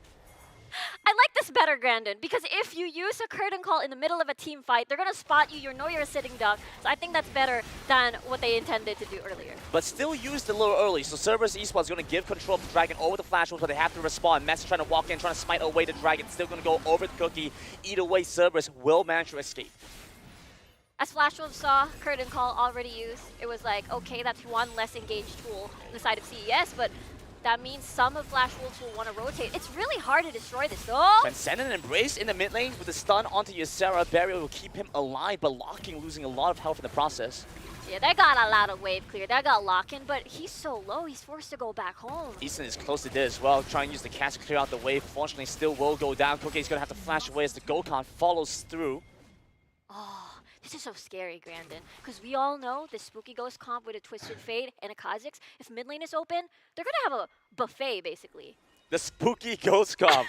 Because Cookie just wants to farm, right? Wants to clear his camps, mid lane's open, and then boom, Destiny activated, you see the Rengar all alone, and you just go there, where the cat is. It is very interesting though. As we look at both junglers, I look at CES and Mess has the Dust Blade. You look at Cookie, Cookie has the Divine Sunderer. It's a different look, right? Different styles of junglers, but the concepts are somewhat similar as well. Yeah, I think Cookie definitely wants to survive in these long-drawn fights. We all know that from the earlier skirmish, that they can re-engage, engage, back off, and then re-engage again. And that Divine Thunder is definitely going to help supplement that. And on the other side of the spectrum, Mess has to face two tanky members like Ysera and Eason, so I definitely see why these two item choices are there. Grouping around the mid lane, the second Rift Herald game spawned up. CERBERUS all clumped up here, but Flash Wolves get control of the river first. Redemption used to give them some vision. I like Redemption over... I'm going to hold that because I think something might happen. Your Destiny used so that BMM can get back into position quickly. They also have vision of where things are going to go. Flash in, Gokhan onto Bruce, but they don't have to follow up to finish up the kill. Locking misses the Chains of Corruption. Backing away, CERBERUS Esports failed the initial engage. Flash will survive for now. Okay, now Flash used by BMM, so no Flash into Gold card is going to be available for the side of CS. I think that's a really pretty window, especially Locking, Cookie, Locking in particular, can buy some time for the Chain of Corruptions to come back up. But I love how CERBERUS have got so many wards in position now after that exchange. As they step forward, they didn't forget that they could establish a line of vision. And the response of Eason, okay, I'm going to remove most of the wards that you just put down on the ground. And it is definitely Flash Wolves waiting for the timing on Locking's ult. And CS sees that window, and they're going to take it, see if they can bait out Flash Wolves. They start up the Rift Herald now. 5,000 HP left on the Rift Herald. Less than that. Finished off so quickly. That's the power of the Kha'Zix. Arrow looked promising for a second. It did. But, you know, Mess, Kha'Zix has to smite. CS has a lot of damage to work with. He's a good player. He's a very good player. He'll definitely get it. I will want to point out, though, as we look over at BMM, he's got the Luden Zeko, and while this is a very conventional build, we've seen the Hellbreaker, and judging by how BMM has been playing his game so far, it could have been interesting to see that happen for Cerberus as well here. Which is super interesting, right? Is CAS expecting for Bruce to always be with the team? Or do they need additional wave clear? Because when it comes to wave clear, Flash Wolves has a lot. They got Locking, they got Bruce versus just BMM. So I see why. Is it the most ideal? Who knows? Yeah. But would it have been fun? Interesting? But I think, yeah, because we talked about previously, right, that the Twisted Fate is the answer to Bruce side laning. And usually, if TF will teleport over there, most likely he wants to 2v1 Bruce. That's most likely why he doesn't pick up the Hullbreaker. A beautiful mid game coming through for the side of Cerberus against Flash Wolves, as now they get this collapse in, trying to get the pick off quickly onto Ysera. Both summoners committed to escape away from the danger that is Cerberus. Exactly that. Exactly what we're doing. They're doing, rather. We're casting. We're not doing what they're doing. And that was a third turret over the Cerberus. All the outer tier turrets are gone now. Flash Wolves forced back a step. And as we look at the goal difference, it's 4,000, but Flash Wolves are still looking very confident in this game. You can see how Flash Wolves is super antsy, right? They want to start something. Okay, current call used. This does give them information. They managed to get the knockback onto Taku, trying to finish off the set. They get a consolation prize, Dragon for Baron Laner. And good thing there are no other important objectives. They cannot lead. Flash Wolves still cannot take a tower. They're forced to back away. Still a consolation prize. Riku, they cannot take a tower. A tower! They've gone to the bot side, trying to trade here. They're hoping that the rest of the team can stop the push mid lane, and they do. I'm wheezing here. I'm wheezing. As soon as I said it, right? As soon as I said it. It was because everybody... That's amazing macro, though. That's true. That is very true. They saw the opening. This is our time to shine. There's no heavy engage anymore, team fight-wise. Because CS has two options, right? They've got the Flash Gold card for that single target engage. They got the Showstopper. Without Taku, Flash Wolves can clump together without the fear of a Showstopper. We're likely going to see the pace of the game slow down again as Baron spawns up in just about a minute. Both teams like to play around that as a win condition, not as much as they'd like to play around the Elder Drake. But that's not going to be for a while now, Riku. That's true. Next Dragon going to come up, going to be the regular Inferno. As we start to see Persis Esports with the gold card, running down the mid lane, chasing after Eason. Okay, I like this pickup coming from Genza, right? He picked up an RFC because they know that their composition outranges, except the Varus, outranges everything else. You got 4 melee champions. Melee Bruce, if he Killer Instincts in, he's melee, okay? So, Knockback pick up. That's going to be likely a kill here. Trying to stall for some time. Genza's still alive. He managed to use those summoners. Pull away from Taku with the Facebreaker, and the Showstopper gets back into Flash Wolves. Hold them into position. Ysera uses the Rocket Bell defensively. Bruce flashes away. Eason goes down. Mass gets to jump in. Gets to have the reset. Cookie trying to respond. His counterpart rushing in. Facebreaker pulls back on the Cookie. Flashing away from the Haymaker. Survives for now. So low onto Taku, but the rest of his team will finish up, clean up for him. my God. Look at them. They're trying to find Cookie here. I think they can. Yeah, it's an easy kill. But look at that. That's a clean, unofficial ace from the side of Cerberus. And the way that they re-engage, it's not the Proto Belt gold card. It's the movement speed being assisted by Fly into the gold card. And for Flash Wolves, they used the explosive cast to get a pick. They didn't use it to disengage. They used it as a pick. Let's take a look at that again. See? Look at that. Body slam, getting a pick. Wow. Because there is no disengage anymore. That was the time Cerberus was so confident to re-engage, enter the fight. Showstopper, Facebreaker, amazingly done by Taku. And the fact that there's so many shields and movement speed from the side of CES, they can keep going. They can keep chasing. Alongside the curtain call, the execution, the low health targets is just so perfect. Oh, Eason, I think, actually manages to survive through all this, goes back to base and comes back in, so... Okay, it's not an unofficial ace. Yeah, almost, well, though. Almost. I guess that's a very small consolation for losing, for losing a fight mid. But very interesting setup here from Cerberus. I really like how they were able to turn their fight around. Taku was able to quickly identify the targets jumping onto Genza. And despite the fact Genza was out of position, because he had that Hourglass, could buy time for the rest of his team. You see that contrast with Flash Wolves because, like you mentioned, we see the double QSS. Yeah, that's going to be extremely important because of how easy it is to engage. between the Karma, between the Twisted Fate, there's so many spells that can lock you in place, and so you need that QSS to get away quickly. So we see Flash Wolves itemized for that. Mixed Dragon coming up, 20 seconds to the Inferno. Flash Wolves and Cerberus clumped up mid. BMM trying to find some time in the bot side though. I love the Staff of Flowing Water pickup. Means ability haste. Well, that's the difference because now BMM further away from the fight. They get to engage first, jump onto Taku, but they finish off Bruce. That was a really good pick. Again, Flash Wolves always wanting to find these fights because they're antsy, because if they just stand around, they're going to lose towers, they're going to lose objectives. But unfortunately, Bruce, so vulnerable, is able to be bursted out by the damage from CES. And Cerberus managed to get the second dragon of the game, claim that for themselves. Gonna be quite happy about that one. They have the macro gameplay, they have the late game scaling options. The insurance playing out quite well for them.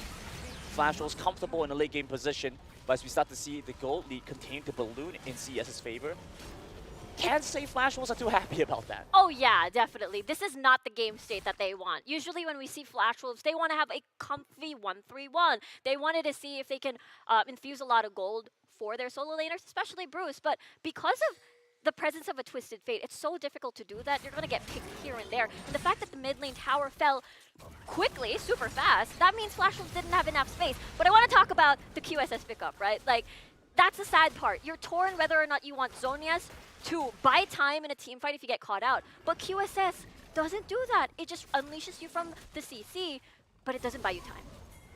Well, CS working hard to prove my predictions wrong. The panelists, actually. Apparently. Me too! All of us, I think. Everyone.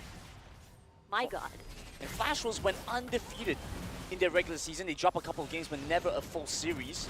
Here we have it, Cerberus Esports looking to change that, start off the initial fight. Here we have it, the Face Breaker starts to pull them in. Good damage back onto Eason. They had to start kiting away, but they managed to take down Taku, traded back both sides. Baron Lane is gone. Cerberus Esports continue the pursuit. That's the jump in from Mez, but he has Guardian Angel, so he can afford to play that risky. Flash was set back on the turret, back to base. The damage, 42 seconds without Isera. That's 4 seconds. Infinity Edge already picked up by Bruce. I don't know if they can catch up. I think they can, but it seems to me the call for Cerberus is to port back to base before anything else. So the Flash Wolves actually managed to see this window here. They're going to go over to the Baron side. Starting to drop pings, realize they have to be in position to contest this in the event that enemies are there. My eyesight's so bad, Grandin. I actually thought the Elder Drake spawned. Wait a minute. Wait a minute, they started this one up. They're looking to try and pick this one up quickly. Taku Destiny? still isn't alive. Mess isn't here as well. He doesn't pick up the teleport. I don't think they know this is happening. Destiny! They're far away. Where's Destiny? When's it going to be used? Baron gets stolen away, snuck away by Flash Wolves. That's a really good call from Flash Wolves. Of course, CES wouldn't see that coming because, you know, Flash Wolves was still repairing themselves, trying to heal back up from that last fight. But at the same time, really quickly, really nice decision-making from Flash Wolves to immediately go towards the Baron. I mean, frankly, how many teams can make that decision, make that call while they're behind like this? Yes, exactly. I mean, it's highly possible. They have a lot of damage. They've got tanky members, and they can easily burn that out. But the stress of the situation often makes it overlooked. Flash Wolves are not one of those teams, though. They managed to correctly identify that, and that will help them slow down the aggression from Persis Esports. Now, gold gap, less than about 5,000. And so we start to see that difference actually making less and less of a fact, becoming less and less of a factor in a lot of these fights. I know, right? It's so scary at this point because death timers are going to be incredibly punishing. The fact that CES has 4 squishy members on their team, if Flash Wolves is able to lock people down, remember, these are hourglasses, not QSSs. If Chain of Corruption hits. They want to try and jump in. That wasn't a gold card, though. BMM won't be able to lock anybody in place. Eason manages to get out. They're dancing around the Baron pit now. Not sure how much information Flash Wolves have on this position as they want to try and jump in. Apprehend misses out on the Taku. They're going to have to regroup and stall for a second longer. Nice gold card, good damage. Taku pulls interest and Embrace misses though. Over by the back, Locking is still alive. Manages to use the Chain of Corruption to hold Taku in place. It starts to spread between members of CES, but Flash was unable to find a re-engage. Yeah, locking hurts. Locking hurts a lot. You saw that it was one piercing arrow, and you saw Taku already half HP. That is the key. That is what Flash Wolves' angle is at to return to the game. 5 seconds on the clock before the Elder Drake has spawned. This is the time. This is whoever wins the Elder fight will win the game. Well, Persis Esports see Mess move over first. Genza's off in the bottom lane. They're trying to establish some control. Meanwhile, Flash Wolves, they have the Baron, so maybe this is their time to find some gold back as they siege up the mid lane, grab themselves a turret. Yeah, that's more space for them, definitely. Eason's still waiting for that explosive cast. I don't think that's a window CES wants to risk. Surely not. Surely Flashables did not commit for this. Cookie's going to start backing away now. BMM's off by the top side, but he can join into the fight at a moment's notice. Yeah, Flash Wolves still not buying teleport. Proto Belt, very important for Ysera to start fights, aside from the Chain of Corruption. So he's not going to let go of that. But in time, he may be pressured because of the pressure that BMM is putting in the side. Watch what happens. Apprehend misses again. Ysera wasn't able to find the fight starter. Over by the back, BMM joins in with the gold card. They managed to find the initial lockdown over onto Ysera. Facebreaker pulls in, locking, finding great targets for themselves. They jump into the back, take down Bruce. They continue the fight, send them back to base in the mid lane with the Culling chasing them down, shot after shot, putting the final bullets into Flash Wolves. That was so painful. Look at Locking's damage, but at the end of the day, Bruce unfortunately fell again in that fight. And Ysera, of course, wanted to start that fight for Flash Wolves, but unfortunately missed. Therefore, that CES window to go in. You saw BMM flanking. Wow. What a baller. Look at this ebb and flow. Flash Wolves immediately pick up teleport, start to rotate over. Cerberus Esports knew this could happen, so they hovered by the side, waited around the corners in the jungle of Flash Wolves, setting up the go-kart. Locking's been caught out of position. It's going to go down. The Varus is dead. My God.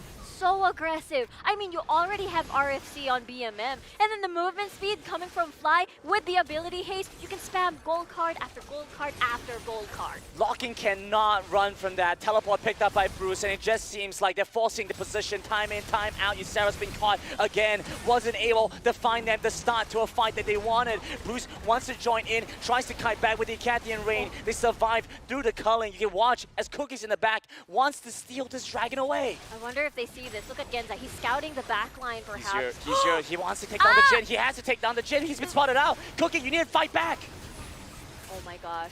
Running for the hills. If he dies, yeah, there's no steal available. He's still alive, though. Response back from Taku as he manages to pull in Bruce, grab him with the showstopper. Taku's set, constantly finding them the entry angles into this position that they need. Cerberus Esports will come ahead with the other Drake. My God, what a fight. Again, because Flash Wolves is definitely behind, especially if CS starts the fight first.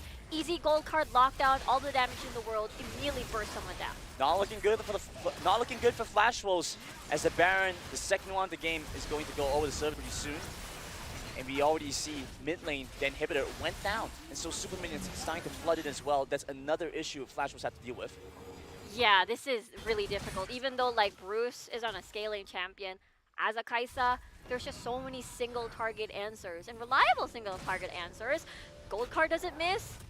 Chain of Corruptions can miss. So at that point, it's really difficult to stay safe in these fights. Ysera's contributions to these fights have been a little bit lacking. You watch as he jumps in, has to use the upper hand, uses the rocket belt, but he misses. And then the follow-up doesn't happen, and even in the fights that he did, where Eason managed to get the catch on the Genza using all his summoner spells, using the Hourglass, was able to survive. It's an incredibly unfortunate position for the Flash Wolves. It is, it really is. The fact that CES also, wait. This is not looking too good. Bruce is going to be under turret. Taku manages to pull them into position. Cookie survives for now using the Hourglass, but watch as he still goes down, going over the fly as they take down the turret, start to flood in to the base. We'll look to take down the Nexus, and that's game number 1 going over the Cerberus. What a dominant game coming from Cerberus. This is an amazing start for them. And the fact that we said it was familiar. It was the Jhin and then the Twisted Fate. But this was used in a different manner. It was an anti-side lane Twisted Fate. We didn't expect the Hull Breaker because we were expecting them to join teammates from across the map and eliminate someone that is all alone. And Cerberus coming into this, starting strong in the second series of our playoffs. I mean, we talked so much about the strongest regions, the strongest teams. Cerberus right up there in the conversation alongside Team Flash, but at the same time, Flash Wolves. A team coming in for the Masters region that we had high hopes and expectations for. Start off a little bit slow, but they could pull back in the series. Yeah, I mean, I don't know. Maybe because of the Kaisa is Kaisa is not a 1-3-1 champion. Kaisa is something that needs to be with the team. So I don't think it's a pick that can unlock Bruce's potential in a 1v1 scenario. So maybe in the next game we get to see that. We really want to see some good moments out from these teams. I think as we look back on towards Flash Wolves, we've seen many good moments, many amazing moments from the Masters region. I'm hoping to see them continue that. They've had a big splash in the international scene, and I think this is one of the moments for them to shine. This is a double elimination bracket, but you really don't want to drop down early. Yeah, exactly. Flash Wolves came from what? For the entire season, they've only experienced 2 defeats. This is their 3rd overall this season. You're right. I think so. Yeah, third game loss and not a serious drop. So I don't think they want to start here against Cerberus, especially since Cerberus, we had some questions. We saw them play against FLA. FLA looked really good against them, got that 2-0, and continuing that momentum. We want to see if there is something there to be had for Cerberus, or if Flash Wolves will be able to continue. We saw the Kai'Sa, which was something we've seen a lot from Yumao. One team, unfortunately, will not be able to continue with us through the playoffs. But now, a second look at that through Flash Wolves. Yeah, their spirit is still alive in the form of what? One team is known to be the team that drafts a lot of double 80 carry compositions. Hello, first game from Flash Wolves, that's what we see. And it's not like they haven't played this themselves, but we want to see what else they have in store for us. We're going to toss it back over to the panel to break down this first match of the series.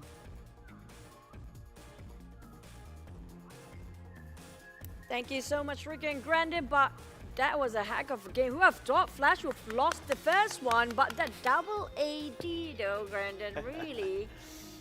Didn't really work out for them, did it? I feel like it's a clear case of a scrim meta situation developing. It's very normal for teams of the same region to be scrimming each other when they go into international tournaments.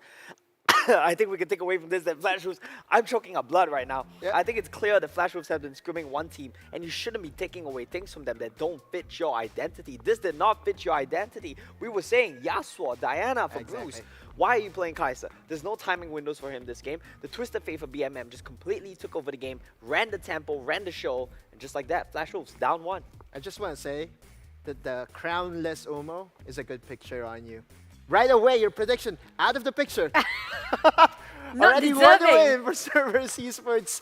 And yeah, the BMM Twisted Fate. Like, I just would love to highlight the fact that yesterday we saw Twisted Fate for Final Adversity that was played differently from how BMM played it, but it was as effective. Omo did say that, hey, no one is going to match on the side lanes for the team of CES, but just because they have that Twisted Fate that can really make things work on the side lane, you know, a pseudo shadow laner for you, that just made it work for CES. Really fantastic drafting, and yeah, there are so many points I would like to bring out as well for CES. A small other point on top of that, with the Twist of Fate, you could tell exactly what he intended to do this game, just based on his build path.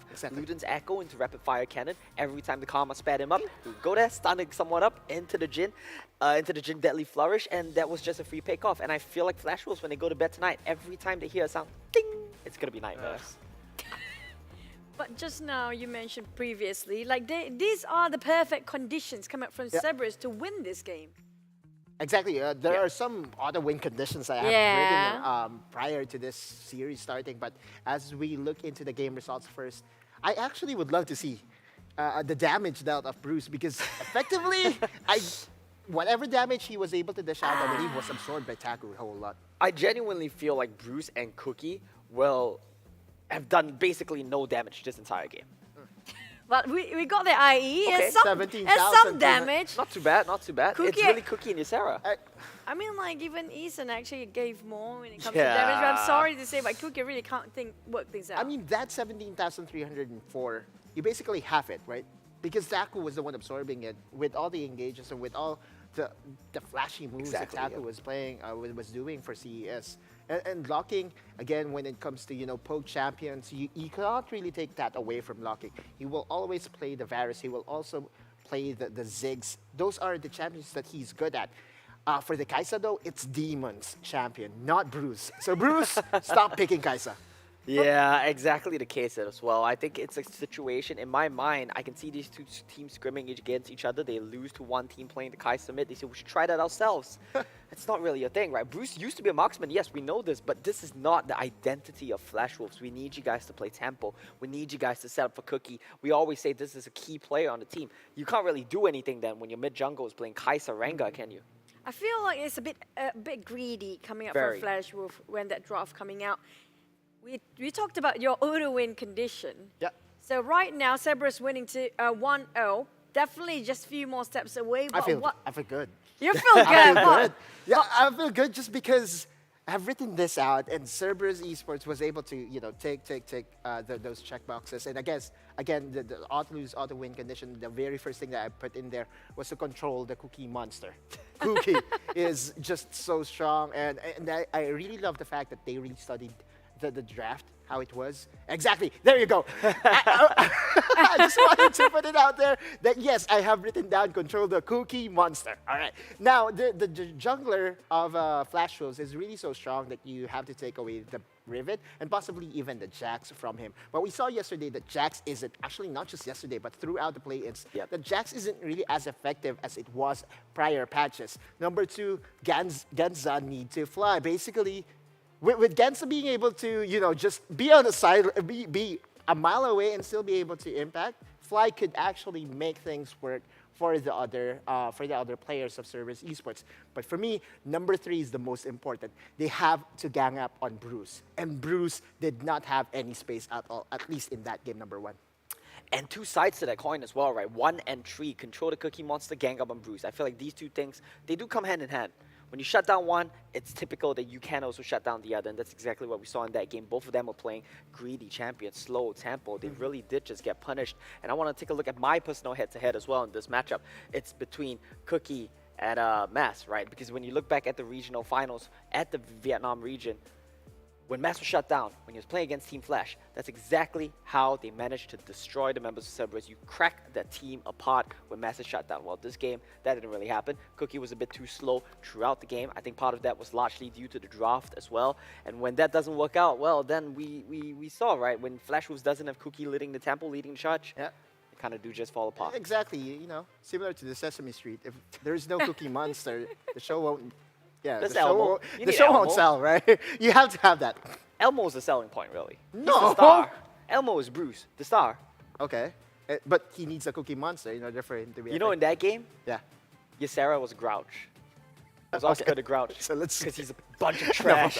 In Let's the move trash on. bin. Who's a big bird? Oh, that's a tough one. I can't answer that. Oh, no. Okay. Shh. Yeah, let them roast each other out. We still have, that was just the first match of the best of 5. Still have a lot of chances here for Flash Wolf, but definitely down the drain. It's going to be almost prediction first.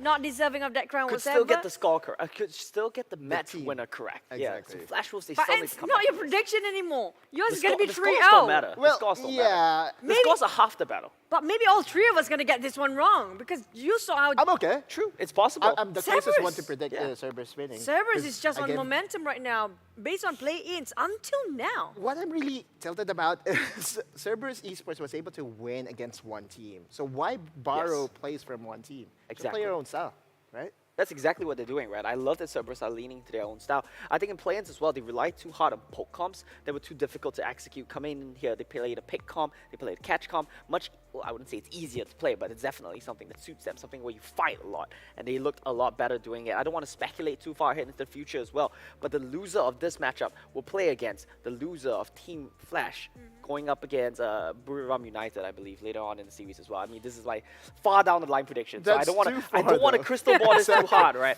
But that's going to be an interesting possibility as well. I have the script. I told you guys I have the script. The score might be wrong, but it's still going to follow this, I think, at the end of the day. So that's a script. What I will be happens? creating my own Yes, you should. script. What Right? happens if it doesn't follow any of yours? Then mine will be the one that's correct, right? If both of you guys are not winning, then it's rigged. Then no one's Riku. winning. Rika, I'm hoping yours going to be winning. Because definitely we want to see if there's any of the narrative coming up from us actually happening. Because almost totally not valid right now for today. We're not going to listen to him anymore. Let's walk into our MVP. Oh, this very time. well deserved. Fine, I agree with this 100%. Yeah, man. Oh my God. Just normally you would go for the rapid fire con and third item, right? Yes. But he knew that he didn't really need damage because he has the damage from Genza a mile away, right? So now that you have DMM being able to impact the map of Wild Rift, I know that Twisted Fate isn't as picked as before, but now that it's starting to be relevant, I feel scared for the other teams that haven't really practiced Twisted Fate.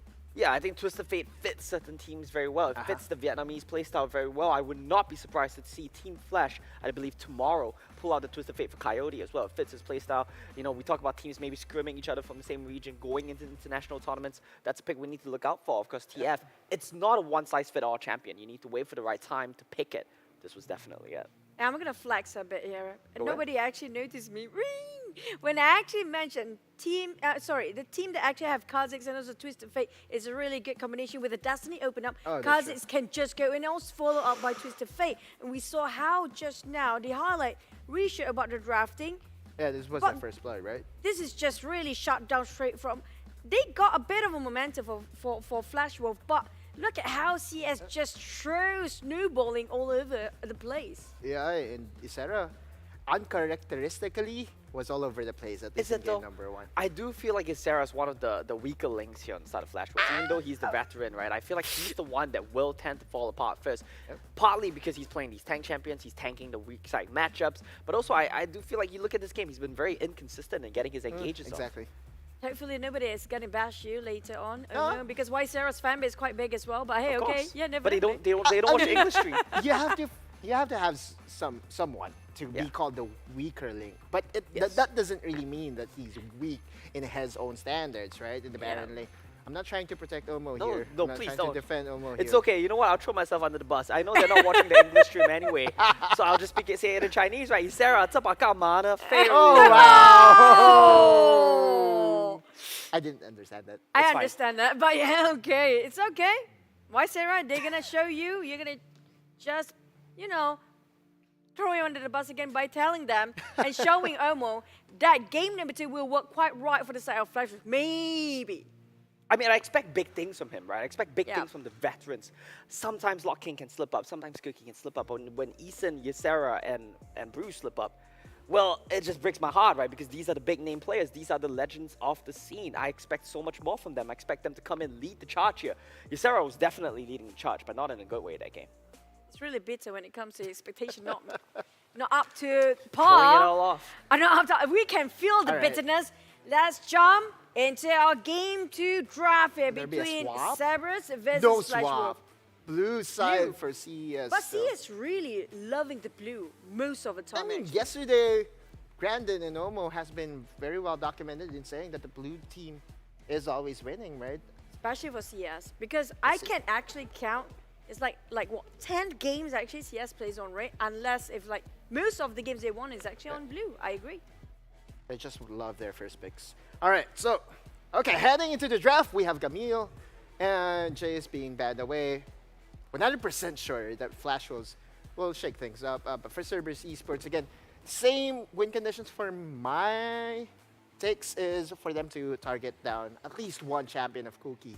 This is still, a target unlocking, but for Cookie, no Riven for you. Please, Cerberus Esports. Also, you mentioned about Bruce just now. Previous game, he's not playing something that kind of assassin attribute, and that might be one of the reasons. Just play FW style. That's it. There you go. Then the question also is, what is FW style, right? So to answer that, I think it really comes down to mid-jungle being very impactful, playing together with Eason's Trash. The 3-man unit set up by Bruce, Cookie, and Eason should be leading the charge there. With the comp that they had, the Rengar, the Kai'Sa, it's a bit too slow. The tempo was all over the place. I want to see them swap it up. Karma. They should ban Karma, right? This is not a Lucian ban angle. You should just ban the Karma, I think. Yeah, there you go. Testing it out for one game. Just go for the set, though. Right away, set has been so huge for Taku for the entirety of the tournament. Ooh, Senna mixing it up. Now that opens Varus. Yeah, it just goes for a different approach here, and I think this does, like you said, set up for a very good Varus angle. I do believe Flash Wolves will just lock in a Varus Gragas here again. No reason to deviate from that one. That's not the problem with the draft last game, right? Definitely not. Now, set is still open, but that's genius from CES because they knew that set will still be left open and they would still be able to pick it now. This is not scripted, by the way, Omo.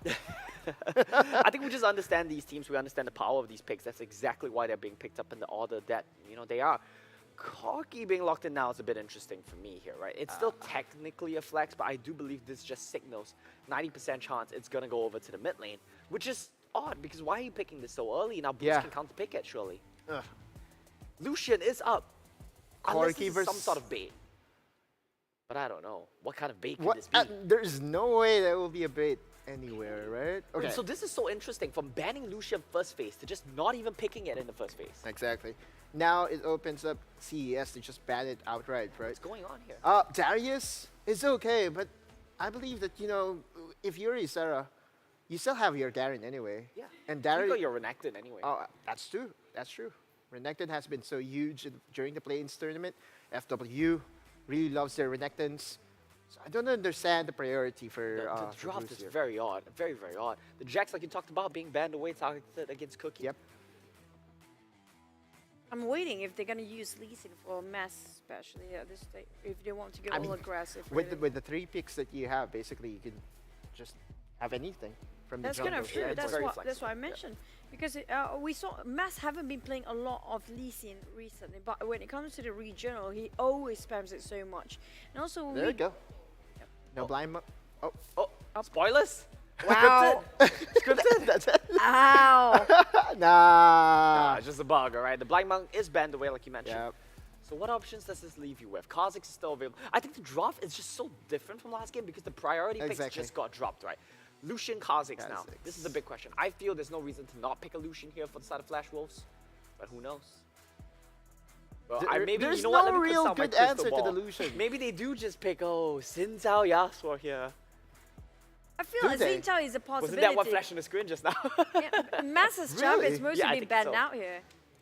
Let's Maybe see. he'll be being forced to use Xin Zhao if he wants to, but bring Why him. though? Why are they back to the Rengar? It's a little bit. They're running back the same comp. Flash Wolves are running back the exact same comp, just picked in a different order. The only thing that could possibly change is Bruce's pick now. Senna Senna Nasus. Nasus, which sets up for the set Darius matchup. This is winnable for both sides of the matchup. A bit of a skill matchup. And going what's on. scary for FW is if they go for another Lucian, for Lucian in the mid lane, I think it's Lucian. Nasus really just would, you know, Sure. chop off them.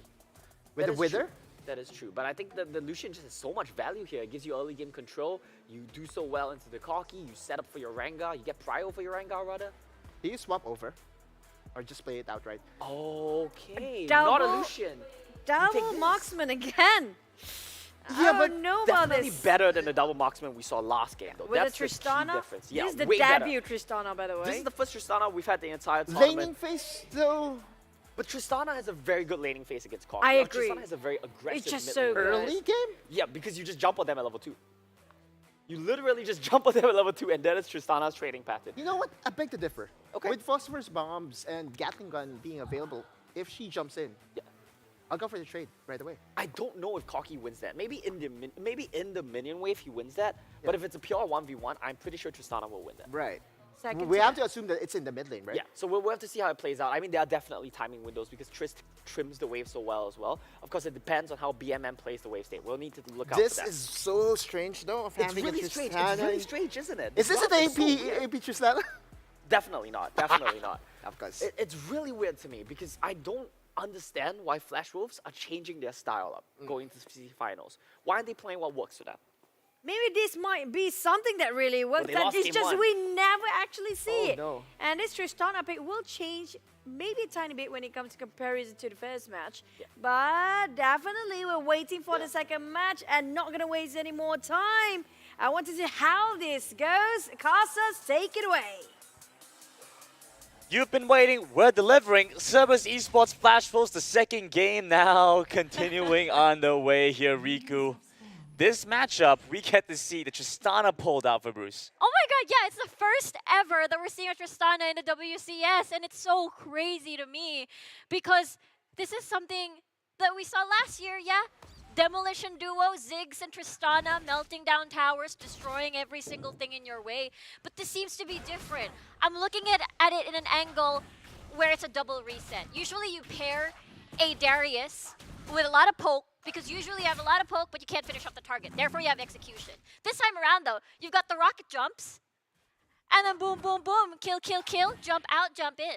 It's a double execute. Yep, exactly. Double execute. Someone, but who starts up? Who finishes it for them? Everyone just wants to jump in. Easton wants to body slam in. Cookie wants to jump in, leap in. Who finishes? Who starts? Yeah, I think that's going to be a little bit of an issue. And we saw at game number 1, Isera was the main engager. He was there picking Protobelt early so that he can Protobelt into Apprehend. Unfortunately, didn't pan out so well. Oh, come on, Ysera, you're walking into this. Flash no. forward has the barrier, will live for now. But Taku establishing control of the lane. Well, he still managed to keep his flash. Taco has no flash, but this is going to be a worrying trend if level 3 now summoners... I mean, he almost died. Yeah, we see Ysera now. Again? He's having a tough time. Cookie's going to go into the mid lane.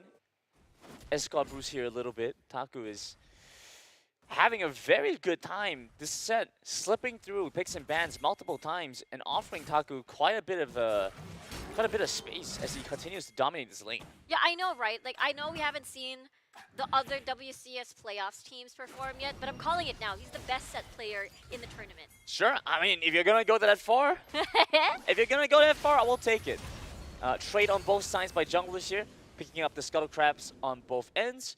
Flash Wolves grab themselves the bottom side. We saw what happened with Cookie on the Rengar last game, now running it back, sticking to a very similar kind of composition, similar idea here. Hoping that this game, tempo doesn't work against them. It's really difficult. Like, we're looking at it right now, BMM still winning his lane because on paper, especially at the early stages of the game, BMM again outranges this Tristana. Yes, you have a decent amount of clear, but at the same time, BMM with the rockets in the equation is going to be very hard for Bruce. That means if he doesn't get priority, then he doesn't get to impact or have space enough for the side lanes later. I am imagining 4-minute mark, fight at Rift Herald, and then go side lane. That's the only time Bruce can actually farm. What's surprising to me is both teams decided to let go of the Lucian, right? They had Lucian up as an option. First game, they banned it away. Second game, it's up the entirety of picks and bans, and they've chosen to go for the Corki and the Tristana, and that's it. Whereas Lucian, I think, goes into the Corki matchup pretty decently. Yeah, exactly, right? Whoa. Okay, that's the ultimate used by the Nasus there. Flash still up for Genza, but he doesn't want to use it. Holds onto it for too long. The bird going down, dodging away from the arrow, just sidesteps it. No concern there whatsoever when it becomes lightning, audacious charge, first blood over the CES. My god, I mean, that's the reason why you pick a Senna Nasus, right? To make sure that you don't die. Genza almost perished in that. You get to see Fly, or rather you get to see Mess going towards the bot lane, punish locking in Eason. Dragon coming up in 20 seconds. And so both teams want to go back to base, reset, come back for this fight. Unfortunately for them, locking goes down there. And this is despite them using the ultimates, narrowly missing the chance for a return kill onto Genza. Want to start positioning around this, as we do see Bruce recall for the last time before this fight starts. BMN will pick up his package as well. Hullbreaker pickup for Bruce. He's gonna side lane. He's gonna melt down towers. I mean, I see it. You have the rocket jump for escape. You have your ult as a big disengage. So it's kind of like, it works on paper. No Twisted Fate to follow you anymore. So there's no anti-131 already on the CES side. Kaisa does not offer the same things, and so we see now Bruce trying to switch things up instead of just jumping in and finishing off the kills, also offering himself some disengage so he can get away from a potential fight. Both Baron lane is still up in their own lanes, holding on for now. Neither team starting up an objective. Yeah, it's really difficult for Flash Wolves at the moment because they're still waiting for that Protobelt on the side of Isera so they can apprehend. Who do you apprehend? Mess. You also got Genza. It's really hard because BMM and Fly are just going to outrange you. Walking towards the top side, Mess wants to drop a ward by the Rift Herald. Both sides have vision of it. The Infernal Drake looks tempting for Cookie as he goes down to the bottom side, trying to ping his way over. BMM also now has Hullbreaker, so they match it. They match it. And I think it's worth mentioning why we see Flash Wolves not initiate this earlier on, because we have the package picked up by BMM. They don't want to fight into a Corki with package, so stalling out is in their best interest. Now that they have the package gone, it's a more even fight for them as Dragons started out by CERBERUS. And look at Isera moving towards the river side of the area.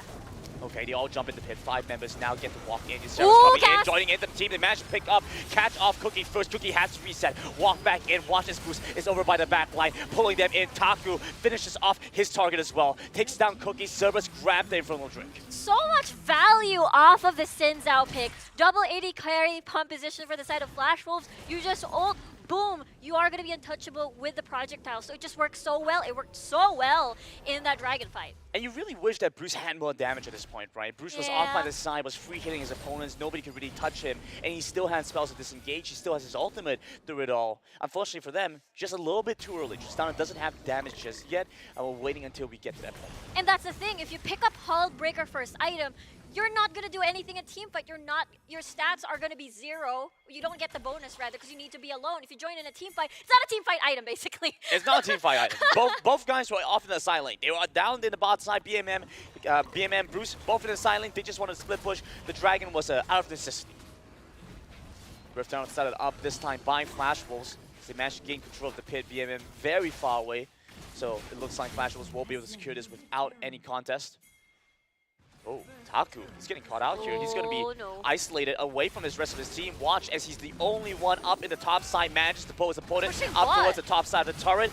Under the turret now with the Haymaker, survives a little bit longer, but that's the reset coming across. Bruce is trying to jump in. Ysera doesn't get to use his ultimate again. Jumping in, Bruce wants to finish off the kill. They managed to hold them in place. Nice knockback from Eason as they want to finish off flying. One more auto attack does the trick. Locking claims the kill for that one. Exhaust will do a lot to stop Mess from finding more as they jump in. Bruce a little bit too excited. Does get that final kill, but has to jump out away from Genza. Look what they've done. Look what Flash Wolves done. They left BMM alone with the Hull Breaker. Got tower down. He's going to get mid lane tower. I say that's value. CES did an amazing job stalling and even winning the trade here and there. 2 towers for a couple of kills in exchange. I think that's pretty worth for CES. Cerberus Esports do manage to trade back very well here. And so, like you mentioned, good value overall. Flash Wolves weren't able to break open the mid lane. They had to go for the top side instead. And we see all this start out because Taku's able to pull his opponent back on the turret. Like, I understand this, right? Like, Flash Wolves saw Corki down at bot lane, meaning this is going to be a 4v5 situation. We're going to win. But that's the thing. Stalling-wise, it's so good. You've got the Sin Zhao ult. You've got the ult coming from the Nasus to buy some time. You got shields and heals coming from the side of the Senna. It just works so well in prolonging these fights. And we get the resets happening from Bruce. We're starting to see a bit of an inclination on the idea that they had with Tristana in the mid lane. Hull Breaker still the only item completed just yet.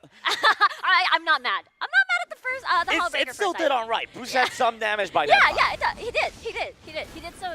He has some form of sustain as well with Scepter. Wow, Taku pulls them back away. And remember, that turret went down much earlier, and so now Locking's been sacrificed by Eason. He's been baited in by his teammate. Ay. I mean, Eason had the explosive cask, but it's so hard when everybody else pretty much already dove upon the Varus. Very vulnerable. And without Flash basically secured his death there, Flash Wolves are going to have to play without a marksman for a little while. Locking should be coming up will be coming up soon. That being said, no objectives really to be had. Jungle entirely cleared out. Both sides are just stalling for his time. Ysera's off in the side lane, gets the ultimate off, gets the solo kill onto BMM. I mean, I could see it going the other way where BMM. Nice catch on the Genza, but do they have to follow up to finish off this kill? Cookie's trying to reset in the brush, but how little damage he does despite playing the Rengar.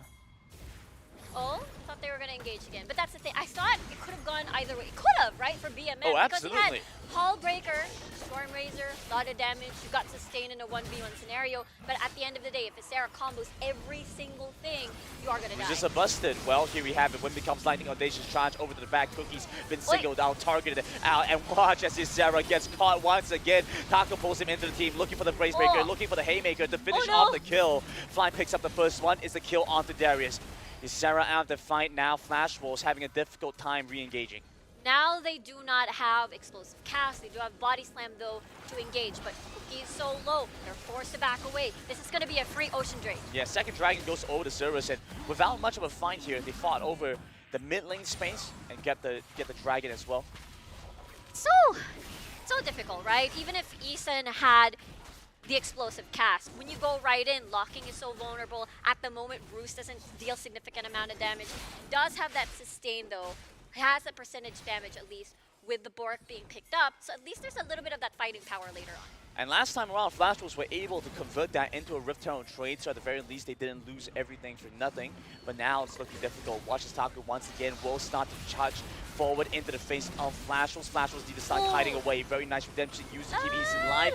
My Still, God. despite that, Mass continues to jump onto the Gragas, finish off a kill. Genza just doing work against them. Look at how tanky Cerberus Esports are. Flash Wolves have no damage. Yeah, they've got heals, they've got the Nessus. Taku has a lot of shields with a Haymaker, but Flash Wolves wants to fight this still. Bruce needs to come online. They need to try and fight for this. They want to try and put some damage onto CES, make them hurt, make them work for this one. But watch, as Bruce loses all his health in the process, we see Cookie try and jump in now. They manage to finish off BMM quickly enough. But can they continue? Can they pursue this? Cookie tries to jump in, gets rooted up, gets taunted. The teleport to join back into the fight. So much damage out from Taku. And you still see Locking go down. Bruce tries to ult him away, tries to use the Buster Shot, get the reset here, and try and jump back in, looking for the slow. But look how little health he has. And so he jumps into his own death. Bruce is in the pit, will live a little longer. The bomb dropped onto Genza, but he's still alive. The cast used too early. Is Sarah trying to walk back into the pit to flash away from Eason, but Sarah's been baited in. He needs to do something. He needs his teammate to back him up, but he's dead. That was Genza MVP right there. He withered Isera for the slow. Isera couldn't get any heal out of Fly because he was slowed down, and boom, it was just easy pickings, easy cleanup for CES. And Eason went in there, had the flash to still get out, but Ysera walked back in to save his Gragas. A call needed to be made there on both sides, on both parties, to make a play to stay or to leave. They did two different things, and they get punished for it. Yeah, that's the thing, right? They saw that, okay, we managed to eliminate the Corki. The only problem we'll have is Mess. The only problem we'll have is definitely the Senna. But at the end of the day, the teleport came in. Really nice showstopper, by the way. Picking up Isera, maximizing the value out of the showstopper with maximum damage, and boom, this is basically the cleanup squad. The Senna was untouched here. It was Fly basically untouched here. They look crazy how Genza lives throughout all this. Yeah, I think was that Triumph or did he level up? I think so. I know, right? He one of the two. I think Genza got some extra HP again. Might have been Fall of Life too. Something gave him extra HP, so he survived through Bruce's bomb. Yeah, and the fact that Fly also contributes healing here and there. Oh, absolutely. Well, Taku, or not Taku, but rather just Sarah is looking opportunistic down the bomb side. They will finish off BMM with the ultimate, the Noxus Guillotine. Cookie losing some health in the process, but will be able to recall and just reset. Yeah, still no Zonia's Hourglass on the side of BMM. He does have Infinity Edge, though, picking up more of that firepower. They want to fight this. Do they want to crash in and collapse? Yeah, but Eason's nearby, so he's going to be able to stop Mess if he tries to dive in. And so a 3 versus 2, despite how low they are, would not be great against Flash Wolves. Flashing in with the upper hand, gets the catch on, knockback onto Fly. Picks up another kill. Flash Wolves even it up 10 apiece. Nicely done. CS lowering their guard down a little bit there. Really nice patience coming from Flash Wolves. It was a flash this time around from Isera. He saw the opportunity, flash into apprehend, and boom, killed Fly. So they're going to start backing away. Dragon coming up. I think they barely or narrowly missed the timing to get back in on time. I think Cerberus will be able to establish control before Flash Wolves. They get to start the Dragon if they want to. Package picked up by BMM, but Fly is dead, and so 4 versus 5, not the best spot to be in. Cloud Drake, going to be very valuable for the side of Flash Wolves, especially. Well, this is interesting, allowing them to get caught. Mess is going to use his ultimate to disengage from Flash Wolves, however. Yeah, that's value right there. Imagine apprehend versus an ult being burned. That's something Flash Wolves will take any day. So no disengage already for the side of CES. Eason would like to have his ultimate. The explosive cast makes a huge difference in this fight. The redemption used to zone out. Isera's cut out alone. Look at what happens here. They just kite and push him back. They have the Valkyrie. Bruce jumps in, but it's a little too suicidal. I mean, he just walks into the entirety of Cerberus Esports, even as he gets the reset. Genza with the Wither will chase after the Stunner on the turret, but he doesn't manage to finish off the kill. Locking still alive with the help of Eason will continue to kite against Cerberus Esports. Cookie buys some time with the Hourglass, but it's collapsed in on 4 members of Cerberus Esports to take down the Rengar. BMM, the way he aggressively used the package to close the gap between him and Isera, knowing the fact that the rest of Flash Wolves wanted to go in and Isera left out of that fight. He was isolated. It was just them killing, CES killing Flash Wolves one by one. Baron started up by Cerberus Esports. An amazing call after 2 pickups. The jungle's dead, so it's an easy decision. And they managed to reward themselves with the Dragon, with the Baron. This is so close. Now they're able to maximize this, push a bunch of towers. All the tier 1 already down, so when it comes to this, Flash Wolves They have that wave clear, so at least slow down the process of this Baron value. Let's take a look at this again. Talked about how is Sarah very isolated. Bruce joining in the fray. I mean, yeah, but the rest of the squad just wanted to go in as well. But at the end of the day, it was a 4v5 situation. Bruce already low, lacking damage. Only Varus right there. the fact that Bruce lives though. That's true too. That is pretty funny. That is pretty funny. But Genza. I mean, you can just see how tanky the Nasus is. You can see why teams prioritize to send a Nasus bot side. I think CERBERUS Esports have been able to demonstrate that incredibly well. Flashos still not able to find the damage output they were looking for. Bruce completing his third item. Thrill of the Hunt activated. They want to finish off BMM, waiting out the Valkyrie. Eason misses out the chance to use his body slam. But they still will find a catch onto BMM. The question is if CES can equalize, trade back with something. Answer is yes. Watch as they go into the mid lane, taking down this inhibitor. You see the presence of Mess walking up to the top side to make sure that all three. Chain of Corruption misses, and they're looking for a re-engage. Sarah has the Dead Man's Plate, so wants to walk into their faces. Pull them back in with the upper hand, but Genza, she's just sitting by the brush. She's just waiting for Flash Wolves. Yeah, mission accomplished already by CES. Mess's presence over there forced Flash Wolves, the 3-man. Keep in. Sarah's been caught out, has to start the flash away. That's a huge initiative tool. Gone and taken out the Baron laner again. Flash Wolves, not as infallible as we had hoped. Oh, that's tough, that's tough. The fact that there's a lot of tools to slow down these melee champions on the board. Because the thing is, if you don't have Eason with you, if you go in, there's really no way out. Even if you have a flash, it's an easy route coming from Fly. And we start to see why CERBERUS Esports had gone into play-ins undefeated until they played Fenway Adversity, right? Why they were able to win their matches, had so many points coming into this as the first seed out of play-ins. This is exactly why, even against teams, and we had rated Flash Wolves incredibly highly. CERBERUS Esports, one of the top teams that we're expecting to see here. Exactly, right? Flash Wolves, basically, from the entirety of their regional, in their Masters performance, they've only dropped 2 games. So we can, especially the fact that they're very experienced. We've got Bruce, Sarah, Cookie, Eason. We've seen them before back in the PCS. So technically, if CERBERUS don't lose from here on out, they also only drop 2 games against that's FLA. true. That's so a good now point. that's CERBERUS' goal. That's what CERBERUS have to do. They have to go undefeated for the rest of the WCS finals. Well, we'll see how feasible that's going to be. Flash Wolves panic a little bit. Locking uses his ultimate early. yeah, there's no lock-in anymore. So Sarah will be that other engage. Protobelt into Apprehend again. We'll see if he's able to do that. They want to force a play. They want to make something happen, especially as we see the Baron coming up in 24 seconds. CERBERUS Esports gain control of that quadrant of the map. Wither is so annoying. If Sarah's gonna go in, you got slowed down immensely, and it's just so easy for the root to land. Yeah, the second you use that Wither, you turn them into cannon minions, into big creeps. Engage coming out from CERBERUS Esports. They managed to isolate top though. They might be able to take down this set, but look at the shielding. My God. It's too much to deal with. They cannot finish off a kill. Yeah, Randuin's already picked up by Taku. This has a lot of armor in the bag. You love this. Look at how CERBERUS Esports move together. The second they see Cookie's ultimate use, they just clump together 4 members. There's no one that Rengar can jump on. Yeah, this is just how you play around the Thrill of the Hunt, how you play around the Rengar. Make sure you're not isolated. Make sure you're not going to go all alone. And so far, CES has been together 24/7. Double major objective spawning now. We have the Elder Mountain Drake coming up in 10 seconds, and we know how much these teams like to play for the ass of win condition. 20 minutes in, 19 and a half minutes in, looking at 20-minute mark, firmly within that mid to late game, within that late game in fact. Now we have to see how Flash Wolves and CERBERUS close this one out. They can get a pick. If they get a pick, is Sarah going in? Eason with a cast, that's too risky. Sarah wants to start this one off. Time in, time out. We've seen how this goes, but Sarah, Oh, you see him start running away. After the initial engage, she just gives the opportunity over to CERBERUS Esports to run them down. Package use. Sarah gets critted out, taken out by BMM. They're sent back in the mid lane. Taku continues his prime assault, chasing after Cookie, the Wither onto the Rengar, and it's so sad to see. You can't outrun the Nasus. Slow down like that. You saw! It was so... The slow was so slow, it's like a stun. Yes. Yes, that is a great, right? Such a great observation.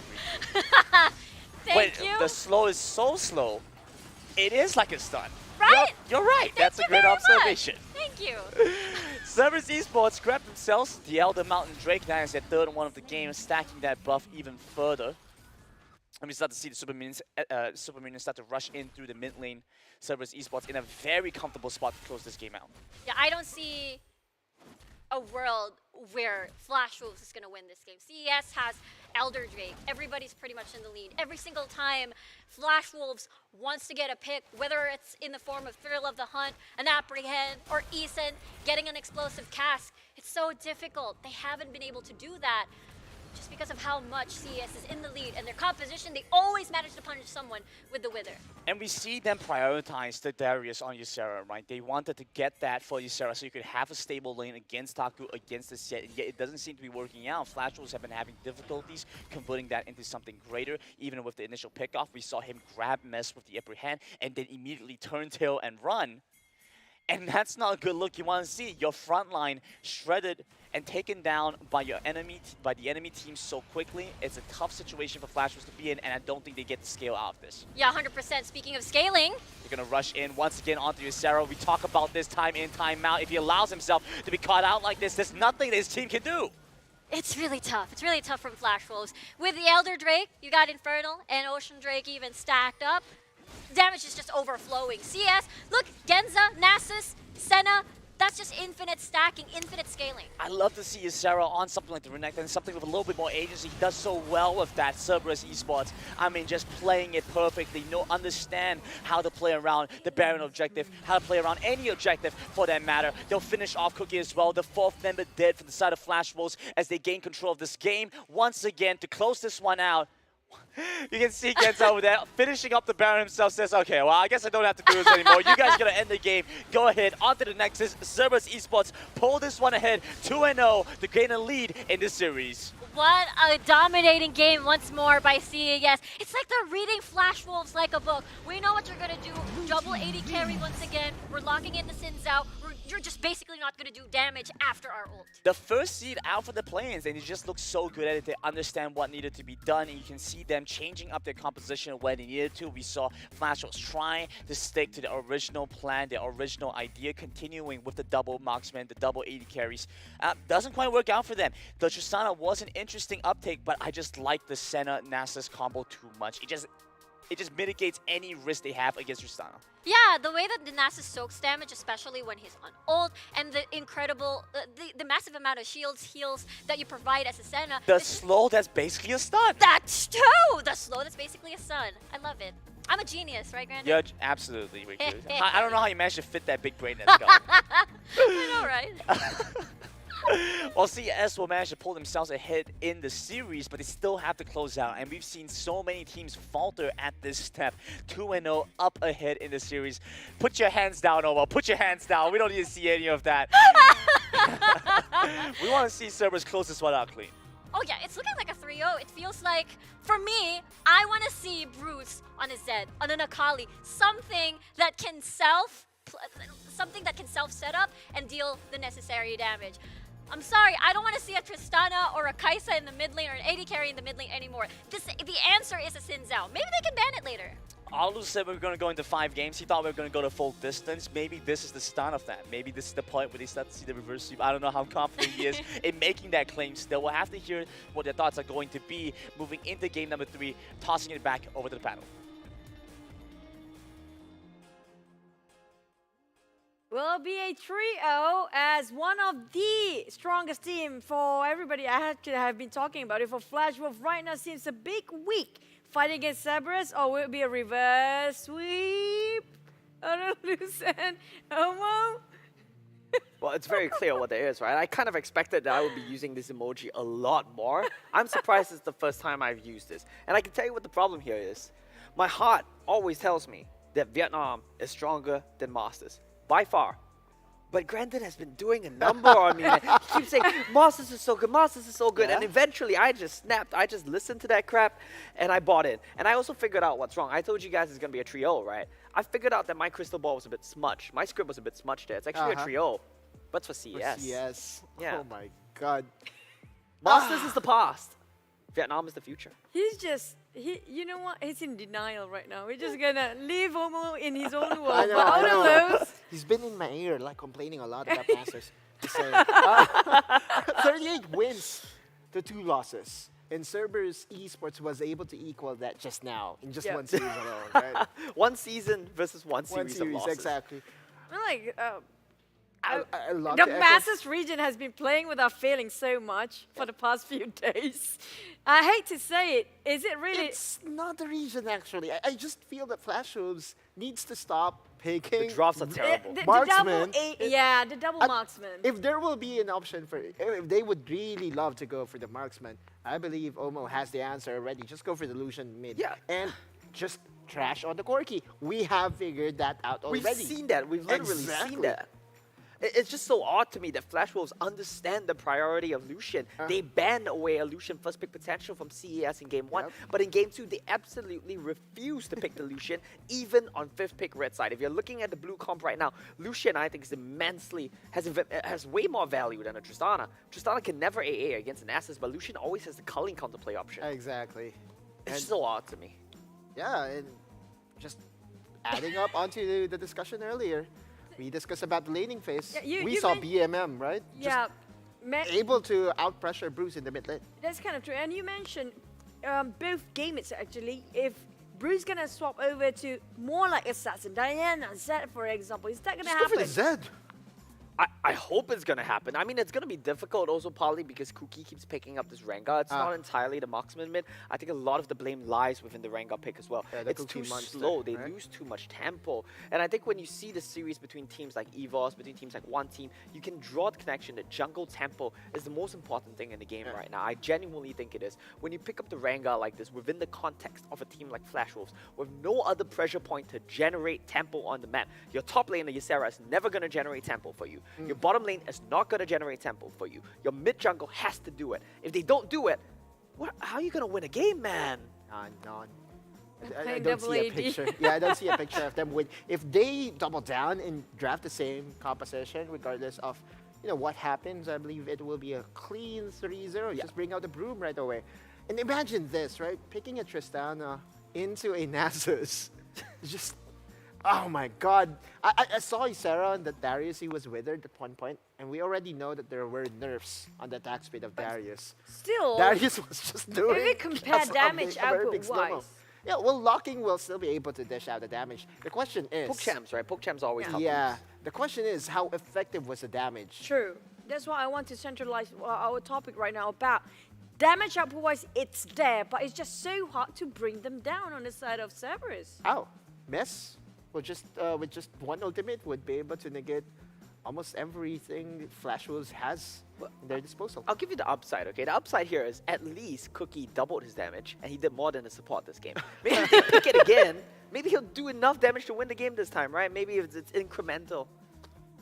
It's just roasting right now. No, We're it's just just a terrible draft. They It deserve is. to lose, frankly. No, exactly. It could have been a twisted fate or something with crowd control to really set up Cookie. Something right? with tempo. You need tempo. yeah. Your comp has negative tempo, dude. But we saw as well how Tag would just play the playmaker for the entire team. Every single time the initiation, it was incredible. The haymaker, the face break, and also the showstopper. It's just always on time. They play very well. Yeah, I have written off Taku off of my auto win conditions just because of Yubon. I'm just a better fan of Yubon, and I expected him to show up at least in this series because I know if things go haywire for Taku, CES still has that option to bring out a very remarkable Baron laner in Yubon. But Taku, on their set, is now starting to really just make me believe an acquired taste, as I would say. Quiet taste, yeah. And I do want to touch on the player of the game as well. It's Fly on Senna, right? This is something I've raised in the past when I ran the Senna comps on CES. I said, why not let Genza, who's one of the best Dragon laners in the entire region, play the Senna and let Fly play the Nessus instead? Well, he's showing that he can do it all, right? They can both do it all. They can play the marksmen, they can play the tanks, they can play whatever. They're versatile enough. Fly on this Senna was amazing. Do you have an insider info as to who does the shot call? I'll ask. I'll ask. Later, in the winner's interview. Sure. What if Flash Wolves win, though? What if Flash Wolves win? Oh, well, we won't get the chance. But yeah, item buy though, there's really nothing to complain about. I believe whatever item you have. Of course, you you're need to not pick it up. complaining. It's a 2-0 for now. exactly. I think you start to The do build is good. auto The win build is good. condition Yeah. for the side of Flash Wolf. Right now, they're really in the need of it. Change your draft. Genuinely change your draft. That's step one. Yep. They need air right now. They need to recoup, do anything, right? Do jumping jacks or something. Exercise, run around it for a bit, do 2 full laps. Because the Flash Wolves, the den of Wolves, is currently sleeping. Yeah, 100%. They've been put to sleep. It's not voluntary. It's not hibernation. They've been put to sleep here by Cerberus. The three-headed dog comes out on top. There's one more game still. I don't want to count out Flash Wolves. We keep talking about their veteran experience. We keep talking about how they have been playing for years and years at the top level. If there's a team that can regroup, it should be the Flash Wolves. Just to rewatch our highlights regarding the second game just now, winning a 2-0 for the side of Cerberus Esports. Flash Wolf just couldn't take. Sometimes there's a time they almost turn it around, but it's just always so good for the timing of it, especially when the Fly coming in. Not just Fly, but also BMM. Riku was so heavily documented when against the Hullbreaker, but at least in this game alone, you could see the value of Hullbreaker. 4 minutes to 8 minutes. As a first item buy, BMM was able to get 1-2 towers. But it's not just the item though. I mean, CES was able to buy enough time for BMM to do his thing. But the item is really, really good. 4 minutes to 8 minutes because the wave clear isn't there anyway. CES were trading kills in a 4v5, which gave BMM so much space on the map that the Hullbreaker had immense value that game. That's true. But this is one of those. You remember the one that Nace is actually against are being saved by Senna, which played by Fly, who almost actually being finished up, but that kind of turned things around because of the curse of the Black Mist, and also the route coming out from Fly is just right on point. The Dawning Shadow always saved the entire team. It's just so hard for Flash Wolf trying to do anything here, and hopefully they don't play double marksman anymore. No, not anymore. We've I don't had think so. enough of it. I think what's interesting is if you look at the team comp from game 2 for Cerberus and you compare that to the team comp from game 1, both lend itself very well to a 5-5 group deathball comp, right? Like you said, you have the Shadows from the Senna, you have the Mantra E from Karma. It lends very well to playing deathball, and that's exactly what Cerberus have been doing this series, and that's exactly what Rengar hates to play against. Then you ask yourselves, why are you still drafting Rengar? What can we do with Rengar to win the game? The answer will probably come along the lines of, we need to play side lanes. You can't side lane with Ysera, right? You can't go to Ysera's lane because he's playing Darius every game. So what does that mean? That means Bruce needs to play something that you can help him out on a side lane. You can shadow him, you can trail the hunt to the side lane. Kai'Sa doesn't do that. Tristana kind of does do that, but it takes way too long. It takes way too long. Just play something where if you want to keep playing this Rengar, you need to go side lane. You can no longer take 5v5s into the death ball with the shadows, with the Mantra shield. It's just never going to work out. Similar to the Twisted Fate, right? Similar, yeah. What are the options for Bruce right now, honestly speaking? We gave him the options. In game 1, we were saying Yasuo and Diana. There's probably the picks there. Game 2, Lucian. Pick the Lucian. Your voice didn't reach out to him. Sorry, boys. Or maybe it's now time for Cookie to forget that there's a Rengar. Yeah, I agree. I'm He's not been watching like... Domain. He's been watching Domain highlights from yesterday. I mean, Domain focus. You see, it makes sense, right? Because FLA beat Cerberus 2-0, and then they went to do their prep. And they're like, Domain plays Rengar. Look at this, guys. Look at this. We're going to play Rengar today, boys. Let's do it. Lee though, right? True. That one game. Lee Sin was banned. Maybe he would have played. So they're trying to They were the borrow one who- Domain's Channeling perspective. the inner Domain. But he's not Domain. You have to remember that. You have your own comfortable I place. And I also actually you know- think that he's better than Domain. He's proving me wrong right now. Oh no. Oh my god. Maybe, but hey, if your prediction is right, it's going to be a reverse sweep here. Well, if if it not, happens, all of it us are happens. wrong on the penalty desk. No, I predict the trio. Yeah. I predict the trio. You're not going to change it. No, Trio, it's I not predict the valid trio. anymore. He's in denial again. Just for which team, right? But I did Yeah. predict a trio. Nah. It's all Stop about it. the We technicality. do have the Stop it. bots, right? If we can replay sometimes, just what he Yeah, said stop it. earlier Delete today. the bots now. Delete the bots. Just to prove that he's Not wrong gonna sometimes. happen. But speaking of which, again, I do hope they change the double marksman is not working. I don't see the value when somebody's picked Rengar for me. It's always on the other side, always sort of having the assassin attribute. It works right for Rengar because assassin always sort of trying to ambush you from behind. So it works so well with Rengar in the brush. But just now we saw there's nothing like that happening coming up from Cerberus. So that Rengar maybe can it swap over to something else? Yeah, it perhaps? has to swap over something else. It's not canon. It has to if they want to win a game here. And I want to ask you something, Otto. when FLA play Rengar, what do they tend to pair it with? Yumi. Okay, right, besides the Yumi. Besides the double Yumi. meow. What kind of double solo meow. lane picks do they like to pair it with? Side laners. You know, Exactly, right? the Side ones that can laners. really do 1v1s. Exactly. So it comes down to Bruce.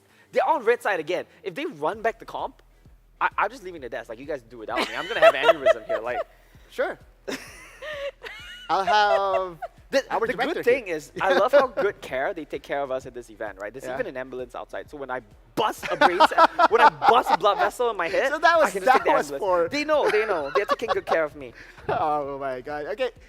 We expect the same set of bans because for the third time in a row, CES gets their hands on the blue side.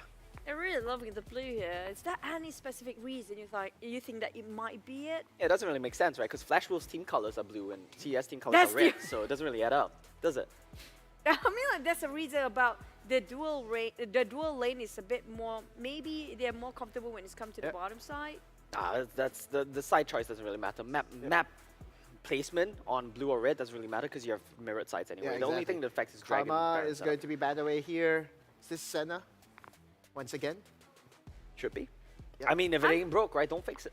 Gragas set? I'm surprised go they're for the not Gragas set. banning out that set based on Taka's performance just now. I'm No, taking you it can't away spare from the him. bans. You really cannot spare the bans. I completely agree with these 3 bans. I do agree you want a ban set, but it's a luxury. You cannot afford to open any of these 3 champs. I'm taking it away instead.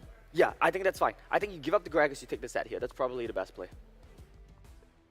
Oh, Ysera no. does play set. Oh well, you know. This Let's is go the back. thing. This is the thing about regions like Masters, right? They like to stick to what works. Yeah. They hate to deviate from the The script. door is that way. Just in Call case. get the ambulance ready. What's the paramedic at? Well, as they say, it's not the champions, it's the players. The players, it's a mindset, whatever it is, right? Uh, I'm not here to diagnose the problem, Same but this is a set. recurring thing. Of the first 3 picks for CES. I don't Going know for the about first- this. Don't you love it? Don't you love the salty ego run back 3rd game in a row? Don't you love to see it? But we'll see.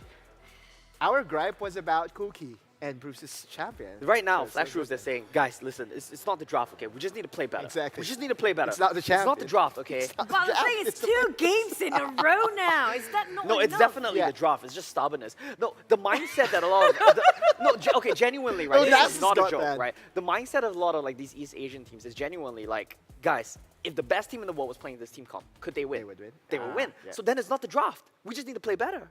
And that's exactly what Flash Rules are probably saying right now. I hope they still change their 4-5. It's not too late for that, but you know. This is We'll not the see. screen. It's by the just way. that they're It's not the prepared to play. playoffs. I know. Yeah, but the mindset is that's their mindset for a reason. Galio and Nasus being bad away. They're saying right now, if we were a WRL team and we were playing this team comp against Cerberus, would we win? Let's go And the for answer is Lucian yes. here, yeah? 100%. See. Please, if I see a Rengar, okay, Okay, we take okay. that. We take that. We take those, right? This It's is good better. enough. This is Yes, better. that's good. That's a start. Now, you Because can that's still tempo play for the Cookie. double marksman composition. You have taken away the Nasus. You also have taken away the Xin Zhao. You could. So you could. effectively, this is an angle for Bruce's solution. You know, this gives me a lot of flashbacks to C championships as well, Yeah. where Flash Wolves had an obsession with playing double marksmen, and they would constantly draft double enchanters, double supports, just for Bruce to try to pop off. I mean, at the end of the day, it's still a draft gap, right? Like, they still got outdrafted here. Like, it's Flash Wolves are just so stubborn. I didn't mention about Mass Masters having are been. so stubborn. Calm Frustration. down. Calm down, Omo. Take your. I'll be take calm. A bit- I'll be calm soon because it's gonna be trio soon. The ambulance is just out, Just outside. outside. So, yeah, so it's okay. I think I need one of those bags we, for my anxiety right now. we got your back. We mentioned about leasing with Mass here, Wait. but I do know this This is Renekton. Sunset, right? Yeah, okay. This is just CES flexing everything right now, right? Are they showing they can't sway What's to your 5p here? Maybe you take an Oriana here? I'm not sure. No I feel like you way. need to play something slower. No, I'm gonna cry. I'm gonna cry. I am actually gonna cry, dude. Like, why do you refuse to play Lucian, Bruce? In C championships. That was his best champion, by Yeah, the way. exactly. In C championships, when no one was playing Lucian, Bruce would lock in Lucian over and over, pair it with a Lulu. But now that everyone's playing Lucian, he's gonna be a hipster. I'm gonna play Graves, guys. Oh, yeah, I still remember. I have, how should I call this? Bad memories about Bruce's Lucian. Because when it gets picked against the Oriana wasn't able Yes. to do a thing. Same thing for the Corki matchup. Corky, No yeah, counterplay. exactly. And now BMM will have a field day in the mid lane. They the really Cookie want their Monster double. and the Bruce being, the Superman, or the hero. I don't know about this. Feels Going like straight down the drain. Okay. another deja vu here we're talking This is a about. very strong top side, though.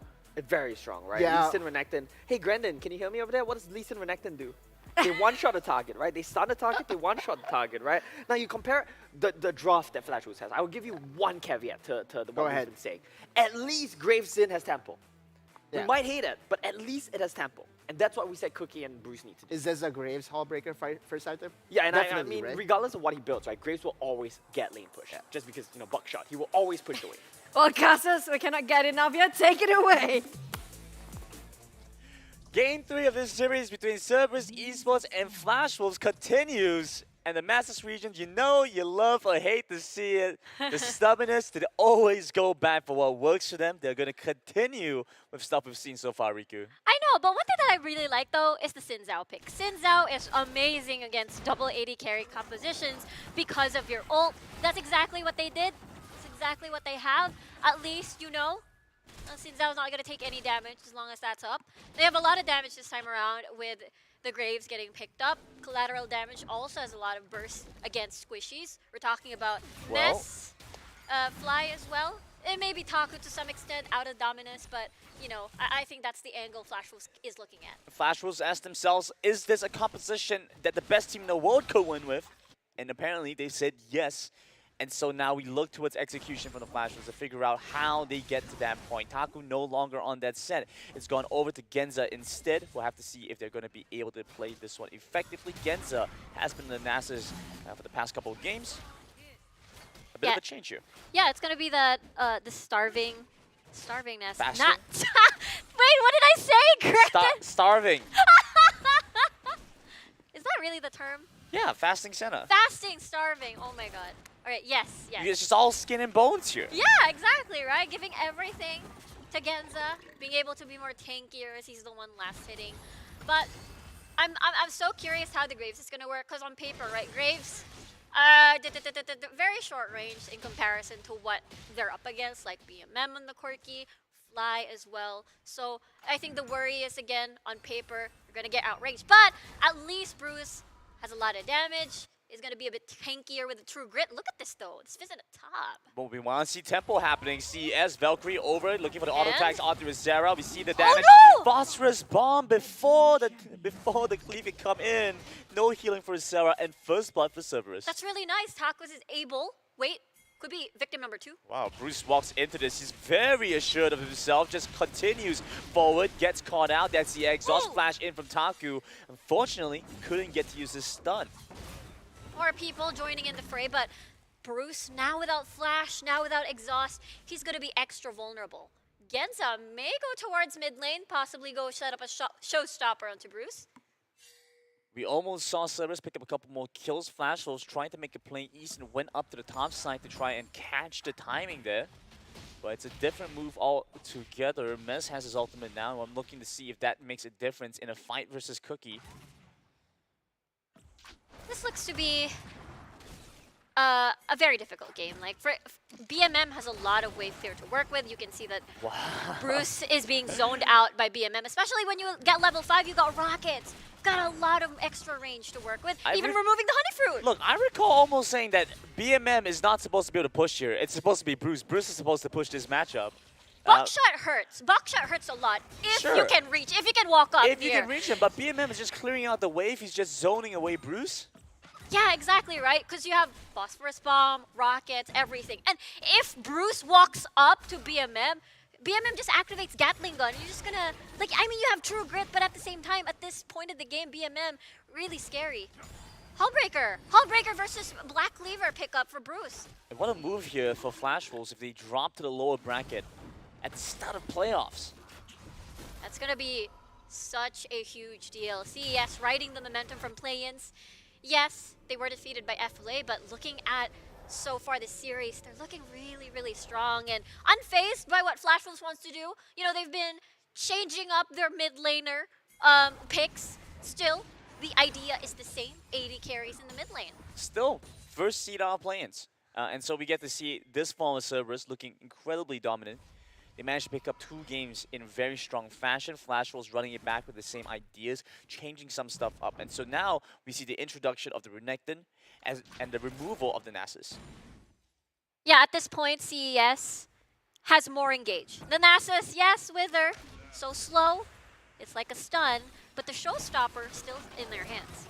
And so still having the critical tools to engage with, but on slightly different members. Now it's Genza piloting the set. And so while Taku has had an amazing performance so far, I'm curious if that changes now. Well, Genza's going to walk in, we have the exhaust land on to the Gragas, and already we start to see that difference come to play.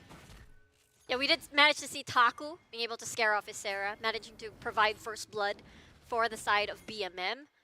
We'll have to see a lot of pings here and there. It's going to be the Mountain Drake, which is going to be absolutely valuable for both of these teams. The shield is very important because both teams are able to provide poke against each other, so that's going to be very important. This is the thing, Riku. No package for BMM. They're starting to walk in, though. Cerberus Esports want to contest this. Flash Wolves have gone on to the Dragon. Oh my god! Mess walks in now as well. They manage to find his initial pick off, and it still looks so good. This set finds so much value in every fight they've gone into. Cookie flashes away, manages to survive. Taku does so as well. Neither side losing a member. Yeah, no one died in that exchange, or rather in that engage.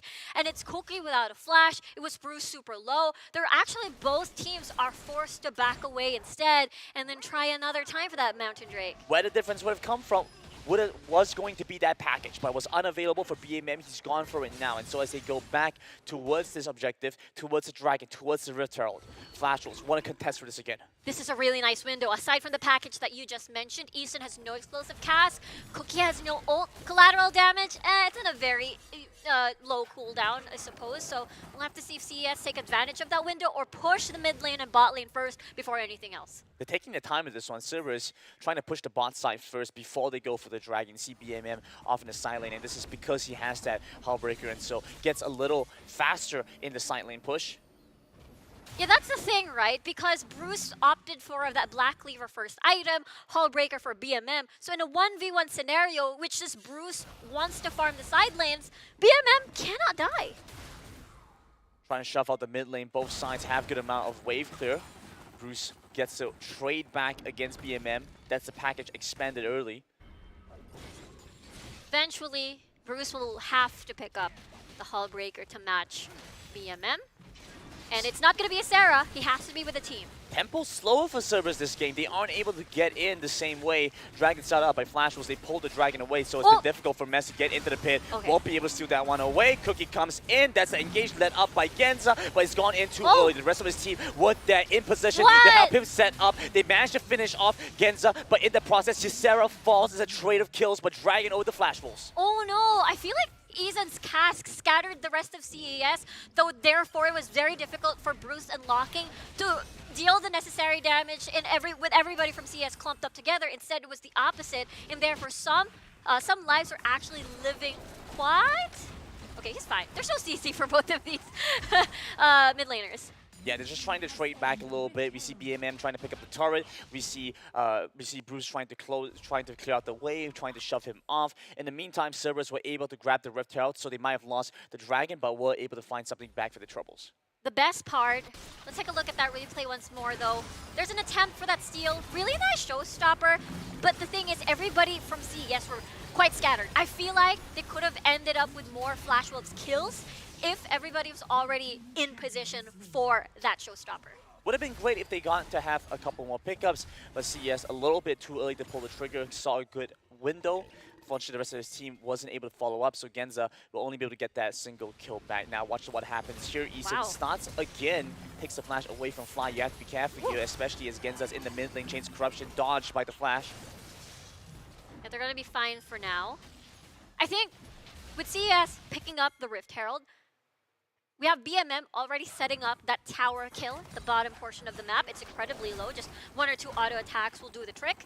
And then, with Rift Herald acquired by CES, they can open up top or even mid. Okay, back to the top side. They want to go for this dive. They have the setup here, but Cookie's going to be moving over as well, so they have to kill this one off quickly. Ysera still alive, gets the upper hand, pulls them back in. Crescent Strike used by Cookie. Eason managed to get the explosive cast, pushes away Mess, and Mess gets finished off by Locking. Trades back here as Genza gets the showstopper to pull them back in. Oh, but the face breaker to pull them back in. They managed to find a turret there and a 1-for-1 trade. BMM has zero fear against Bruce. Look at him! Oh, he really does not. No fear whatsoever. Genza wants to run in. Wave cleared out by Bruce. Stops the push for now. Because BMM has Hull Breaker. He's tankier, he's stronger versus Bruce without a Hull Breaker. That's why. And the fact that there's no CC from the Graves, of course, from his kit, therefore he has zero fear. Resetting now. Flash Wolves gone back to base. This time around, getting closer than what we've seen before. Cerberus not able to get the initial tempo that they were looking for. Double Hull Breaker for the side of CES. This puts pressure on Isera to pick up Hull Breaker, but it's he's weird. already 0-3, Riku. Yeah, I know, but I want to say that it's weird because Isera wants to be with the team. Hull Breaker is going to be wasted because Isera bought Proto Belt to engage for the team, not to side lane split push. They want him in there. They need him to start things off. You don't want to have the explosive cast use that early. Eason wants to hold on to that. Something else to rely on. Isera's having a tough time now. Between BMM, between Taku, he's constantly dealing with someone with Hullbreaker. Same can be said for Bruce, but watch as Cookie is going to jump over and oh my gosh. I don't think that amounts to too much. Actually turns into a flash, expanded by BMM. Yeah, Not a bad exchange here. Under Tara looking for a dive. Well, very nice setup. Facebreaker, Showmaker finishes off the kill. Taku's just gonna walk away. He has the heal coming through from Fly as they finish off this turret. That was so clean. That was a very, very clean dive coming from CES. I mean, the fact that they saw Cookie at the top portion of the map meant rather, Eason wants to cancel a couple of teleports, or rather ports back to base. Will not be successful though. Package picked up already. Air Drake, Cloud Drake rather has spawned already. And CS is ready to fight. Even though it's a double Hull Breaker on the side of CES, they've got already secondary items to supplement damage. They've got Black Cleaver and as well as a Storm Razor. Exactly, they just need the raw stats here. Already have quite a bit afforded to them. Flash was a little bit late to respond to this. You can see how far Cookie is away from the fight. So if CS are able to pick this one up quickly, Flash Wolves won't be able to respond in time. That being said though, they will come back. And we see Genza waiting for his ultimate. Eason uses his ultimate early. There we go. They start the fight off, trying to pick this one up. Flash Wolves manage to take the dragon away. Now the engage comes through. Taku jumps in. Genza's over to the back line. Wants to finish off Ysera. Flash over the wall. Nice taunt here. The root out from Fly, but they aren't able to finish off the kills. At least Flash Wolves was able to get the dragon without sacrificing lives on their side. Ysera still has Flash. Now that's still available. Flash into Apprehend for that engage on the side of Flash Wolves. They can still attempt on that Rift Herald, but we'll have to see because waves are pushing in favor of CES. They're going to slowly push towards the second tier tower. Oh, I'd say that fight absolutely went in favor of Flash Wolves. They didn't have to lose very much there and get the dragon for themselves. They didn't lose anything at all, in fact. CES now looking to try and convert back Rift Tower maybe within their sights, but they were unable to grab it before it despawned. We'll have to see as ult bars are slowly creeping in. Cookie's going to have his, Eason as well. That's how Flash Wolves is trying to buy some time. But Rift Herald despawned. It's going to be Baron in the next few seconds instead. So in the current game state, the pressure is a little bit relief now. It's always this final game, the hardest one to close out. Yes. Cerberus just want to end this here and now. Yeah, number one, they bought Xin Zhao. In a short span of window, BMM and Fly will deal 0 damage to the Xin Zhao if he's soaking up everything from the side of CES. Now they also have Disengage, which is really good from the side of Eason. One thing that is really interesting though is that Flash Wolves totally gave up on the Hullbreaker because you know, as the game progresses, eventually CES will want to fight the Elder Drake later on. I know we're thinking in advance, but you know when these two teams, especially in the series, you know it's going to come up to the Elder Drake fight. Yeah, you're team fighting. You're looking for those big 5v5 moments. And even as we start to see that gold difference start to shrink here a little bit, you know, a lot of the additional stats are going to be given over to BMM and Taku. Let's see if they're able to execute on this. Cookie's going to be nearby, spotted out by Mess. They want to go for a dive here. BMM's on the other end of the map, so you can find value if they're able to hold Flash Wolves in place. I've seen this before, Grandin. That's how they're going now. BMM split pushing again. Absolutely. They understand how to play around Hullbreaker. Exactly, CES trying to buy some time. Look at them shadowing the rest of Flash Wolves, making sure that they don't jump on BMM as fast as they could, take the tower down and go home. Okay, they're in the mid lane now. They just need to chip this one down slowly, but unfortunately outrange the wave clear is yes. going to make a big difference. There we go. Genza tries to post them in. Over on the other end, Ysera trades back, taking down Cookie in the mid lane. The remaining members of Flash Wolves looking for a re-engage. Ysera is still standing nearby. BMM there as well. No chance of corruption though. So Logging is just going to intimidate him, hope to maybe get the flash out from BMM.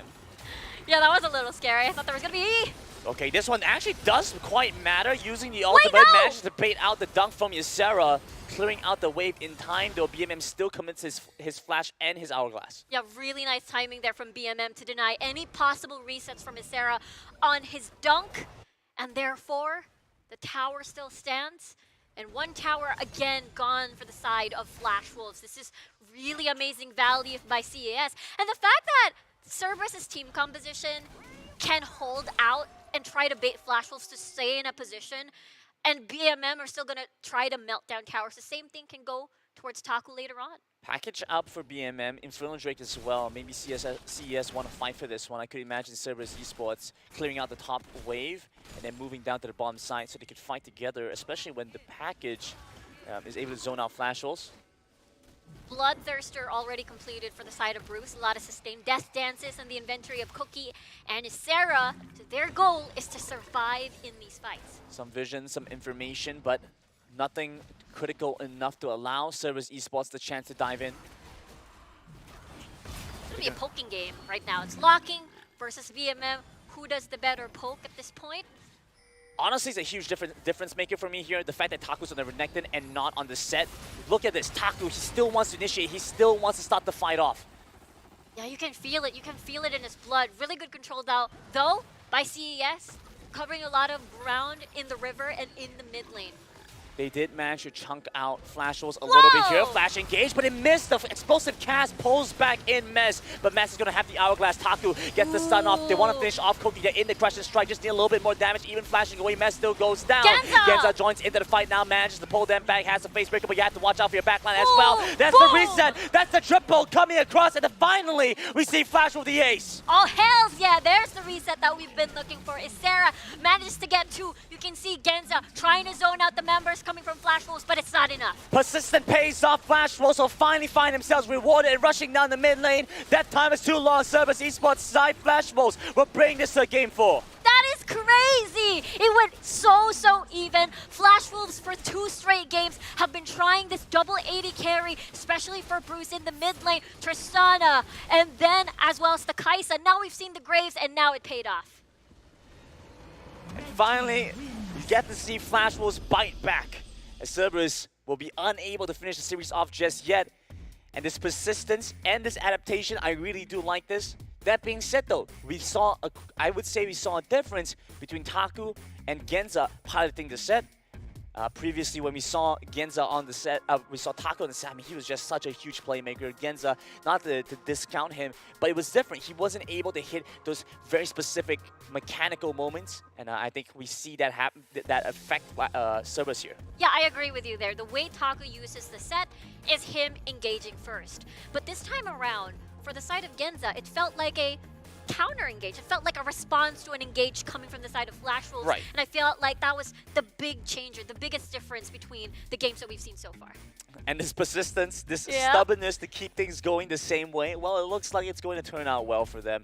Flash Wolves will be able to keep the momentum going for themselves. What was interesting, though, was the removal of the Nasus kind of put them into the situation. So Flash Wolves, it seems like in their second ban phase, were able to kind of isolate and identify one of the main issues they were dealing with. You know what I identified?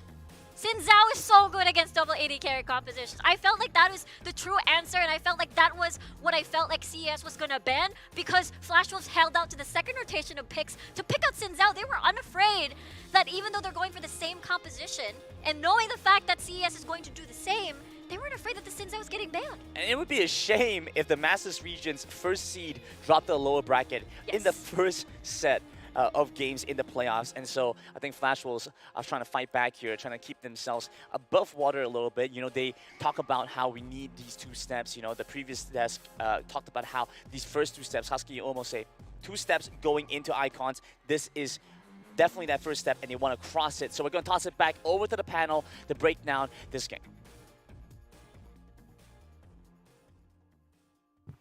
Goodness me, this is the only thing I have a feeling right now. I don't know what really happened when it comes to CES closing up the match. This is like, CES, you got it. What happened? And you know what? Taku and Renekton happens. And also, it's not Taku with set. So, Brandon, does it change everything for CES?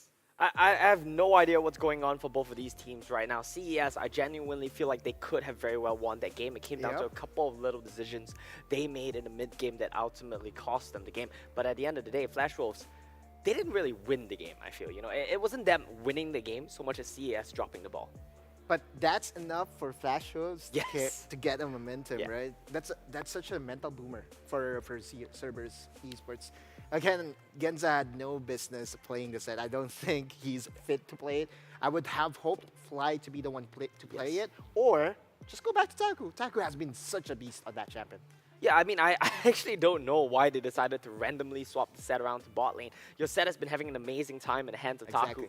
Why did you just arbitrarily decide to swap it on match point into your support, or rather into your Dragon Laner's hands? And there really is no reason for the Renekton to be picked up anyway. Yeah, unnecessary, frankly.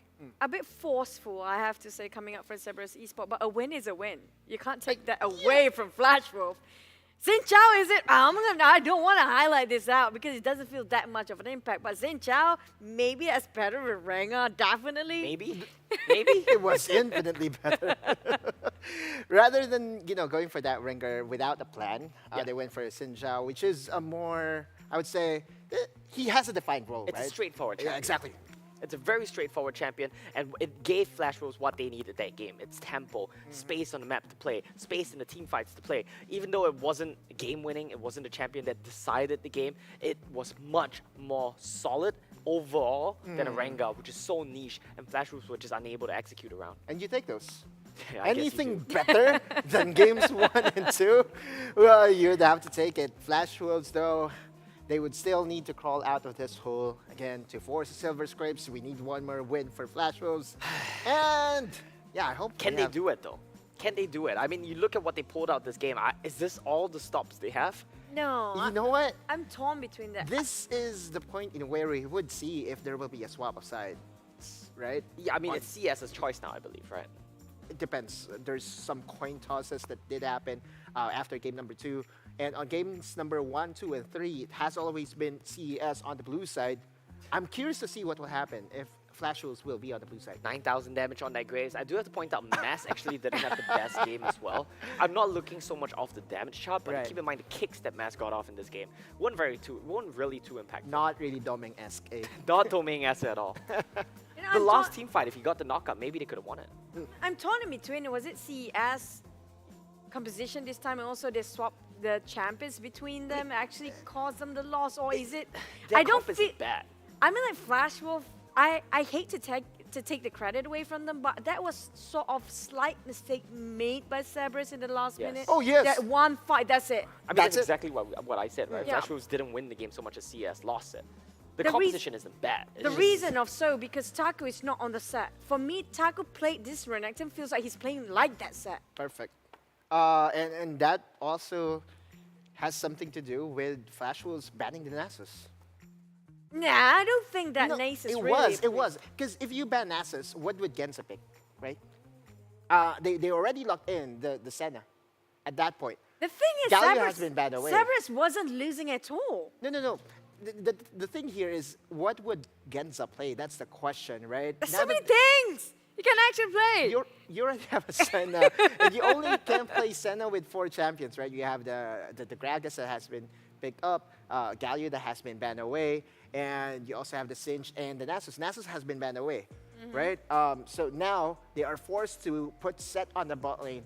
Now it makes sense, right? Why Taku was forced to relieve that Set duty, because I don't think that Singe will be good in the bot lane, at least in that game. Let's brainstorm a bit. What else can we pair up with Senna at this point?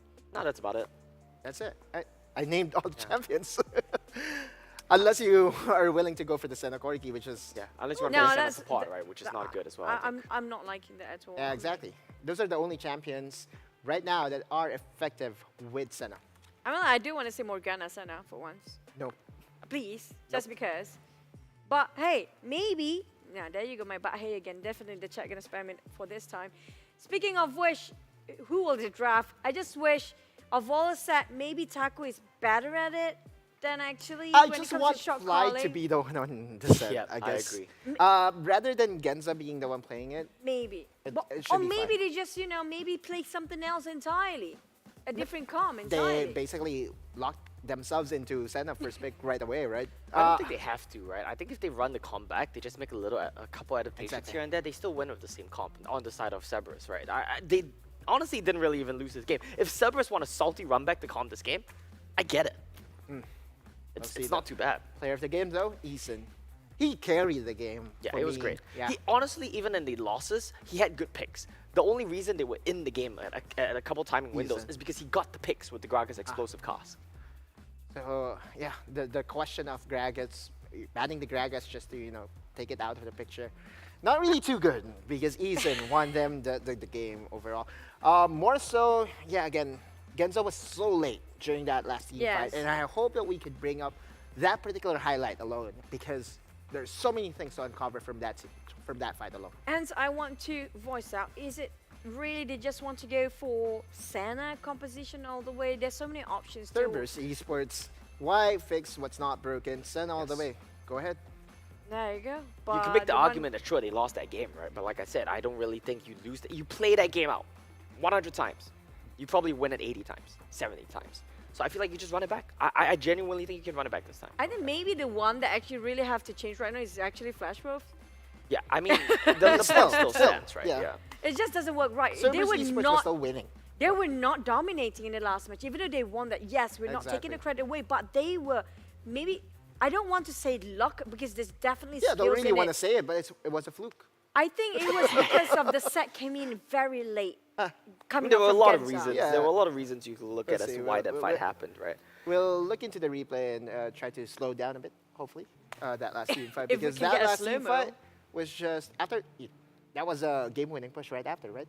That's a scary prospect coming out from Flash Wolf, right? The moment you make one mistake, that one mistake can actually that's cost true. them the entire game.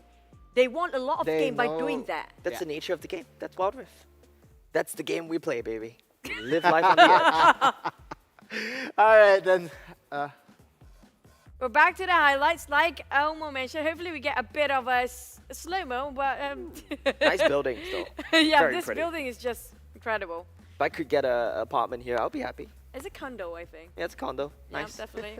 High starting, rise. off, starting off with Mass coming in, definitely with that Lee Sin. But you guys mentioned about Lee Sin is not really this optimum when it comes to this match. Imagine Sinjao was kicked into the team. Yeah, the and Lee Sin then- itself is not the problem. It's how Mass used it. His kicks were unimpactful. Like this one, right? Like look at his kick. Oh, he already used it. But prior to this, he only kicked Yeah, one this was the person. last fight, though. Yeah.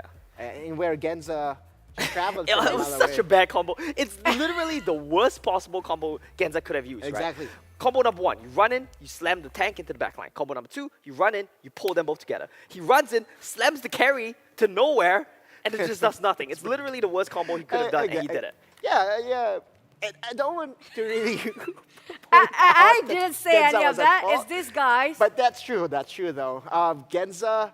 I mean, Cerberus Esports really wanted to start that fight, even knowing that Genza was a mile away. You guys are roasting the pro players. No, no, not really. It's not. It's more of Cerberus they as play a team bad, as a right? whole, So right? just Oh, you didn't say that. Oh my god. I mean, what's wrong? Like, if they play bad, just say it. If you guys actually cute with Omo, make sure you guys just, make sure he don't say any of those stuff anymore. You know what? Believe me, Cerberus knows this. Yeah, Cerberus knows this. 100%.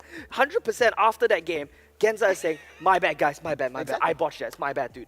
100%. They know this. Thing is, for Flash Wolf, did I actually notice that their draft is not working? Because No, they don't know this. That one they don't know. Or if they know, they don't think it's the problem. They might know, but they might they're not so think it's the problem. oblivious about trying to change. That's the thing we should ask, right? Is it obliviousness or is that they're being obstinate, right? Which is that? Is it ego or is it they don't know? We don't know. We'll never know. I choose to probably they want to prove us I think wrong. it's ego. I think it's obstinate. No, I think they're being You obstinate. know what? The fun part is that after the series, we get to interview the winner. If Yes. it's Flash Rolls, You get to ask so many Why did you? questions. No, but if it's Flash Wolves, then they must have made it work, right? Because they must have played that comp 5 games in a row and won 3. So, you know, at the end of the day, they made it work. So, I just don't think they will make it work again in game 4. We'll see. Yeah. A switch of side will really mix things up. Here we go. Reverse sweep Let's or not? see. Whose side is it this time? Is it going to be still blue for I think Cerberus? so. I think so. Yep. There we go. Cerberus Run really it back. loving the blue. Run in the back. Oh boy. If this happens to be our all best of 5, well, we did have the best of 5 yesterday, all played out. But for the playoff, this might be the first ever. Right? So hopefully, Cerberus can close things Silver up. scripts, let's go. But if it's true, reverse sweep on Flash Wolf, your Yeah. prediction will be right here, Odaloo. Yeah, and then I will be probably, you know, trying to fit the little crown or something. The little crown, not the big Borrow one. it from Momo. You're not going to take the big one? Not yet. I feel that we have to reserve the big crown for something even grander, which is basically to The whole thing, the whole determine the whole knockouts. thing, right? Exactly. That's a Well big. then. That's a very beautiful crown, by the way. Oh, Set was by the way. I'm loving. What was left open then? Jace. Oh. Jace was left Galio open. They opted is to pick the out. Senna over the Jace. Now that's a bit curious to me, And right? Riven is also left open. No, they picked the Senna over the Jace because Varus was banned away. Ziggs so there's is not out. a real answer here. Yeah, so I would say if I was Flash Rules right now, I would want to play Ziggs, Olaf. but I wouldn't pick Ziggs until 3 No, right now. Ziggs is Oh, already Ziggs is banned. banned too. Yeah, Ziggs so banned what and options Olaf do you have banned. left for your marksman, really? Just go for the mage. Probably, right? Mm. Which mage, though? That's the question. Lux. Oh, cocky. Flash Rules It's Masters, they love their cocky. Galio's Could go still mid, in here. could go bottom lane, dragon lane. But they will now be taking away the Gragas. Yes. There's or no reason- Galio. Gragas or Galio. Gragas or I Galio. do prefer Galio over Gragas right now. We haven't seen so much of It, it. it really depends. Oh, no, never mind. This works. Sun and Ashes Frankly, I'm again, cool with this, yeah. you know, basically they are thinking that it would be a marksman composition all over. But this combo already, this seems to me that Bruce would be the one playing the Jace, right? Ooh, that's hard to say. I mean, I mean, Ysera Ysera- does play Jace, Oh, wow, okay. but to what standard, to what effectiveness, that's a different question. But I do recall having seen him play Jace. All right. Kha'Zix's getting locked in here for Cerberus. They are going back to what works for them, going Yeah. back to the Game number 1. basically game number 1 draft. Let's see if it works out though, because this time around, I do quite like Flash Wolf's draft. I do want to see if Bruce It's a power actually, pick, right? Power pick, if yeah. Bruce Double gonna poke. pick any assassin.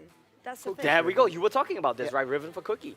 Bruce might still play an assassin, but I think given the nature of their comp so far, what they need is some sort of a frontliner. Yeah. They need some sort of a either a disengage They or have an to ban engage the sauce, right? Yeah, they have to ban the Garen. Gragas, I think. I think Gragas you and bang Garen, Gragas or- here, yeah. Do you think that Ysera would still play the Darius? You know, he might. He very well might. Lucian has been banned away. Nice, that's good. See, it's so odd. They recognize the power of the Lucian in the hands of Cerberus, but they never want to pick up the Lucian for themselves. Yeah, there you go. 100%. Gragas has been banned away. Gragas has to Gragas go, Corki is so strong in the bot lane. That would be the one of the, you know, Oh my god, I know what Cerberus are doing. They picked Kha'Zix to bait Flash Wolves to play Rengar, and then they win. Oh, they They're know. playing 4D chess. they already have a jungler Jared. though. Maybe it goes to Ysera for him. No! Stop it. That's a cookie champion. But the Twist of Fate definitely not will be used for the combo with the Kha'Zix we mentioned Yep, before. that's How great, they can that's a good bet. easily just pick Yeah, off. exactly. So that's you know, And Jace hates an to play adjustment against for Twist the of Fate game as 1. well. The Galio is If you're gone playing as a well. Jace Baron lane, you want to get rid of that TF as well. It's a good bet. I really think it's going to the mid lane though. Okay. Finally, I do want to see Eason Eason's play Rakan. Engage. Yes, I want to see Eason play Rakan. I want to see Eason play Trash. Finally, he has the chance to Ready for really it. get a big team fight Engage off. Flash Wolves draft looks infinitely better to me than the last couple of Exactly. games. And you know Yeah, what? there you go. Now Flash Wolves would get to pick Garen. If they want I to. honestly think Ysera is just going to be playing. Ooh. Mid lane singed. I like CS's comp too. I like both their Yeah. comps. This is finally a good game. Finally a good Finally. game. Finally a good game. Because of how Flash Wolf draft right now, Yeah. right? Both teams There have you good go. Okay, there draws, you go. yeah. So that's looking to me like we're seeing a Bruce mid Jace and a Cookie Exactly. jungle Riven. What we talked That's about, the right? best Mid-jungle iteration tempo. for this, right? Yeah. I mean, Mid jungle need tempo. Mid jungle have tempo. Let's see if it's enough. I actually don't know who would win like a level 3 fight between Riven and Kha'Zix. Is it Kha'Zix? it's Riven. Riven? Yeah. For me, Riven Okay. is more towards his ultimate. If he got his ultimate first, then possibly he can actually Yeah, win. But level when it comes 3, to level 3, I personally At level think it's 3, like, basically your lead doesn't I really actually have think damage. once Kha'Zix and I Riven think hit level Kha'Zix 5, gonna win Kha'Zix in will their win. level 3. Well, let's see. We hopefully don't fight instead of trading sides and trading objectives. Let's see how this one plays out. Corki, Rakan. I actually don't think that's a good laning matchup into Xanonassus. I think they might have a bit of a hard time. As long as they have Corki, should be okay. Sure. Yeah, they'll be able to just farm up, scale up. This is an interesting draft. I think finally both of these two teams have good drafts. This, though. It's very possible. It's entirely possible that Flash Wolves win this, but I would still give it to Cerberus because Flash Wolves, they're playing on a bit of a timer. Their late game options, I think they're very reliant on the Corki. Yeah. And of course on Cookie's Riven, right? But Bruce on that Jace, he really needs to get going in the early stages. And I think Singe Kha'Zix, they should be okay. If they lose this, Flash Wolves, they already have, you know, a trademark champion for Cookie. Yeah. I don't know how they would recover from that. And we said they need to adapt. We said they need to change things up. Yeah, if this is not enough, then maybe they do deserve to lose. Let's go, Castles. Into the rift we go. And Flash Wolves will adapt again in the fourth game. Backs against the wall by Cerberus Esports to execute here and try and bring this to a game 5. But immediately from the start, Brucey flashed away. But the company upper hand tossed over the shoulder. BMM brings his team first blood to Taku. What a start for Cerberus. Now they're 1 point away into moving on to the next stage in the upper bracket. And look at that. They managed to get first blood. They immediately remove Bruce, or rather immediately get first blood rather. And here's the thing with Flash Wolves' competition. Okay, here's the thing. Here's the thing. Never mind, let's stop right here. Wait, first. Taku still has upper head, right? Does he have upper head? He doesn't have He doesn't upper have. head? He does have level 1, but I think it's on cooldown. It's on cooldown. Oh, man. Yeah.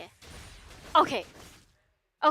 So Flash Wolves, standard poke composition, Jace, Corki, but without the disengage. Usually you see a poke comp with really nice 1-3-1, but I don't think they're going to do just that. This is going to be looking to be what is really happening? Good 5v5. BMM just tosses him back again. Remember, he does not have his flash, but Mez is going to walk in and spawn out Cookie so they back off. You can continue now. Yes. It's so action-packed because Bruce isn't a champion that is so incredibly squishy, and he doesn't have flash. So, Assassin plus BMM on a tank champion, what do you get? A dead Bruce. They hunt them down. Yeah, you just basically keep visiting. Meanwhile, Sarah isn't a very good champion that can self-sustain, that is very tanky. He's on a Garen. There could be another fight, honestly, in this part. They're starting to try and trade here. I don't think there's all that much to be gained because the Smite by Cookie will secure the Rift Tower, the Scuttlecraft for themselves.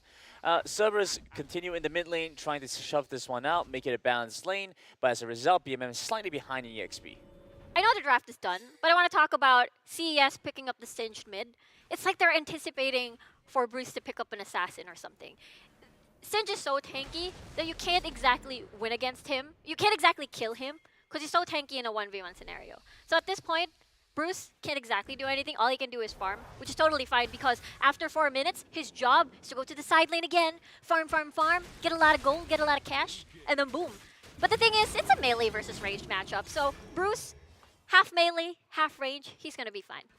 Mess a little bit slower to pick up that level 5. It's not going to make too big of a difference though, but there is that small window for Cookie. Now as you see him clear out his entire jungle, he can decide what he wants to do, where he wants to go, and start to prepare himself as well as his team for the first objective spawn. It's going to be an Ocean Drake first in the next minute or so. And that's going to help a lot when it comes to long-drawn fights. It is Flash Wolf's desire to out-sustain CS and get that away from them because this is their poke composition. Jace, Corki, you want to get the spell vamp. You want to get the physical vamp on their side. Well, up at the top side, Cookie's going to rear his head. Taku flashes away quickly the second he spots out the Riven.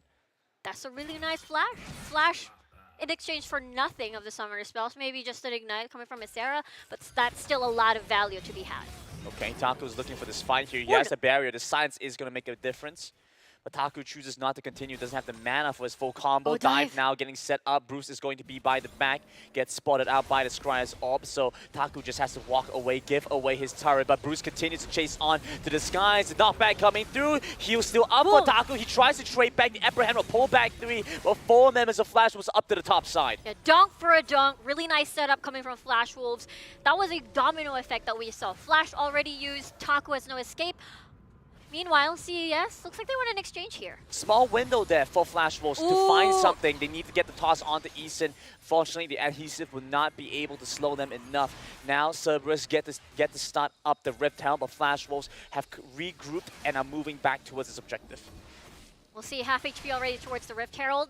We'll see if Eason pulls the trigger. Taku isn't here, so Ysera is going to start off this fight, the exhaust, as he tosses him over the wall. So he jumps back over with his own ultimate. Beautiful positioning and mechanics out from Ysera. My god, that would have been dangerous for Ysera. The Rift Herald restarts. Eason does have ult back up on his side. Both sides just fighting for this Rift Herald as he gets reset, as they have to move back.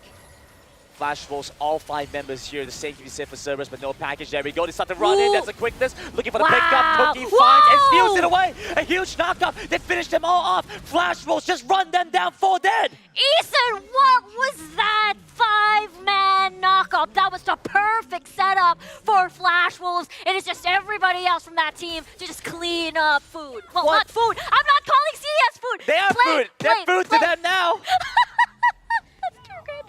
Let's take a look at that again. That was brilliant. Holy balls of fire. Look at that. That was beautiful to watch. My and it was just a perfect setup, right? You get the knockup, get spinny. And then if you get a knockup from Eason, you get a stun from Cookie. That's just so easy of layering of CC. Just beautiful. Flash Wolves have to be feeling good about themselves for that one. 4 kills, making it 5-1 now. Dragon is up. They were able to pick up the package this time now. They have that additional advantage, I guess you could put it. This is a really nice start because Flash Wolves, time and time throughout this series, CS has always been getting the early lead, setting up the tempo.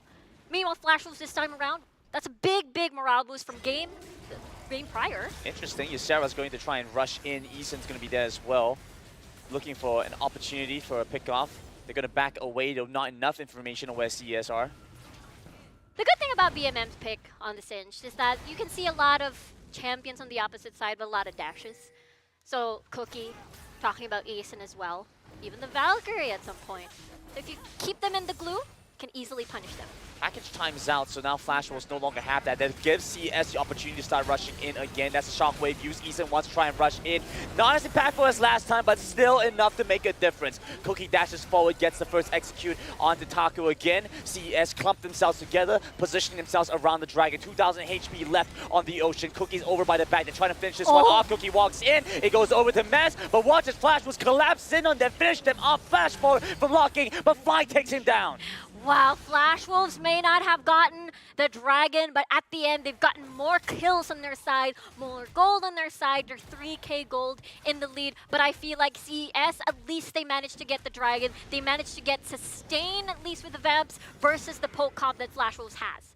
They still have the Rift Herald, though, so Flash Wolves could use that, try and find themselves a gold infusion. First turret not taken down yet. Flash Wolves holding on to this 2,000 gold lead. The Dragon does go over the CS, though. Okay, let's take a look at that again. It was very back and forth. You see Mass quite far away from the entire fight, so I think it was a 4v5 situation for a few seconds of time. Everybody was pretty much low. I like how CS and Flash Wolves stopped basically attacking, but when it comes to who has the advantage when it comes to Dragon fights, of course the poke comp has the lead. Yeah, and it feels so good here that Cerberus have learned their lesson. They figured out, like, guys, let's not clump up when there's a Rakan on the enemy team. And so they dodge away from the initial engage. Eason's impact definitely was felt. We see the turret. I believe it did get hit by the Rift Herald, so they just need one more auto attack to finish it off. But they did see what happened with Eason last time, decided they don't want to allow that to happen again. Play towards the Dragon much better this time. Yeah, that's the thing, right? Flash Wolves for the poke composition. What counters a poke composition? Engage. CES? They don't have it. I guess the apprehend from Taku, Proto Belt, but it's not the same as what a Khan does, a Galio does, a Set does in a team fight. Okay, I thought I was going to get pop quizzed. That wasn't, that wasn't the case. My tone was there. My tone was there. It's like, what happens? What beats a poke composition? An engage? Yeah, exactly. Oh, there we go. You already gave me the answer, though, so it doesn't count. But I had it in my mind. I was thinking about it. Okay, next time. Next time I'm going to quiz you. No, I don't need it. I don't need that kind of energy in my life. Pace of the game slowing down just a tad. Flash Wolves move over to the Rift Herald. They use the first one in the mid lane. Still need to finish that one off. Redemption used to give vision over to Cerberus. Eason over by the side once they find that re-engage. Cerberus a little bit split up. You can see BMM not in the fight just yet. Eason looks for the engage, manages to find the first knockout on the fly to finish off this kill. Cookie claims that one. Really nicely done by Flash Wolves here. It's so difficult for CES to find an angle in these fights because, talked about it before, they don't have engage at this point. It can only respond to things. They can only have talk for the Proto Belt apprehend, but we haven't exactly seen that just yet. Let's talk about this Hullbreaker on Bruce. He wants the additional stats, and he did a good job on the Corki last game. Oh, well, not the Corki. What was he on last game? Graves. He was on Graves. I Did was a the good one getting job. quizzed this time. Yeah, he was on Graves, did a good job hitting the side lane and matching BMM. You know, BMM was a big problem for them. He picked up the Hullbreaker Corki early, and so we saw Flash Wolves pushed into a corner. They did a great job responding to that. Now it's Bruce's turn to respond with the Hullbreaker. Yeah, I like the pressure cooker. Well, not pressure cooker. Hold that thought. There's going to be a dive, though. This is interesting. They start this one off, but they don't really have the damage from locking yet. So look at this. Flashing God. forward, Taku nearly finds the angle for the upper hand. The fact that they still have that barrier, Taku still had that barrier, though, makes things... I think it's a good sign. It's very telling that Taku, even though he's dove by 3 people, he's still fine. Here we go. They want to go for it again. Easton's going to try and check. Their ward spots them out, and so Taku's just going to give away this turret, but the Infernal Drake spawning in 20 seconds. Both teams want to reset and join back in and move to the bottom side now. Look at the double redemption pickup by the side of CES. They know that they're up against a poke composition, and they know that Fly's healing and sustain is not going to be enough. So they want to do the Dragon Dance by not matching poke because they're not a poke composition, but by matching the healing instead. And a really good indirect way to get vision, not relying on Twin Shadows, instead using the redemption directly. You do see that Rift Tower pop in the bottom side.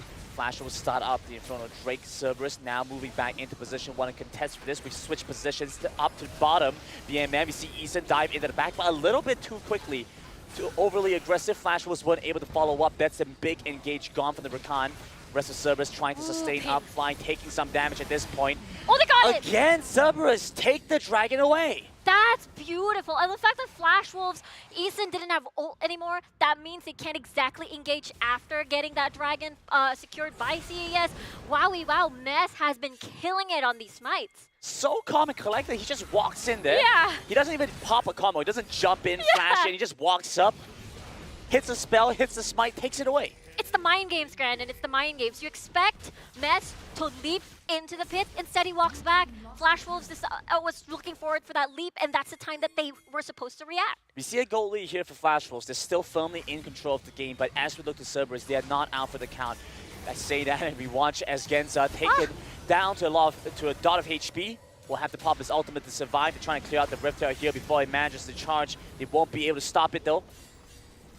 CES is able to prevent that second-tier tower from falling down, but doesn't mean Flash Wolves are going to stop there. Well, I don't know if they can, Riku. 5 members from Flash Wolves collapsing in. Oh, Get Eason! away now. Eason with intercept to the back. Genza flashes away for the potential execute from Flash Wolves. All this time, Mist has been trying to split push to try and even out the map pressure. Because for Flash Wolves, or rather for CES, they're not going to give in. They're not going to build Hullbreaker to match Bruce. Usually when we see someone build Hullbreaker, one builds one as well to match out the tankiness, to match the 1v1. Not necessarily to kill someone, but at least to survive in case a fight breaks out in that split push. So with that said, Flash Wolf's going to stick with his Hullbreaker. CES going to stick with a Hullbreaker-less composition.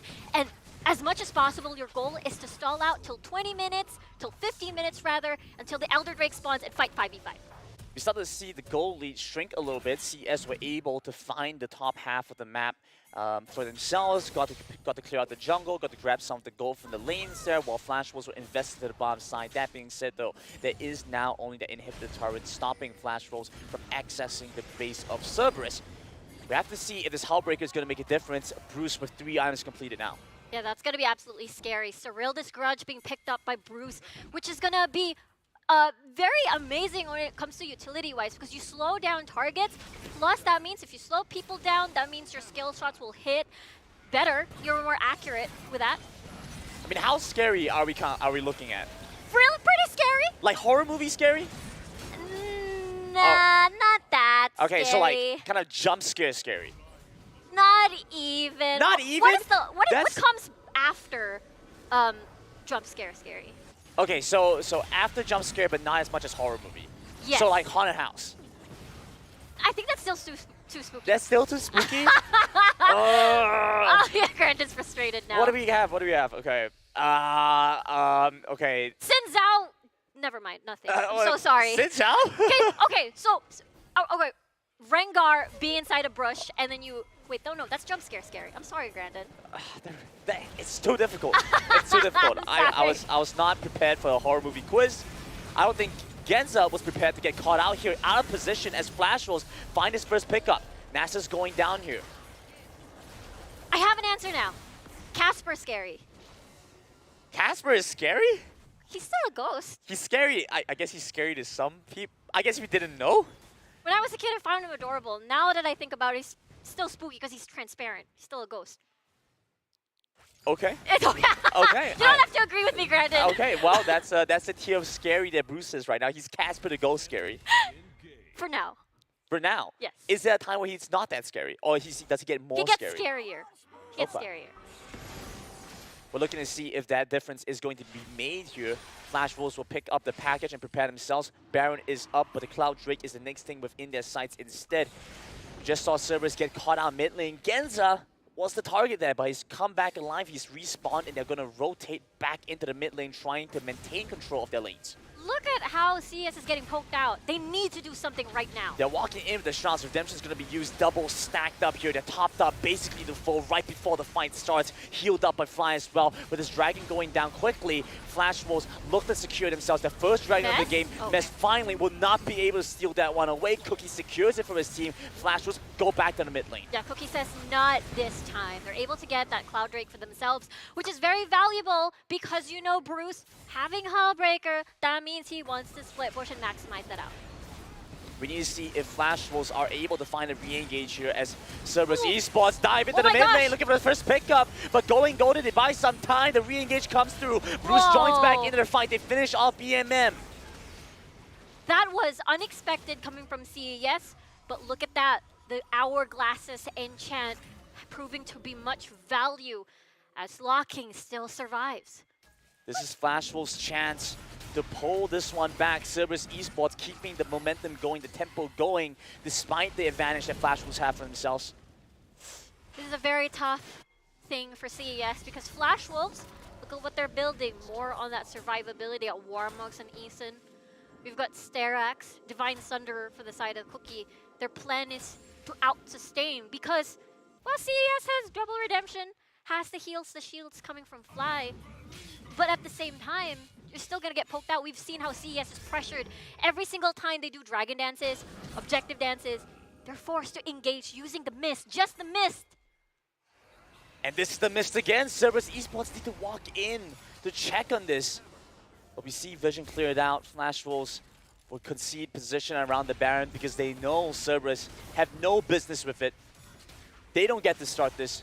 They don't get to do anything. Yeah, exactly. They have no reach because Flash Wolves see how linear CES will start a fight. We saw BMM flashing flip someone. That's another way to enter the fight, but we saw what the result was. Okay, they're pulling the trigger, starting to rush in now. The upper hand misses though, so that does change things slightly. Eason over, but the back does not get executed by the Darius. Taku misses the chance for that first kill. Ysera, his counterpart, will do the opposite though as he takes down the Darius. None fall from Flash Wolves. 45 seconds on the clock for Taku to respawn back. Flash Wolves, a lot of low health targets. I don't think they can start Baron. Mess still alive. We've seen how he's been stealing objectives left and right, so they don't want to risk it. They're fine that no one died on their side. It's insane how close every one of these fights go. Yeah. BMM, Taku, they've been dying. The main kind of sacrifices for the team as the primary engage for them. But Flash Wolves, I mean, they are playing on a nice edge here. We see Eason nearly fall as well. Taku's going to respawn in time. Neither team were able to get an objective during this window. Flash Wolves are going to be staying, trying to bait out using the Baron, bait out CES. I mean, talked about how the Redemption Engine is able to provide vision. This is it. This is that final step. The most difficult to make, you know, when you have the 2-0 lead. You need to close this one out. BMM missteps, loses his flash in the process. That's a needed flash for sure because this composition from CES, once you go in, you have no way out, no disengage for you. Essentially going to be stuck. Eason. Going in. Eason starts to pull the trigger. He's rushing them down. You have to watch out. Genza gets clipped just barely. There's the charm also in play. Bruce tries to jump back in. Taku misses the chance for the pull. No upper hand in use. Flash Wolves get to disengage. CES has no luxury to keep doing this because Flash Wolves, or rather look at the map state. Bot lane is pushing. It is due to the second tier tower going down minutes ago.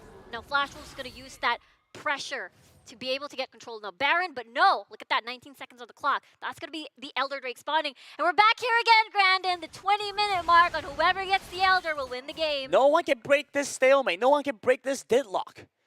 Both teams are just dancing back and forth. When you think that CES finally get the pick, nope, doesn't turn out into anything. Flash Wolves, they rush in, Eason rushes in, nothing too.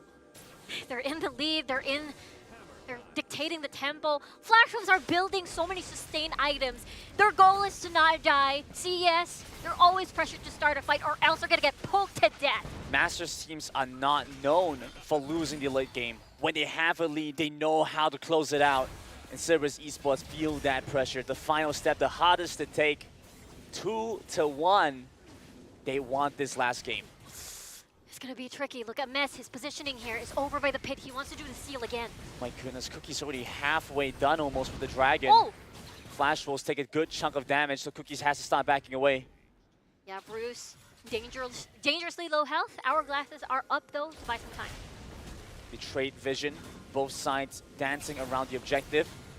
But CERBERUS Esports clumped up together. Watch as Mess is over by the side. BMM is going to slow them down. Package was used as well. CS has to be careful. It's going to be a 4v5 because Mess is coming from the opposite side of the map. He has to go clear the wave. Trying to rush in now. BMM maybe sees a window for something. That's going to be the stopwatch used. Valkyrie was used as well. Redemption coming through. And maybe, just maybe, CERBERUS Esports are able to find the execute. Ysera dives in, finishes off the first kill. Flash was straight back onto Eason. Ysera rushes back as well. BMM still alive and healthy. Ysera with the Guardian Angel. They still have this outer tier mid lane turret up. They cannot dive them yet. CERBERUS Esports finish off the structure instead. Yeah, that's the engage gone for the side of Flash Wolf. CES has been playing this composition out without the engage. They only have been relying on the mist, the invisible apprehend, but that's gone as well. Both reliable engages gone. It's all up to BMM. It's all up to Ysera to keep their team alive. CERBERUS Esports will have to reset for now. While all this was happening, they've lost this turret again. Wave set up well for Flash Wolves, so CES have to be cautious about this. Watch out for the minion waves as they crash in. It's really difficult because Bruce having that hull breaker, one misstep, if Bruce has that space and time, he's able to most likely shred down the bottom portion of the map. Look at the waves, it's already set up. CES has to clear that out, has to push it again.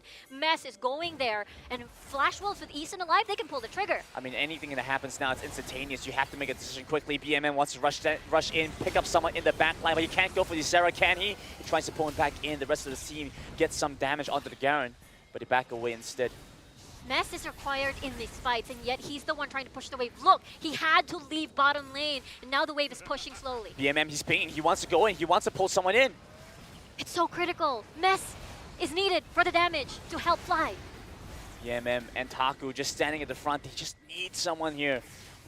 Need a priority target, someone worth investing your engage spells into. Ooh, they were forced to leave that mid lane. Now Flash Wolf sees this. Look at this tango that's happening. They have to clear out the wave, and so Flash Wolves recognize that, start rushing towards the dragon. There we go, the engage coming through. That's Eason leading the charge, rushing in. A big knockout Cookie with the combo into the backline. Gonna take down Taku. He's running for the hills. He's escaping, but Genza will go down, and either way, CERBERUS Esports still lose a member. My God, the plan is for Flash Wolves is to out-sustain CES. Look at their item pickups. Lots of Divine Thunderous on the board. They've got a lot of poke in hand. How will Mess seal this? Redemption used by Flash Wolves tops them back up health. Taku has to go back to base, pick up the teleport, join back in with his team. He's halfway there. He's picked up the teleport, now going to use it in the eye brush, try and join in, help his team, help CERBERUS fight back against Flash Wolves. They manage to pull back Ysera again, but it doesn't find anything of value. Taku loses health quickly. Ysera doing so well here. Bruce jumps in, execute, takes down Taku. He's teleported in to die.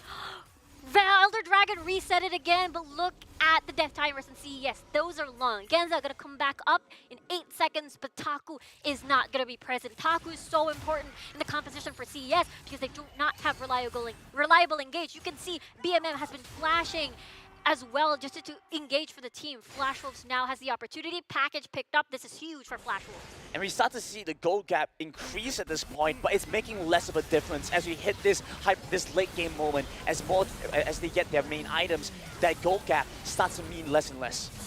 No one's dying, Grandin. Look, again, the item pickups were so important in this late game.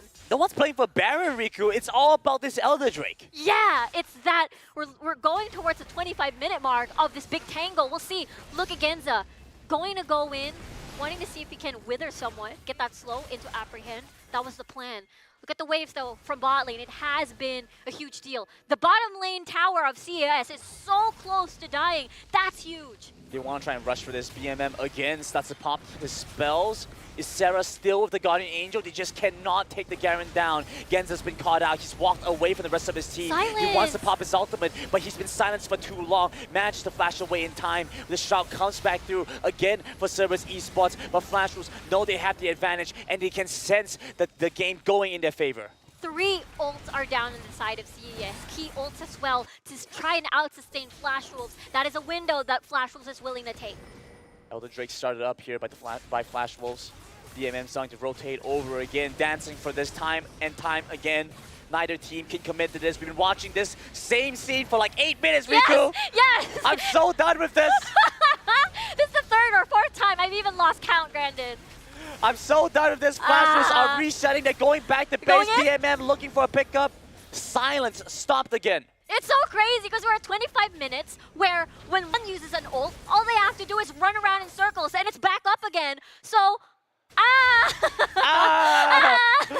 Just do it! End the game! It's so difficult. CES doesn't have a reliable engage. Flash Wolf has. CS keep backtracking. Look at this. Oh Look my at goodness. The moment they spot out BMM, they start the Elder Drake. They're running over now. They're trying to finish this one off. Redemption going to be used. Keeps them topped up enough as Cerberus Esports sees Genza walk in again. He's been caught out, been knocked up. He's going to go down. If he doesn't use his ultimate, he does manage to pocket in time. And so he gets the health top up as Flash will start to kite away. Hourglass being used here by Cookie. We see on the side, Bruce wants to get the solo kill. Genza is still alive for now. BMM, he's going to get killed off. Godlike on Ysera. He's done an amazing job here on the Garen. Easton has to start running away, has to start running in. Taku flashes out, and again, the one kill, but can Flash Wolves convert this?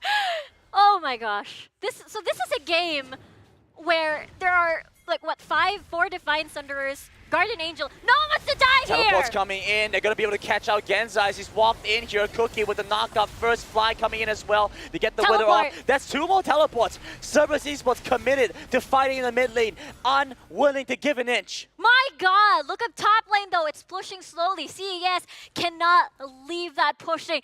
26 minutes! We're at the 26-minute mark. It's 27, Rico! Are we reaching a record it's here? 27! All the inventories are full now. Eason is almost item locked. He's just 1 slot left. Flash Wolves start this one up again. Officially the longest game we've had in WCS Finals so far. Flash Wolves looking to end this one out here. If they can pick up the Elder Drake and close the game against Cerberus and bring it to a game 5, Cerberus unwilling to let that happen. BMM has teleport, so he can't afford to push topside. Flash Wolves has no teleport. Actually, Sarah has, but it's off cooldown. So someone is forced to, again, tango the lane back to CES's side. Oh my gosh. I feel like, Brandon, this is going to be a 30-minute game. But no Righteous Glory on BMM makes it a little bit more difficult to find the initial engage up. BMM's going to start walking over. Again, we see it started up. Will they finish it this time? Teleport coming in. But BMM is enough to scare away Flash Wolves. Looking to reset the Elder Drake again. Is it? No, it's not reset. Okay, now it's officially reset. It's definitely reset, Riku. Flash Wolves' plan was to bait out the teleport because in a few seconds, I say few seconds, but it feels so long. Isara's gonna have his. He's gonna be in teleport advantage again. 3 teleports on CS side means they're losing battle stats in the next fight. No hourglasses, no proto belts. And Cerberus, they're going to get position around the Elder Drake this time around. Question is, how much of a difference does this make? Miss close to full build, so he has good Okay. damage. A big knockup from Eason, but they're not able to convert this into more. Eason's going to battle dance back to safety. No one wants to give in, Grandin. No one. Riku! Grandin! We're starting it! This They're is different! starting it, okay. This is different! Cerberus is starting it. Does this make a difference? Does this make a difference now? Let's go back to the action. Flash will start to rush in. Sarah's here again. Eason gets the knockout, pulls them back in. The ultimate out from Fine. Genta comes in. Taku goes down. Is Sarah with a huge pickup once again. The Darius is unkillable. This front line is unkillable. They rush you down, Flash rolls, but they stop there after the 3 kills. That is it! That is it! 44 seconds on the clock. This is a free Elder Drake unless Mess goes in, but there's a risk of getting silenced by Sarah. I mean, even if he jumps in, even if he steals this, if they die, they still lose the game. Messi has to reset. He has to back away, even with the Guardian Angel. Okay, the Elder Drake did not reset this time. They're gonna finish this. They're gonna even finish Mess's life. Oh, Mess! The Guardian Angel's procced! He's gonna go down. He has to flash over the wall. They finish off the Elder Drake in his time. Mess is gonna go down finally. Trying to run away. Eason looking to chase. Oh my gosh! They get the leap. He's stalling for time. Vorpal Smite misses. Wasn't able to get the slow. Oh my! He's not gonna live. Impossible. No, he's definitely gonna die. Yeah. He fell in battle. I feel like the play for Mess there was he wanted to buy time because look, there were 3 teleports on the side. I see a yes, but this is it. This is Flash Wolves. They got the Elder Drake. They have the win con already. They know that every single time CES wants to fight, Flash Wolves will take them on because they know at the end they're gonna win. They're gonna out-sustain CES. They've got the buffs. They got everything. Now Baron is all that's left standing. The only objective left on the map worth playing for. Less the base itself. Grandin, 30 minutes. 30 minutes, Riku! And now we get another 8 minutes of dancing around the Baron? Yeah, hopefully no. I don't think so. I don't think so. Flash was that this close to finishing it. They have to run in. BMM now again starts to walk in. Is Sarah, Eason. They have this front line to get the lock up, to get the lock down. Taku's going to go down to the Ignite. Eventually, he's going to go over to Sarah once again. Remember, Mess was out of this fight, and so they finish off the members of CES without even having to worry about the Baron. Flash rolls, find 3 again. BMM is trying to get the wave to make sure that the game doesn't Cut the end just wave! yet. He's cutting the wave! Cut the wave! It's Stop a the cinch! Baron! Yeah, Stop the Porsche! There it is again! Flash Roll's going to pick this one up for themselves. Mess wants to rotate over by the back. They don't have vision that he's here, but Eason senses something coming, and so he's going to spot him out. Knockout comes across. Once again, Mess on the run, but the crit coming through from locking will get them the kill on the enemy jungler. Baron going down the Flash Roll slowly but surely, but that's enough of a call for them to run back down mid lane. Holy balls of fire, we're going to a game number 5, and this is a 30-minute game, Grandin. It's crazy! Flash Rolls not willing to give this one up. Their stubbornness rewarded. They're gonna look to bring this to a game 5. Engage comes across. Isara once again executes his opponents. All in the face of the Demacian. Justice goes down. A double. The Nexus. Flash Rolls bring us to a game 5. Now I feel like I've seen everything in Wild Rift. So that's what happens when everybody just builds tank, sustain, and the mission is to not die and out-sustain people on the side of CES. I don't know what to say, Riku. I don't know what to say. Me neither. I think they just played a game of who gets tired first. Like, their fingers are sliding across the screen. You can see they're happy. It's like fingers sliding across the screen. Oh, guys, I got a finger cramp. My thumb's cramping. I can't play. Oh my god. It was definitely a game of stamina. And now it feels like, as we enter the 30-minute threshold, it feels like the series is a game of mental fortitude, and I say it again, stamina. There's Divine Sunderer in the game, but there's no Divine Sunderer in real life. Audalus was right, though. He said there was 5 games. We're going the distance. He was right. Yes. The question is, how right is he? How right can his predictions get? Can he end this one with Flash Wolves winning 3-2? That's the question I have to find out. Oh yeah, Oh, my absolutely. How goodness. does CES, because they already had a 2-game lead in the series, how did they close it out? It's like, mind blown. I am mind blown. I'm I'm speechless. kind of mind blown right now.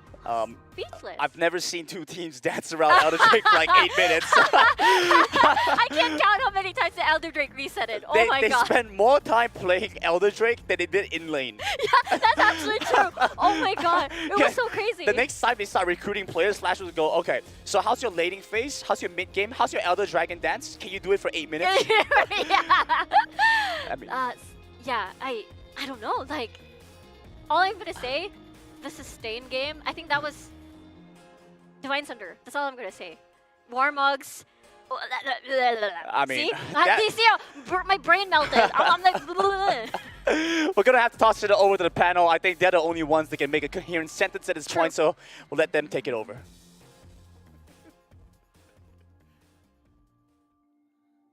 Right now, we're looking at reverse sweep coming up from the side of Flash Wolf, taking it with a 2-2 versus Cerberus Esports. We're talking about reverse sweep, but we're down to best of 1 here. Odaluz and Omar, you guys still okay? What was that? Well, it was officially the longest game in WCS Finals, wasn't it? Was it 32 minutes just now? 31-ish or 32 minutes? Ended right before 32. Yep. So we can close it as 32 I'm minutes. trying to remember if it, since we have a short history of Southeast Asia competitive, right, for the international, I'm trying to remember if it's longer than the Team Secret versus SBTC one, right? We're the going one to need someone to pull up the stats of that one. But it's definitely one of the longest games we've had, 31:46. That's a really long one, just before 32 minutes. I mean, you've all heard the question, right? Yeah. What happens when an unstoppable force meets an immovable object? That's it. We saw a different version of that here today. We saw a team that refused to give up an objective versus a team that refused to start an objective. And it just went on for years. I could not take it. Flash Wolves refused to take a single risk that series. I mean, I get it, your backs are against the wall, but seriously, man, you had to drag that one out another 10 minutes for no reason. Honestly, I'm surprised that Cerberus held in the game for that long at all, given the game state. This kill score was like 3-19 at one point, and they were still managing a Baron dance, a Dragon dance. Yep. I don't know if to give props to CES or to say Flash Wolves need to man up and do something. For me, Cerberus Esports, that was a do or die for them. I really think that game number 5 with all the mental state, the mental state. It's the Huibon factor. Huibon Factor. So just put in Huibon. Put in Huibon. Taku has not been playing well. Yeah, to be fair, like Isera though, 12-0 and 10. Yeah, Isera. But this is something that you raised as well, right? Yeah, No one could kill the Garen. Yeah, no one could kill basically the Garen. I know that Leandre Stormont really is a DPS against the Garen, but with all the items that he has, he didn't really even need to build magic resistance. I mean, looking at his items, went for the Black Cleavers, the Rux Gauge, nothing really against the magic. With also a GA, Yeah, can't that didn't really... Never got procced. Yeah, longest lifespan. Yeah, the GA never got procced, I believe. And also the shield, hey. Yeah, the Dragon Shield, Eason's shield, Eason's healing. I think the story of the game you saw at the end there was when Mass tried to steal the Baron. Eason walked up to him, face-checked him, ate his full combo, and lost like 10 HP. I'm more curious to the poke, damage the taken, poke, right? 60,000 poke. 47,000. Yeah. Okay. I was more curious to the damage taken than the damage Yeah. dealt. Because now we are looking at BMM receiving 45,000, but to top that, Genza was receiving 65,000. What a monster, man, Ganza. I think the curious thing for me right now is what approach CES would take in the last game, right? It's your final game here, Genza. Surely you don't want to be playing Nasus again, Final right? game? Probably give me some sort of a carry champion here in the Dragon lane. I want to see Huibon come in and play because I don't think Taku had an inspiring performance. I want to see Huibon come in. I want to see Genza and Fly play something that can win lane. Yeah, but if they do run it back, right? Taku, No more running it back. That's I it. really think it's just going to be about the win conditions. Oh, we that saw I've how learned the about. graph is like. The problem with Flash Wolf just now, it was they are too conservative and not willing to take any risk to start anything. Because if it was a 50-50 and Mess ends up winning the Smite fight, that's Yeah. it, right? They go straight to the lower bracket. So I kind of understand the rationale behind that. But Eason, still have to give this guy props. Oh. Got the highlight play? Play of the day. I think it was the 4 kills just now we saw earlier, where he just the setup was Imagine so if perfect with that that Rakan. didn't happen. Maybe it was Cerberus that we are interviewing.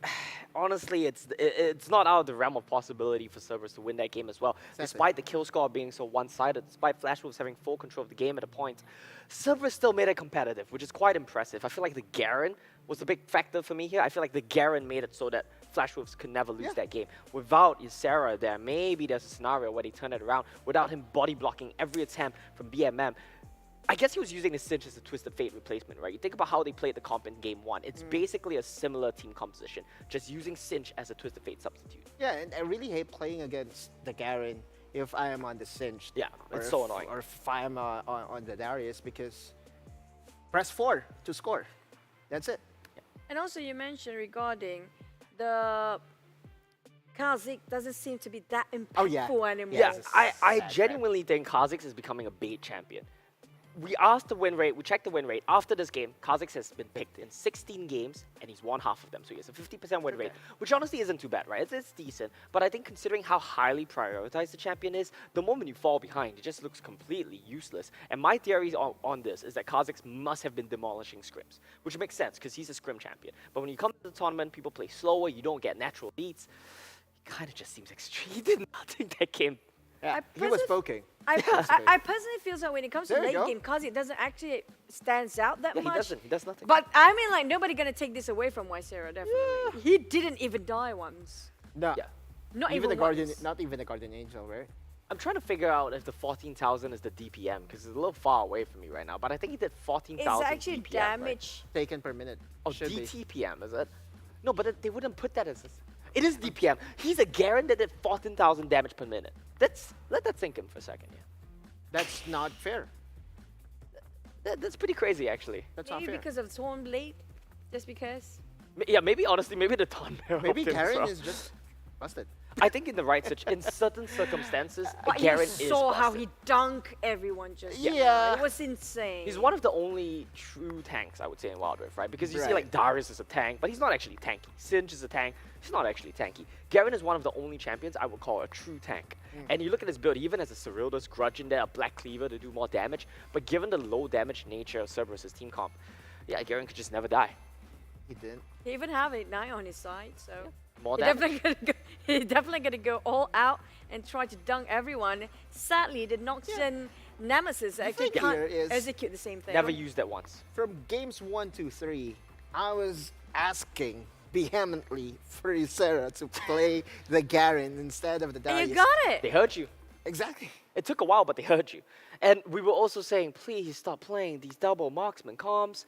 I guess Jay still kind of counts, but it's better at least, right? It's not a full marksman. And the most important thing is we get tempo junglers here for Cookie. Once Cookie can set the tempo of the game, once Cookie can carry, look at him work in tandem with Eason. They look completely different. The 5-man knockup, it's coming up. Let's yeah, wait let's for look it. for it. That was so good. We could see it from a mile away, right? Yeah. The Rift Herald fight. I love the angle he approached from in the first place. But we'll talk about that when we get I there. just want to see the Eason actually. Is it going to be in the highlight instead of coming up from round Has one? to be. There you go. Yeah, this is the play.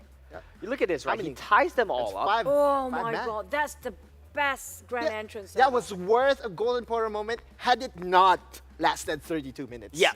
Yeah, if that was like a game-winning play, and if he kept that up as well, definitely. But honestly, throughout this game, I feel like CES, their combo's too one-dimensional. Once you go to the late game, it's just too hard for them to play. And I think like Riku mentioned, like you mentioned, the Divine Sunderer, it was such a game winner here for Flash Wolves, right? Without the Sunderer, I genuinely think they might have also run out of damage. Yep. But because of the Sunderer against the tanks on the side of CES, they were able to keep outputting damage. And Genza did get a Sunderer himself as well, but like, a Nasa Sunderer is not really going to do too much in the current game state. I don't think he even do anything at this. Yeah, I don't even know if he procced that more than like twice in the team fight. And there also is the question, right? Genza keeps on building AP. Yeah. And I understand there's really no AP damage source from the side of Cerberus, but sometimes you have to mix it up. I just wish Genza actually plays sort of, even marksman, I don't mind. I just but need a to see real Genza back on ADC marksman. all the way. Not something like, we saw he play set. It just didn't work out well for him. We saw his Nasus, at first he was pretty It's good, okay. Right? It's good. There's just a limit to Oh, what Nasus can here do. we go. Oh, last game, best of one? The best of one, One last is here. game. 5 games, blue side Cerberus, why not? But Again. Think about it this way, okay? If Flash Wolves win, I did predict Flash Wolves to win, so it's not bad. Oh, now right? you're So taking I'll it take back? that. But, Wait, what? But if Cerberus win, then we get to one step closer to kicking Masters out of the WCS finals, which I'm also happy with. So it's really a win-win here. At first he was saying a trio Yeah. for Omo for the Masters region, which is going to be Flash Wolf. And then he's going to say, he actually said Cerberus trio. And then that didn't happen. Now it's down to your prediction here. Yeah, it's 3-2. Or to lose. It's It's all yours. on me. It's all on me. Yeah. Yes, it's all on you. Did Riku or Grandin predict a 3-2? I don't think so, right? I don't know. I think Brandon and Rico also predicted 3-0. No, 3-2? 3-2. 3-2. Ah, so Riku. So it's actually Granny with a trio. He talked it out and persuaded and just injected his idea to his Omo. He's been debated by Granny all the way. We'll see. All right, so now the bans are a little bit clearer. Jace has been banned away. Ziggs has been banned away. Riven's still open for the taking from Flash Wolves. Cookie, I mean, is basically very You're dead hungry now. Yeah, well, I know. Cookie Monster, right? Basically, he's very comfortable on that champion. Don't mind him picking that. It's not as flashy, but come late game, he was still able to do his combos very well. Feels like it feels like a very Got the score, Kito. same comp that we might be looking over Yeah, for just go Flash for the Wolf Nasus again. Right away. Oh But man, this now it's time- CES that are running it back. Sen Yep. and Nasus. Well, they did win a game with the Sen and Nasus. Not the worst situation Exactly. in the world. And I'll be honest, right? I've been There finally you go. yes, we see a Lucian finally BMM trying to put on his carry pants here. Yeah. That's because last game, Lucian got banned second rotation, right? And games 1, 2, 3 got ignored outright. Yeah. Now, BMM has decided that it's time to bring out the Lucian in the mid lane.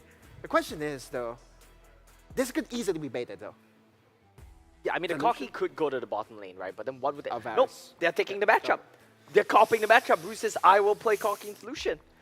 Well, It's a brave play here. the thing is, Riku mentioned before that Varus kind of outranged the side of Lucian. Yes, it So does. Yeah, is this but- going to be a bit of a problem for CES? It's- Maybe in the team fight. Maybe setups. the team fight, yes, but in the mid lane, we saw BMM should have full control. Yeah, we saw Lucian against the Corki multiple times already. To really have a very good conclusion that Lucian wins the lane against the Corki. Yeah, I think he 100% wins the lane. It's just how hard he wins the lane, right? Last time we saw this matchup, it was a solo bolo for the Lucian. Even if you don't solo kill the Koki, I feel like you should be able to get map control, and that will heavily To be swing the fair, that jungle was matchups. Linia, though.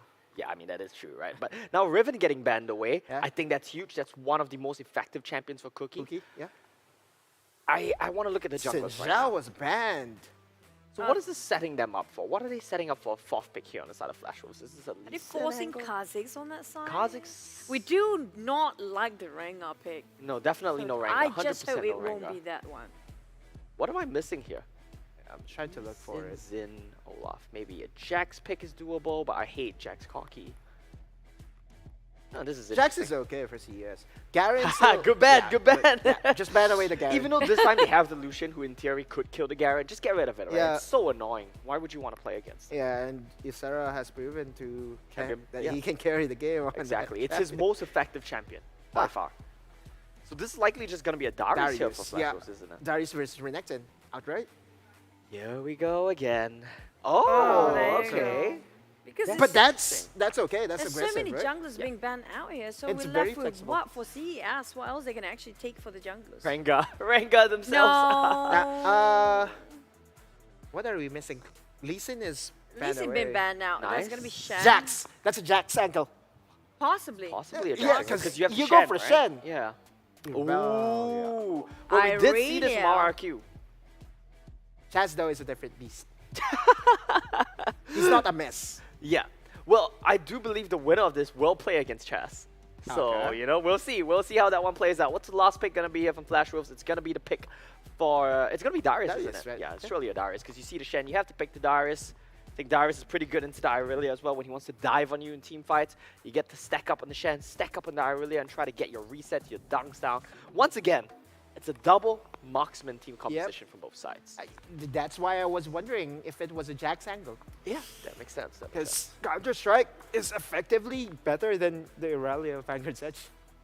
I think in game 5, you want to play for comfort, you want to see what your players are confident on, you say to them, what do you feel the most confident to play this game out on?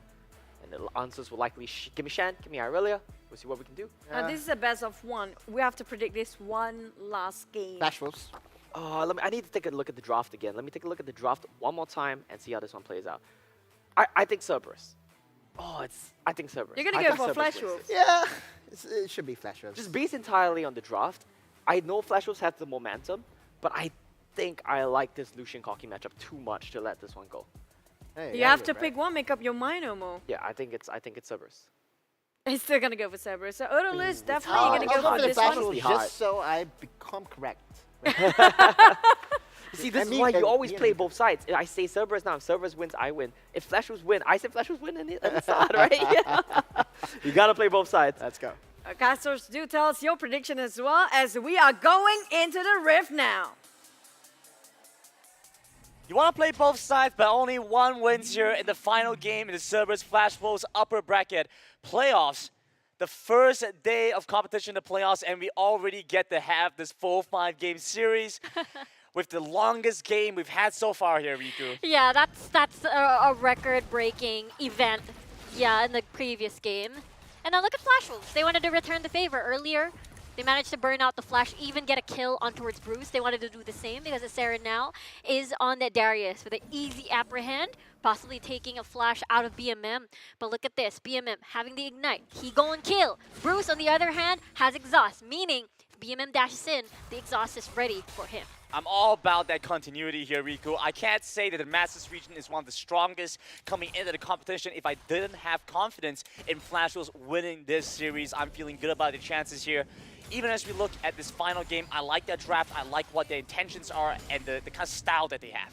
Exactly, right? This is playing to their strengths. This is playing to what the Masters region is known for. Double 80 carry composition, and this time around locking back again in the Varus. It was banned a few times because it was very effective against squishy comps. Looking at CES, do they have squishiness? Yes. Mess is squishy, BMM, Fly is. Taku, not exactly. Taku has a really good kit versus 80 champions with a sword ground thingy. And I think With that's a sword ground thing. And I'm gonna call it that. I'm gonna call it that. But not in team fights because that's too long. Okay. But this is, look at this. This is full 80 carry. Oh wait, 80 heavy composition. And I think it's gonna work out very well. We'll just call it Thingy for short. Thingy. Yes. Yeah, the Shen Thingy. Yes. Well, nice catch initially onto Eason, but I don't think that amounts to too much. CES making an interesting call to try and pick up this blue buff. Flash was just straight on the other side. Don't lose too much for this.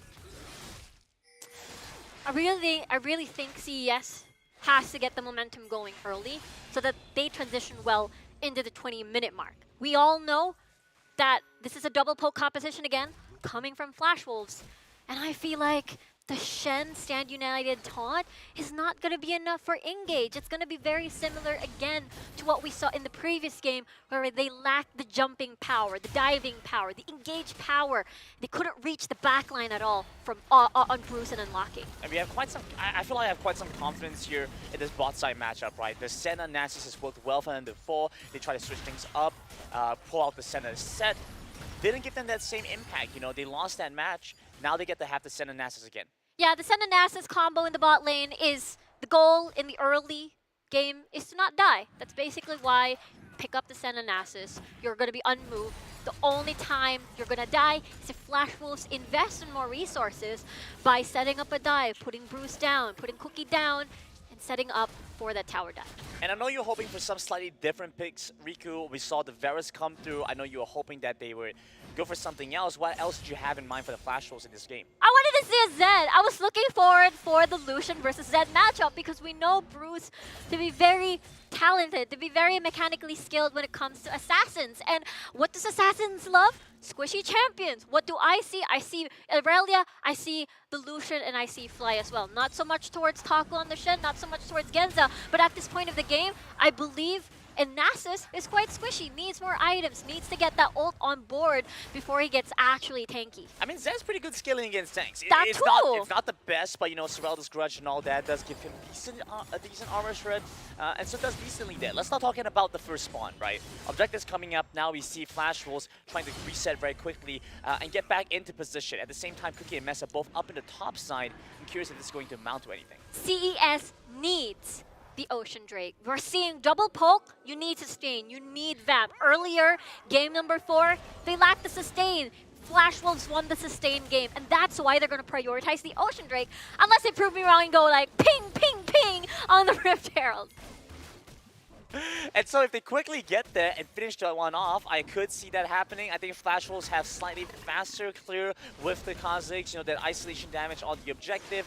Taku is going to be nearby, though. That does impact things slightly. They're looking to trade objectives. Flash Wolves in their final game, not willing to take an early fight where they don't have to say, you can have the Dragon, we're playing for the late game. Yeah, the Rift Herald is incredibly important to Flash Wolves because Bruce picked up the Hull Breaker.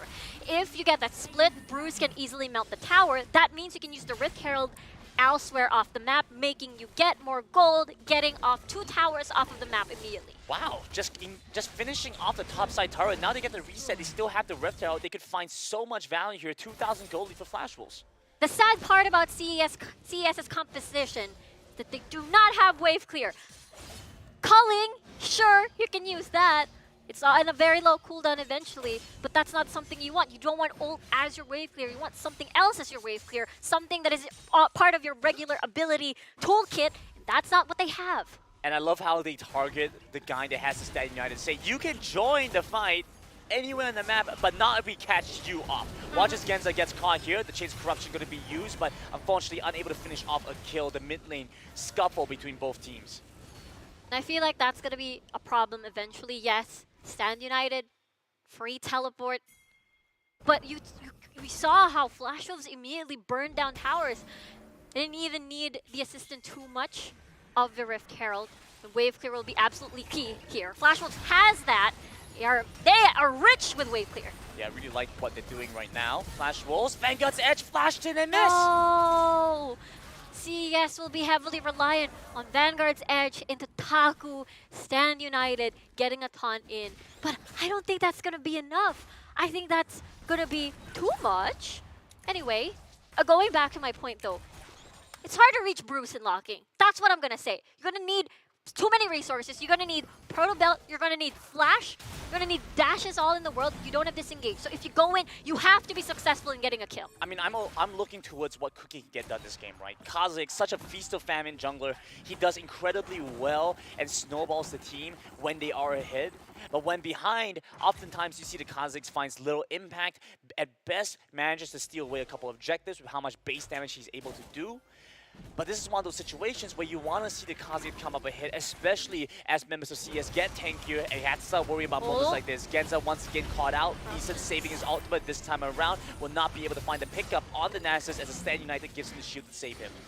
I think it's looking pretty good. 5,000 gold lead over. Well, not 5,000 gold. No. That's a lot of gold, No, Riku. he has 5,000 gold. He's robbed the bank. Yeah, that's too much. Robbed the bank and taken 5,000 gold. No, that's not the case.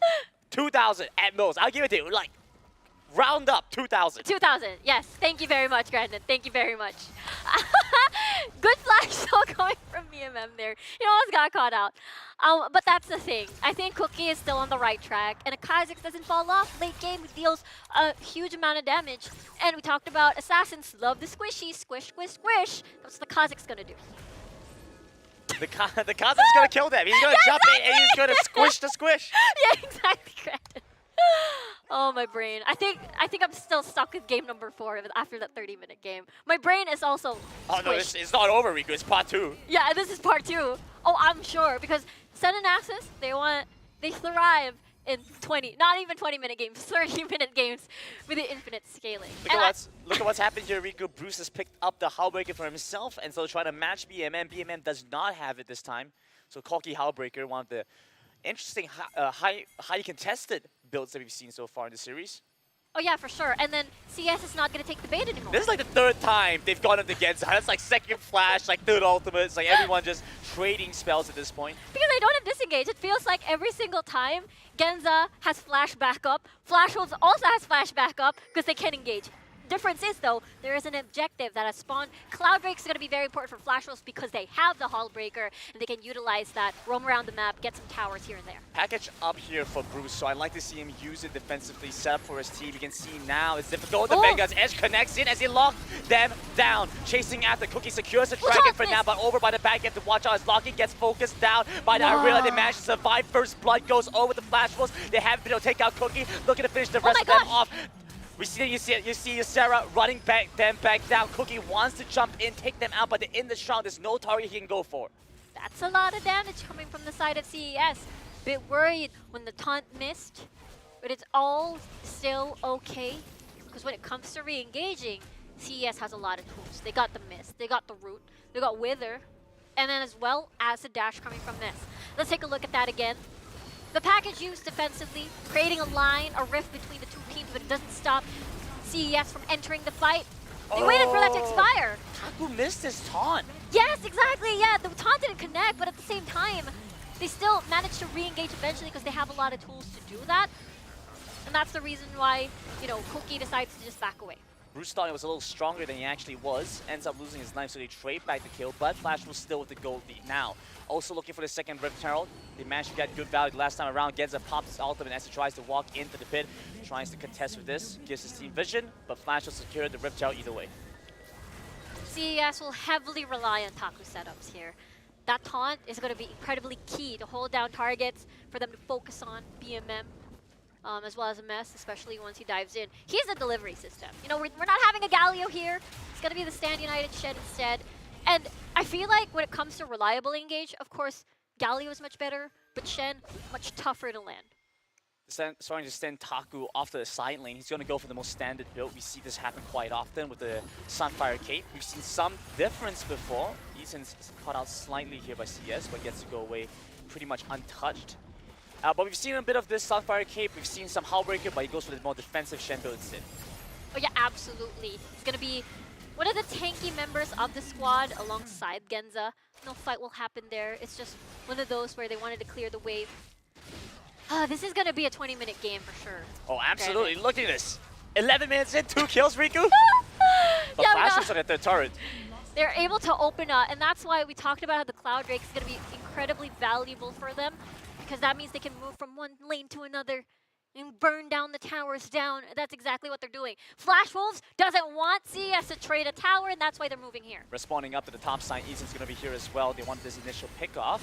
Waiting for Cookie to show up, though, before they can force a play. Package is available, but the objectives haven't spawned again. Need to wait for the Inferno Drake first, I think, before Flash Wolves want to try and pick this one up. Send an Nasus. I like this pickup from Locking, though, with the Executioner's Calling, canceling out some of the healing that's going to be coming from CES. Flash Wolves is locked and ready. I like this Lucian. Yeah! It's gone like 5 games. No one wanted to play a Lucian. Lucian was banned like game 1. Yeah, he was banned game 1, and he was unleashed, not banned at all, and no one picked him. You know, it's the priority thing, right? Like, BMM played so many games of Lucian in the play-ins, and then it's like, I don't want to play it against Flash Wolves. Bruce played so many games of Lucian before anyone else did, and it didn't feel like playing it anymore. Genza's been caught out again. This is the same situation we've seen again and again. Vanguard's Edge does not manage to connect here. Chain of Corruption is starting to spread between the members of CES, but Flash Wolves don't have the re-engage to follow through. I love this from Flash Wolves. They baited out a lot of key ults from the side of CES, meaning 20 seconds on the clock, 17 more or less, it's going to be the Infernal Dragon. Flash Wolves is happy to get that. Yeah, they get the reset and rush back in, especially since they have package for Bruce. So you get to go back towards the Infernal Drake now. You look at CES, they don't have ultimates except for Fly. Waiting for that to come back up. That being said, though, a lot of the lockdown on the side of Flash Wolves with Locking and Easton is also gone.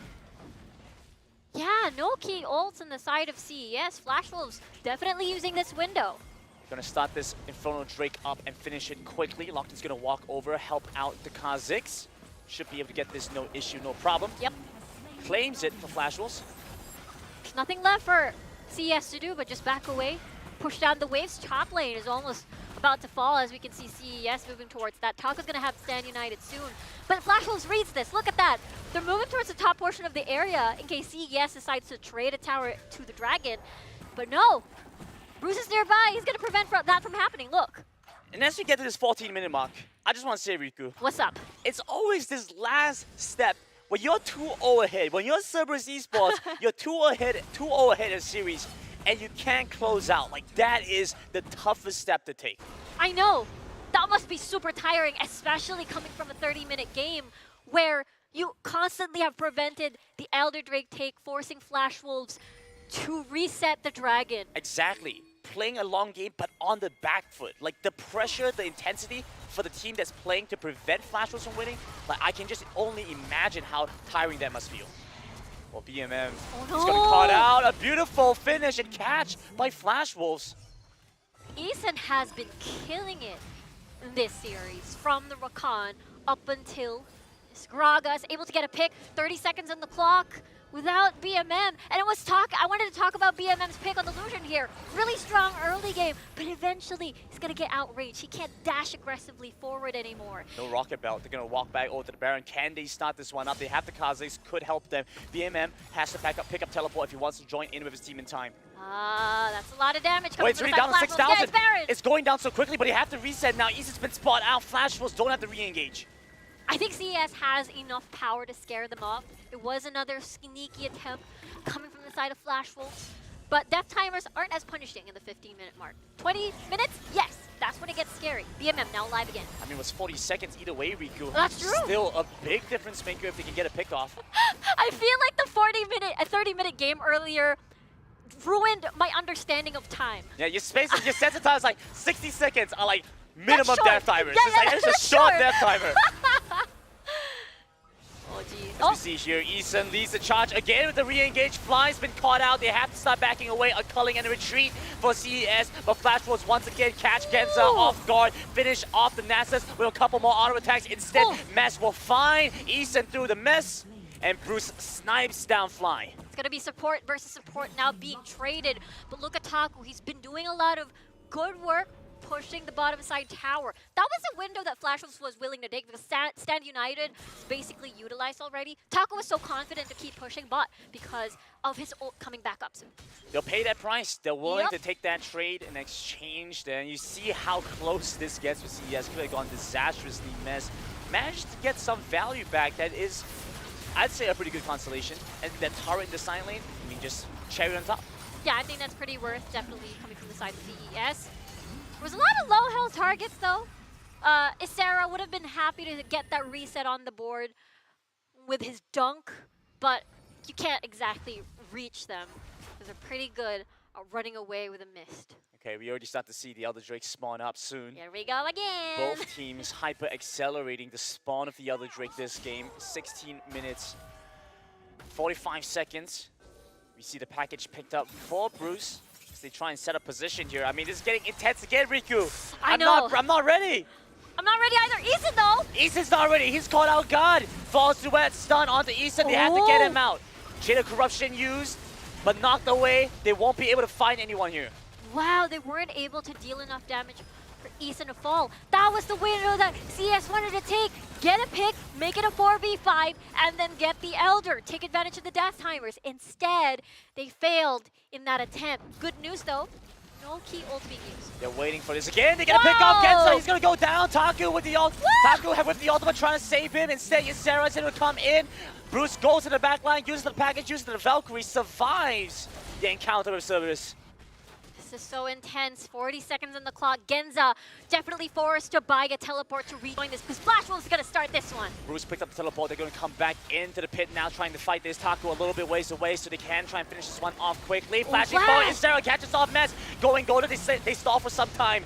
You still see Cookie over by the back though, looking to pick up the Irelia, dodging away from the Flawless Duet. Enough to break past the shield, will not be able to stop them. As now Flash Wolves go back on the Elder. No jungler, no problem. Flash Wolves can take this easily. 10 seconds left on Genza. That's the redemption used for Vision. Taku trying to run in now. Ysera and Eason have to act as the front line. Just need a little bit more time for Cookie. They finally get the Elder Drake. There we go. Taku's in the pit. They can finish him off. They managed to grab that first kill. Moving on to the second BMM, and as he goes into stasis, Bruce will be waiting to finish him off with a big one. That's it, and Flash Wolves wins in the end. Elder Drake win condition. They win the game. CES now with the long death timers. This is going to be a free Baron for them. And we talked about wave clear. How do you slow the game? Wave clear. CES has none of that. I just want to say how happy I am, Riku, that Omo is wrong. You can't play both sides. You have to pick one. I know, right? You have to pick one. You have to pick one. Have faith in Flash Wolves. Let them go all the way through. And this is 18 minutes into the game. Flash Wolves has all the cards to end this game. Baron, Elder Drake, got Cloud Drake into Infernal Drake stacking. They have a lot of damage on the board. Let's take a look at the replay once more. This is Mess not present, 45 seconds. It is just CES wanting to use the Elder Drake to distract, see if they can kill someone at least to slow down the bleed. But at this point, no, they lack the damage. They needed Mess. BMM, unfortunately, didn't get to snowball, didn't get to get a lot of gold. And now, Flash Wolves pushing down the base. Going back into the mid lane, they have to pick off here, escorting the cannon minions. The culling will clear it out eventually. But BMM expands his ultimate to get that done. You see Bruce off in the side lane with the Baron and the Hullbreaker. And that cannon minion is going to hurt.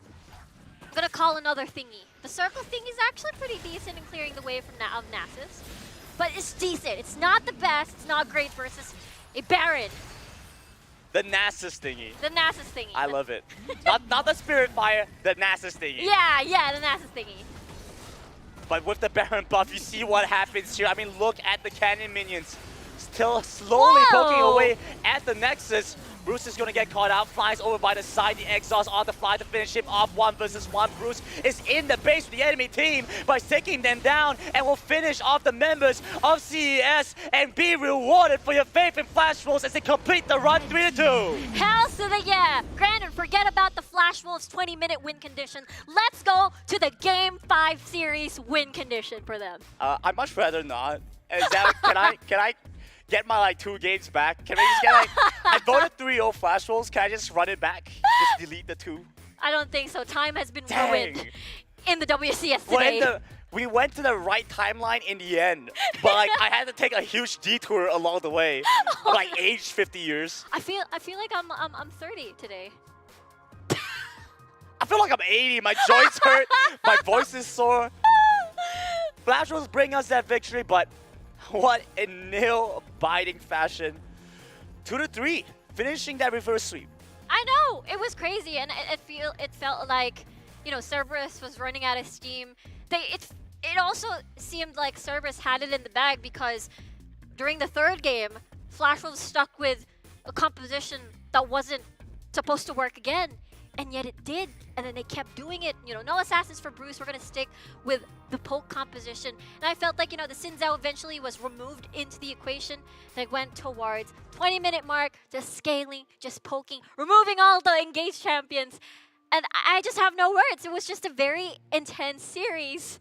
It was a very intense series, Grandin. It was a very intense series. So intense. I've aged dramatically. I'm very tired now. They are very tired now. I feel tired watching them play.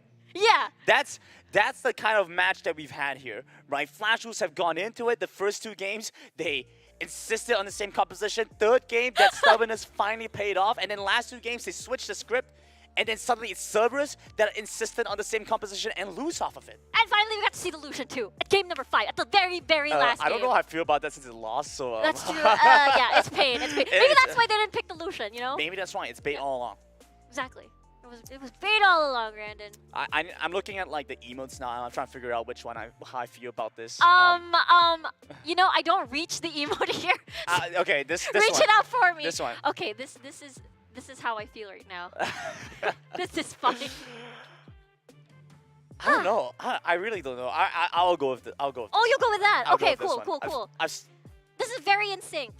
This is fine, and then Graves is like, this is not fine. Oh my goodness. Look, what a journey. I came in here saying the Masters Regions is one of the best, right? I still firmly believe that with Flash Wolves, but did you really have to make it this intense? I felt like we watched like a semi-finals match here. I know. Not the first round of playoffs. And I mean, we're looking forward to see what else we have in store. And much more to come. We're going to toss it back over to the panel to wrap up this series as well as anything else we have left for the day.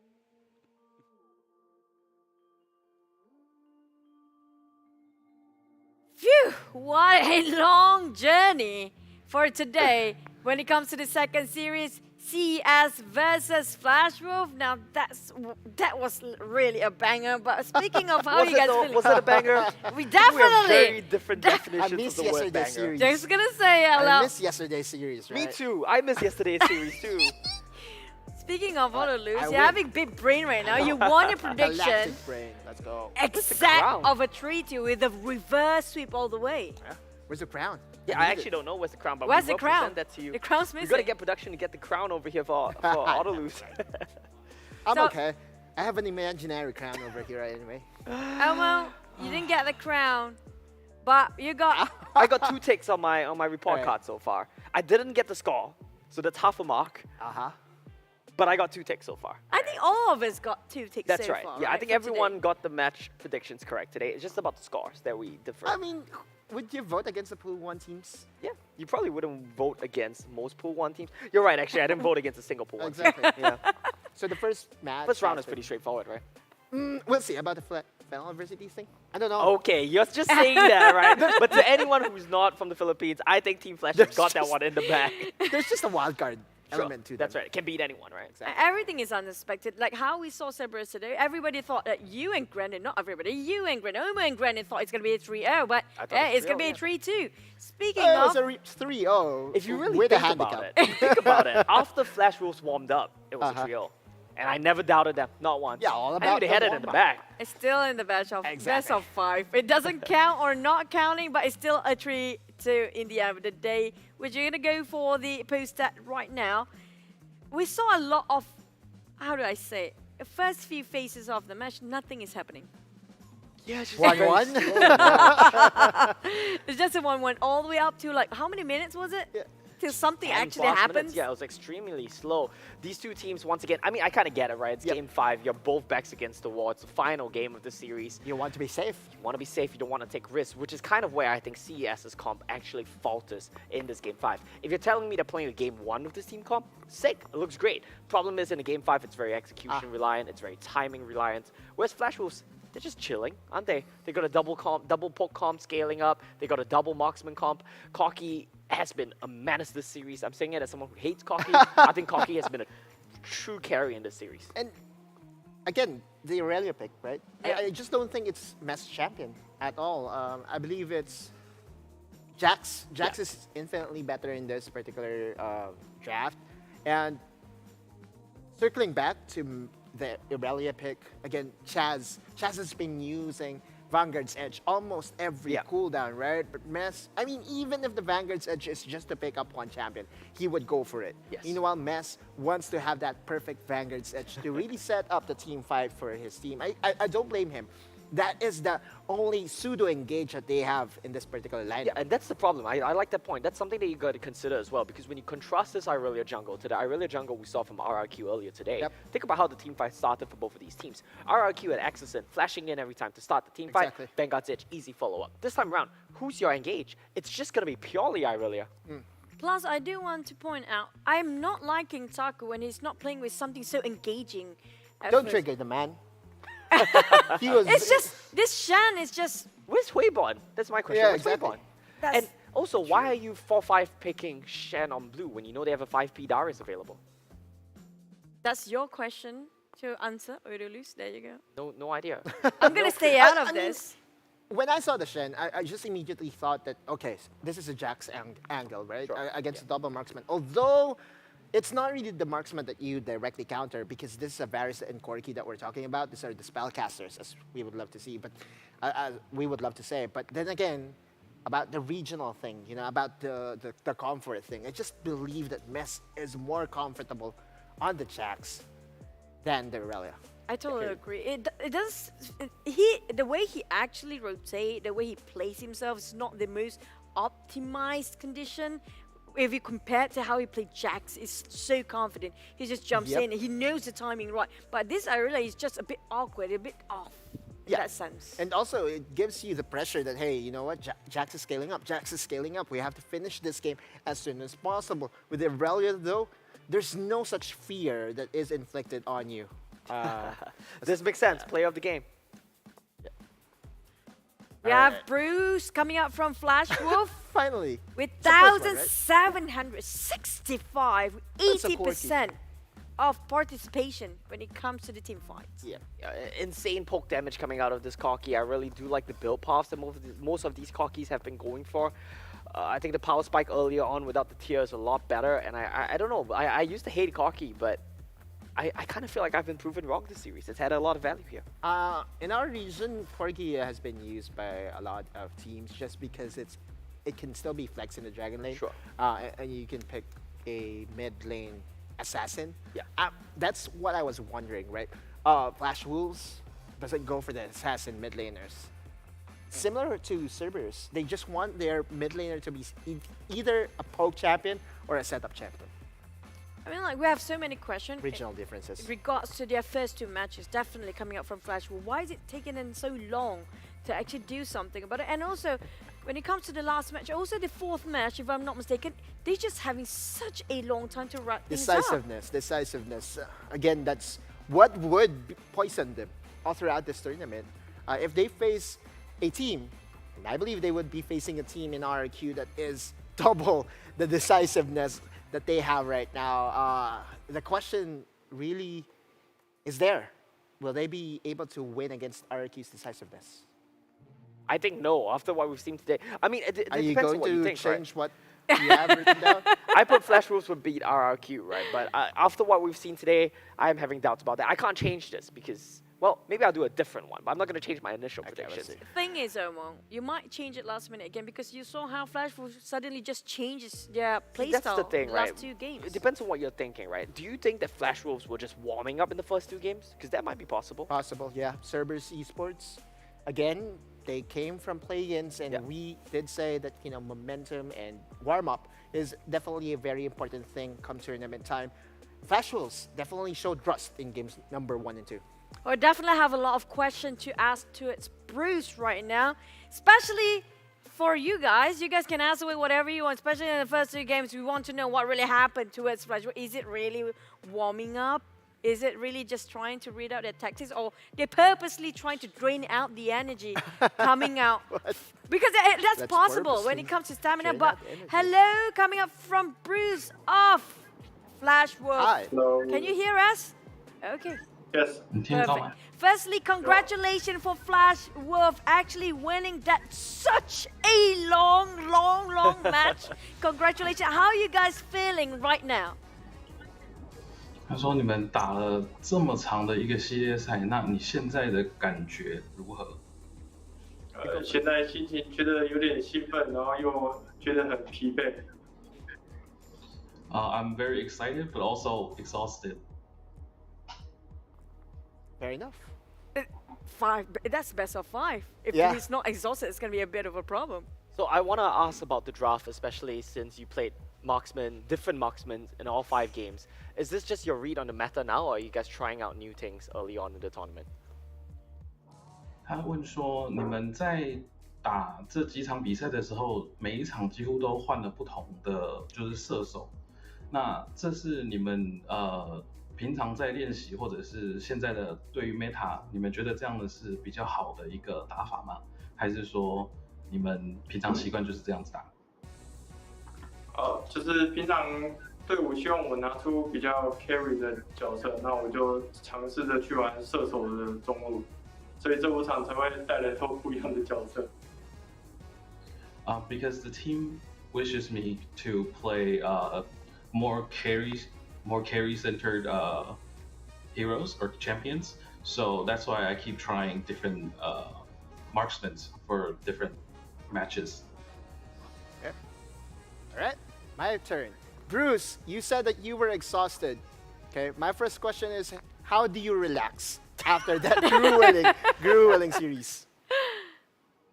他说：“你说你刚刚说你很就是虽然很兴奋，但是很累。那在打了这么长的一个系列赛以后，你平常会做些什么事情让你就是放轻松？”我会听点音乐，然后吃点零食来放松自己的心情。Usually I just listen to some music and eat some junk food or chips to relax my heart and souls. Heart and soul, okay. All right. Second question, Bruce. You will be facing against RRQ. Any prediction? What do you think will be the score?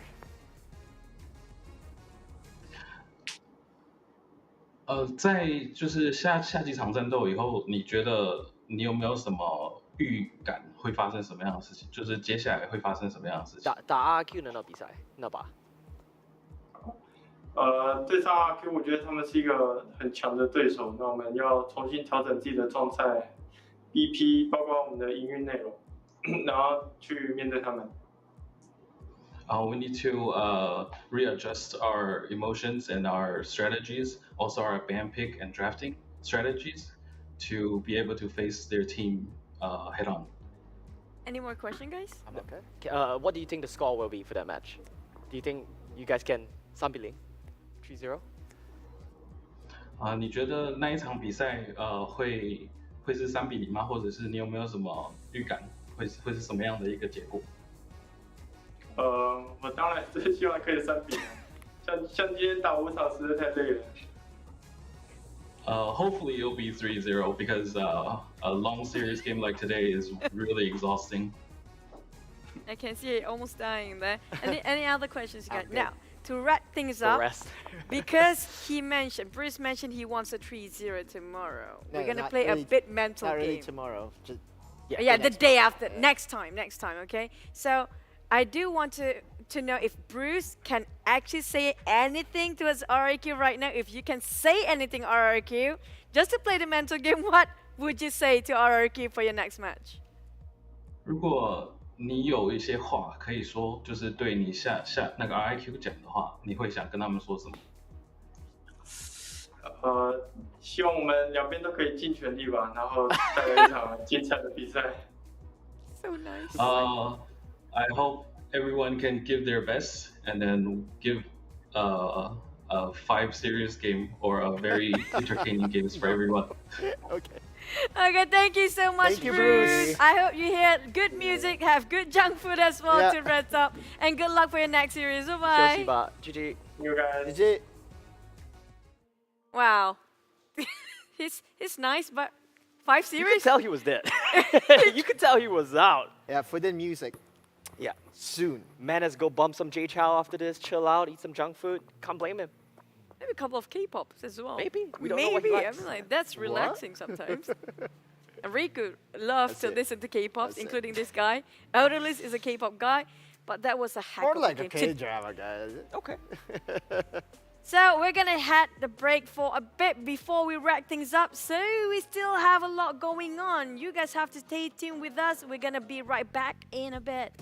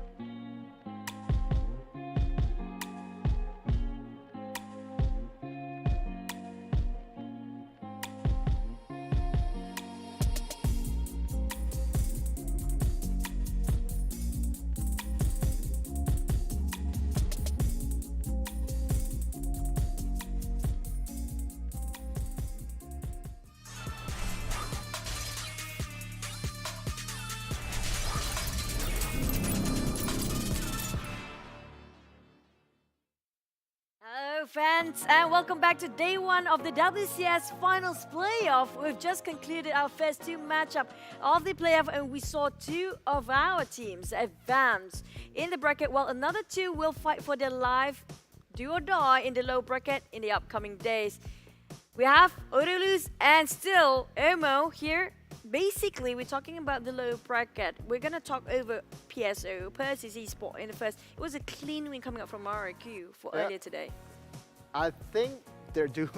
Honestly, it's hard. I mean, first off, I know for a fact that Hyde has been performing well for them, and it's quite a surprise. Yeah, he's not playing. It's quite a surprise that he didn't play at all against RRQ. I thought that because he could bring in more inside info, since he came from RRQ, he would be the obvious choice. But turned out that maybe there's something happening in.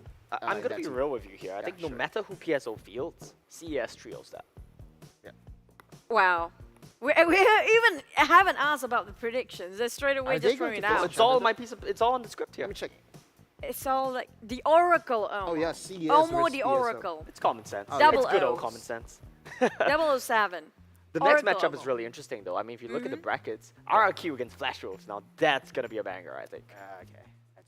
Okay. That's what we asked Since we're them throwing about, up right? predictions here, what are your predictions for the first bracket? Speaking of the upper bracket. Well, initially I had drawn out my entire bracket, Yeah. and I had predicted the scores for every match, and I had predicted the Flash Wolves would trio RRQ. But after watching today's game, Are you going to read two? we'll see. I'll think about I'll it. give you a chance though. I'll think about it. I'll do a new one for each stage as it updates, If- but I'll have a total one. If your new prediction will be pushing for RIQ to reach top 4, I'll You welcome accept it? Well, we'll have to see. We'll have to see. I definitely think it's possible, but I think my new prediction might be like Flash Wolves 3-2. No way. Maybe. A Flash 5-game Wolves series 3-2? again? Maybe. I'm on hopium, you know. I'm high on the hopium. It's very close, but You from gotta what give I've it to RRQ. Yeah, I have to give it to RIQ. For tomorrow, though, BRU versus Sem9. Now, these are matches I want to watch, especially that second one, the Team Flash FLA match. Woo. Sorry to say so, but I'm looking for the Brewery versus Sam9. Hey, I'm a big fan of Sam9. I don't care what you guys want to throw Wait, at me. hold on a Throw it in second. my face. If you're I a don't big care. fan of Sam9, why are you looking forward to that match? Because I want them to win.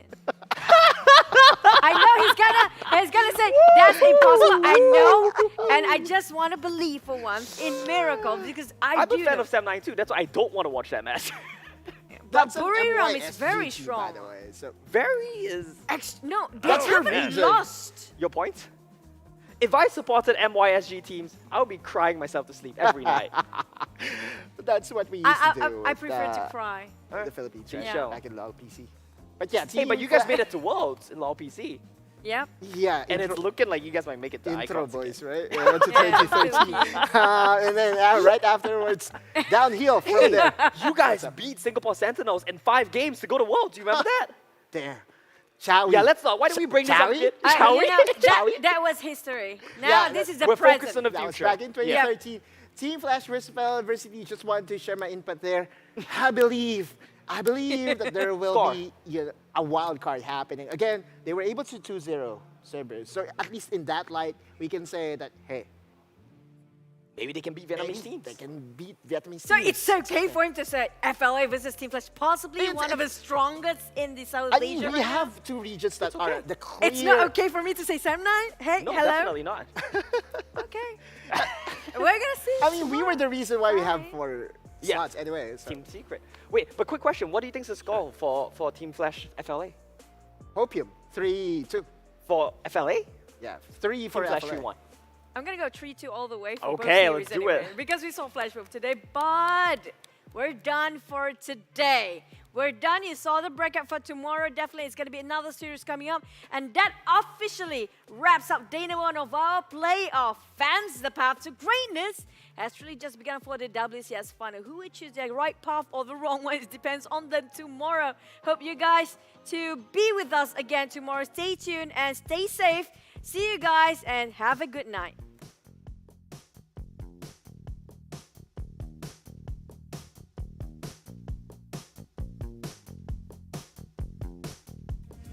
Looking for a place to hide.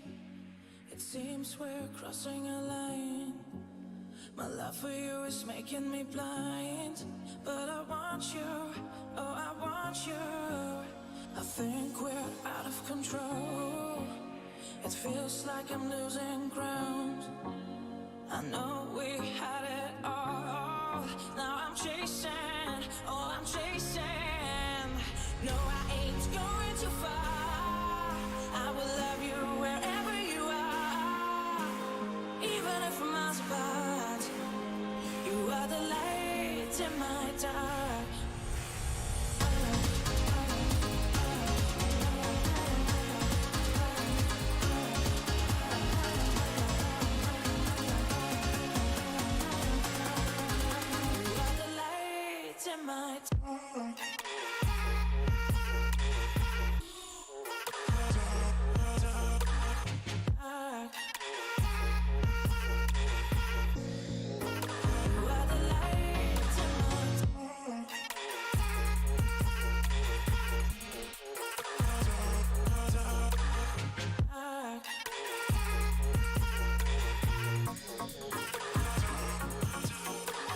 Think we're out of control. It feels like I'm losing ground. I know we had it all. Now I'm chasing, oh, I'm chasing. We both know that our path is ended. It's time to say goodbye. Even if you're far away, we should give it another try. No, I ain't going too far. I will love you wherever you are. Even if we're miles apart, you are the light in my dark.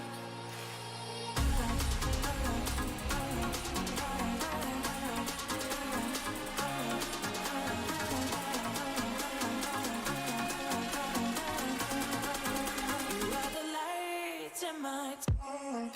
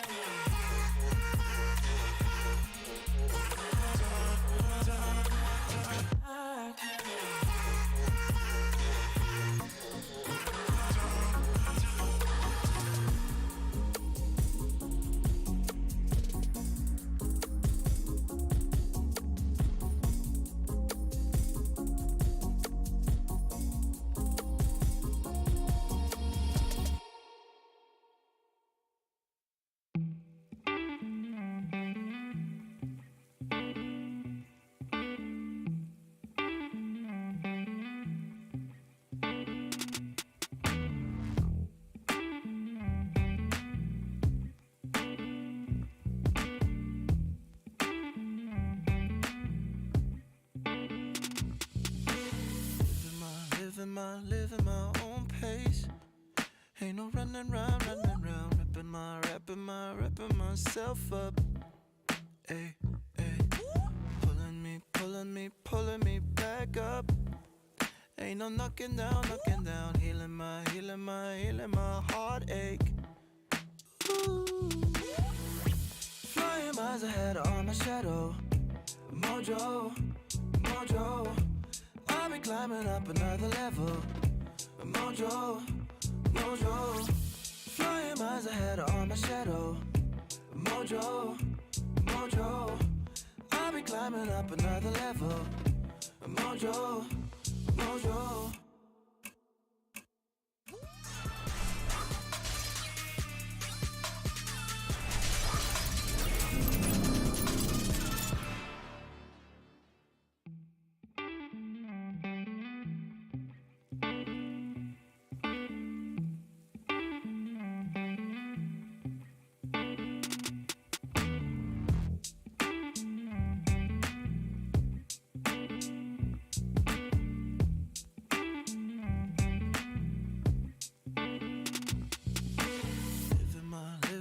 Living my own pace.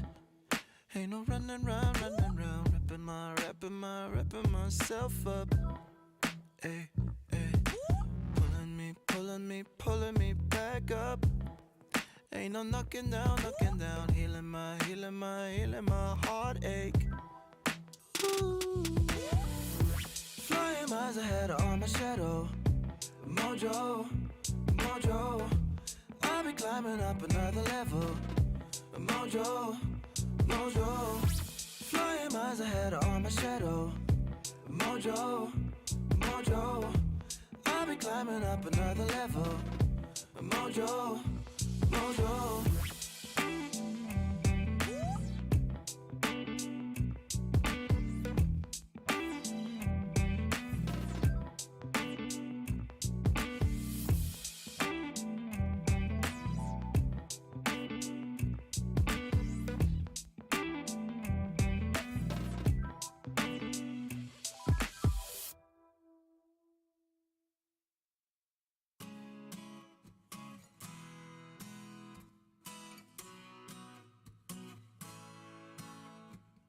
Some days I just can't get up, comatose, stupor.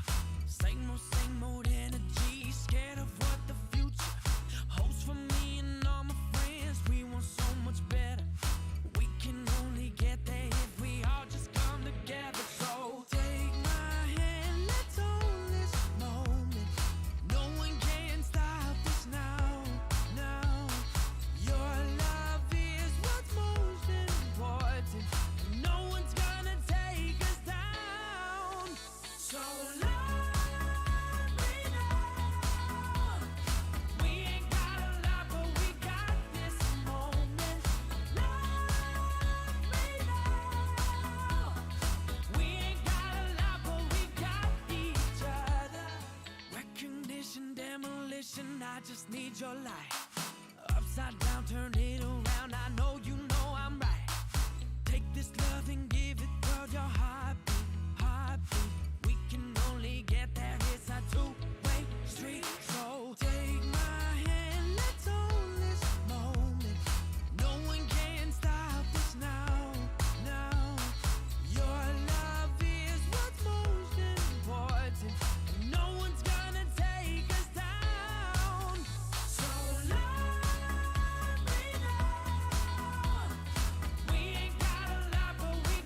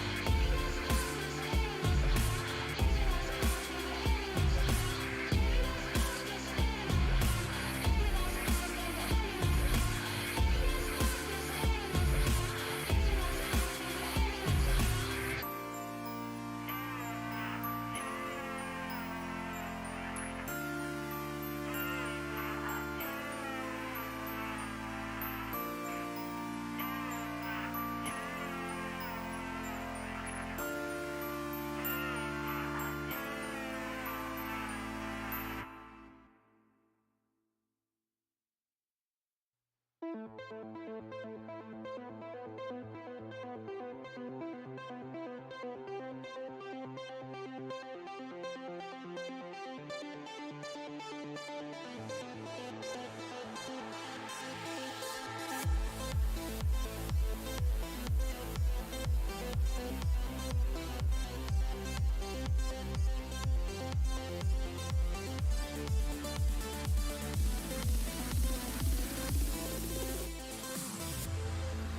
can hear whispers and far away.